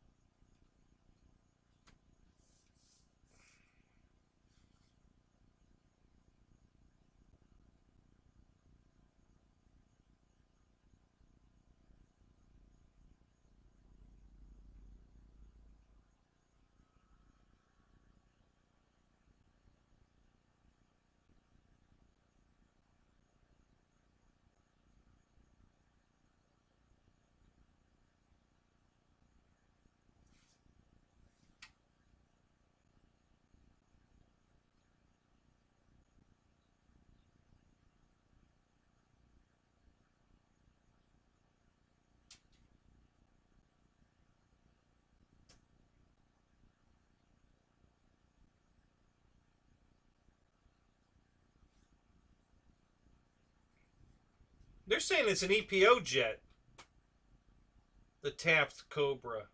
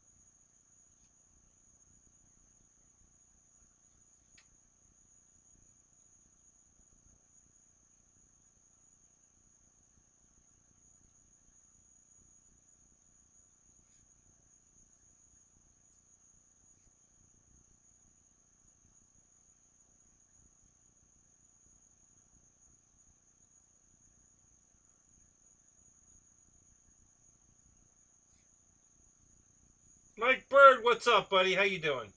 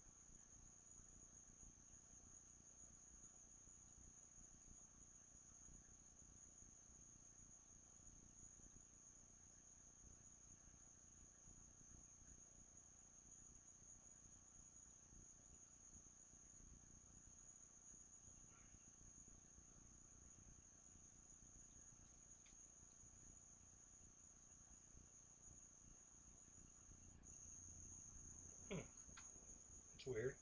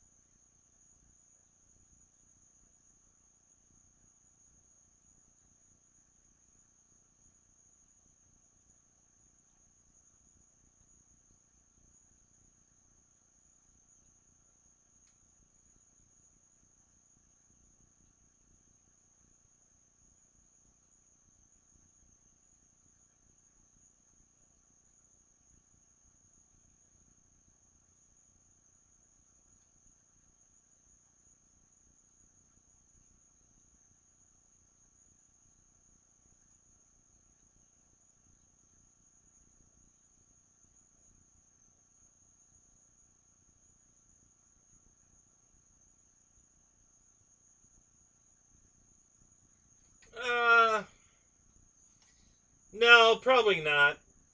Juno, I don't think I want a UMX glider. I don't know that that would be that much fun. Um, I mean, if it was a UMX from Horizon, safe select, maybe, you know, that might have, that might work.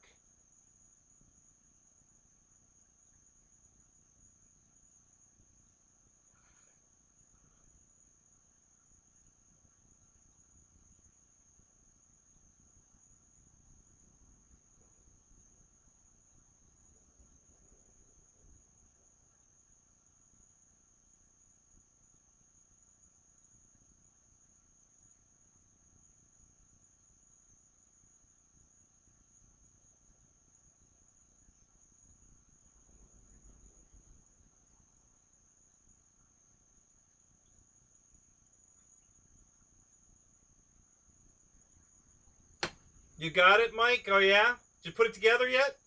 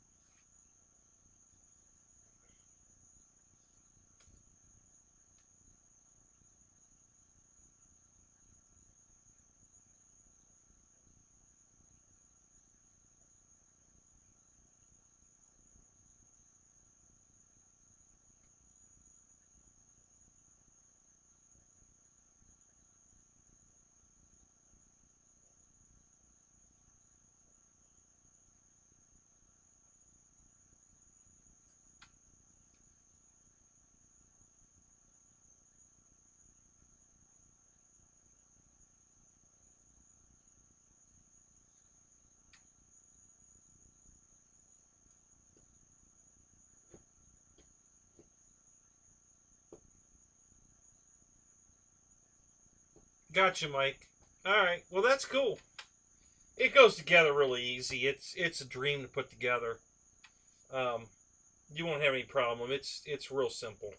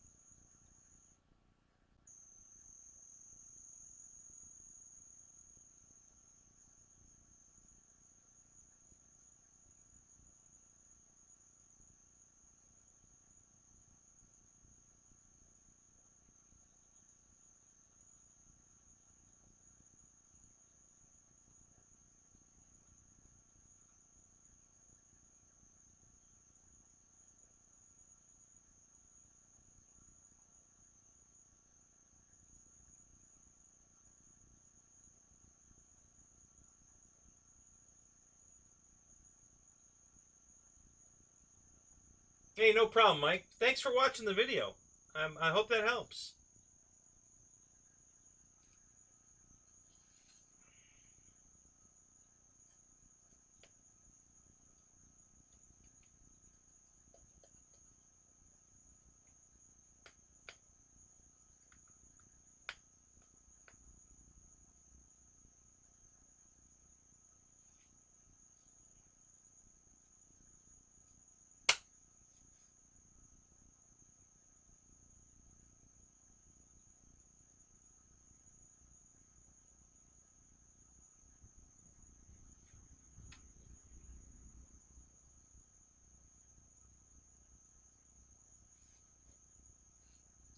Good to hear it, Mike. Thanks. Appreciate that.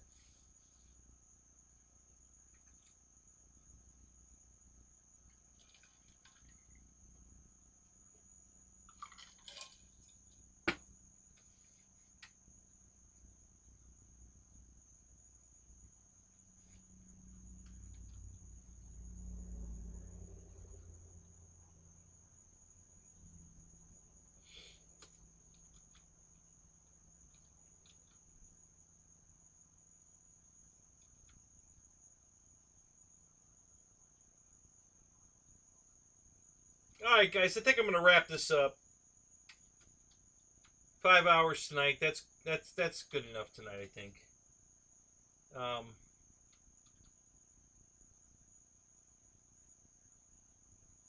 so if you guys got any last questions before I shut this down, let me know. Otherwise, I think I'm going to pull the plug.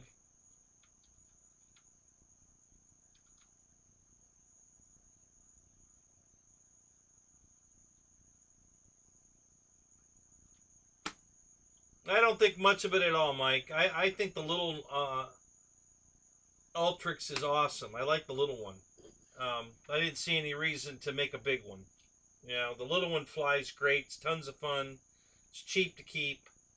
You can't break it because it doesn't weigh enough, you know, when it hits the ground. You know, it's just a nice little, fun little UMX. Didn't see a need to build a big one. So, not a fan. But that's just me. You know, I plan on buying the little one, but I can promise you I won't buy the big one. So, too expensive. You know, $200 too much. I'll buy the little one for $119, and it's tons of fun.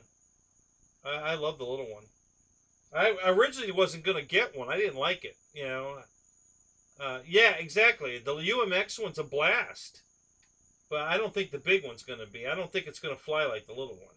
It flies good, but I don't think it's gonna be as much fun as the little one. Just like the big timber, or the big turbo timber, is nowhere near as much fun as the UMX turbo timber. So, I think on these particular airplanes, the UMX ones are the funner ones.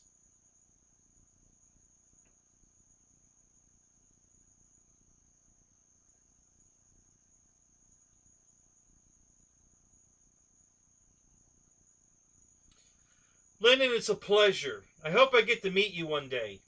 Would love to come down there and see your beehives and and all that. Man, it'd be awesome. If I ever win the lottery, I'll definitely be coming down to see you.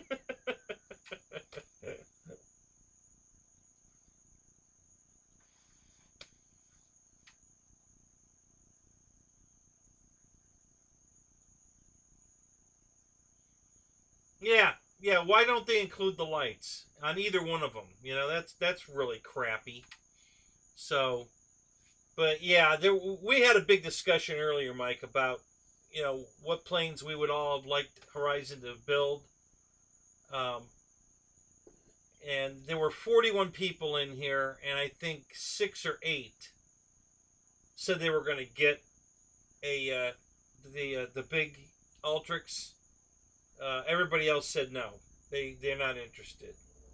I was just taking a little poll to see, have I got this wrong? Am I not thinking the same way everybody else is? Is that really going to be a big seller for Horizon? Because I just don't see it, And so I did a little poll, and like I said, there was only 6 out of 41 that said they would buy the big one, and so. But we had all kinds of suggestions of what we would like to see, like a B1 or a bigger, like a 2000 Spitfire or a 1500. What was some of the 1500s they wanted to see? A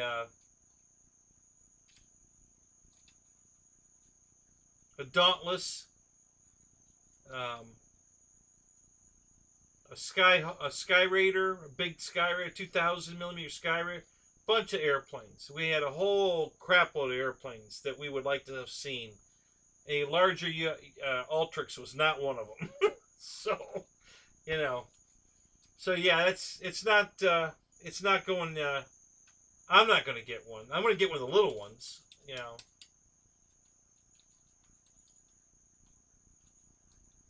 So yeah, the little one's a ton of fun to fly. I love it. So I'm going to get one. I didn't want one. It just didn't look interesting to me. It doesn't look like an airplane. I generally don't like airplanes that don't look like airplanes. It just didn't really interest me. And then one of the guys at the field insisted that I fly it. So I said, okay. So I tossed it in the air and started flying it around. And man, I was having a ball with that thing. It was fun as shit. So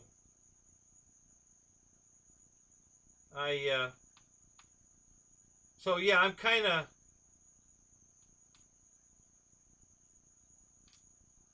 Yeah, it kind of looks like a spaceship, honestly.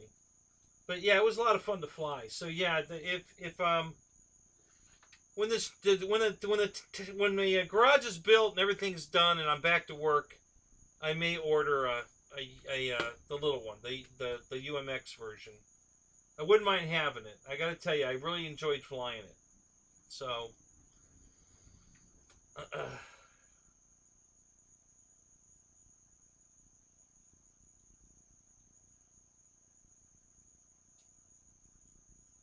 Yeah, yeah. So I agree with you, Mike. The UMX one's great fun. I love it. So I'll probably get one of those. So, but yeah, the new one doesn't. And it's another remake of a plane they've already got, like the Viper, and now they made a bigger Viper, and I just there's so many planes out there we want and are not getting, and they keep making remakes of the same old crap. Um, and I say that lightly. I mean, I really don't mean they're making crap.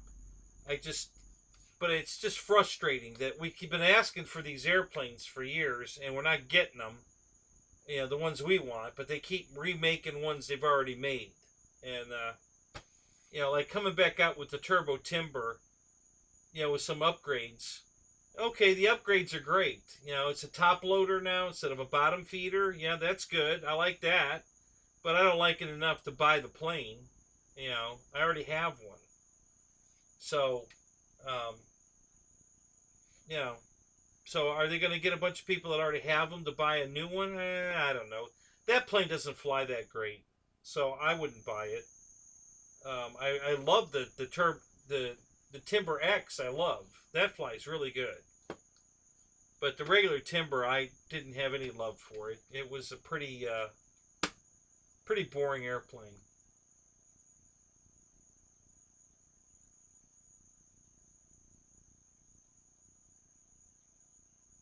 No, Dana, it's too expensive and it's an ARF. You know, it's over $300 as an ARF, and I have to provide the motor and all. And so yeah, I'm not at least not right now. Until I get the garage built, get back to work. Um, yeah, I'm not buying anything else. Yeah, probably nothing else this year.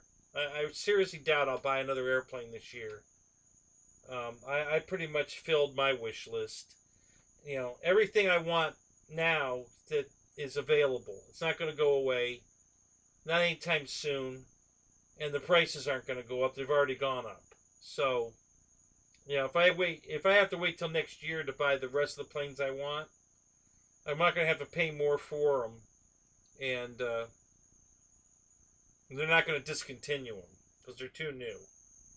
So I'm good right now. No more planes for me. I've cut it off. That's it. I've got all the planes I need. I have way more planes than I need. So, yeah, I got plenty of stuff to fly. Even if I crash a couple of them, I got plenty of planes to fly. So, yeah. So I'm all done. Plane wise, we're done. I'm not buying anything else. Unless they come out with some, you know, absolutely got to have new airplane, but I don't see that coming. Not the way they've been, you know, since the start of this year, they haven't come out with anything worth a crap. Nobody has. Motion, you know, Horizon Tower, you know, Banana Hobbies. Banana Hobbies, all right, I'll take that back. Banana's got some planes I want. They came out with.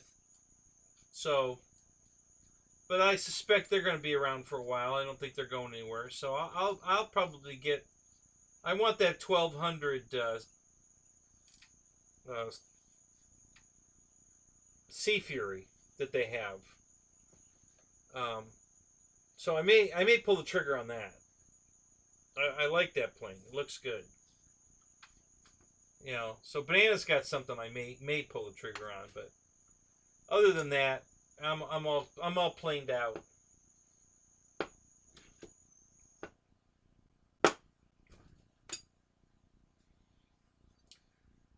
All right, guys, if that's it, we're out of here. I'm gonna call it.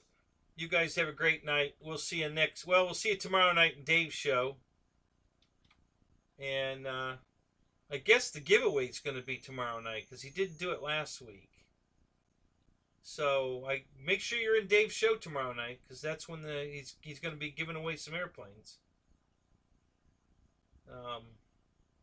So you guys all take care. We'll see you later. Bye.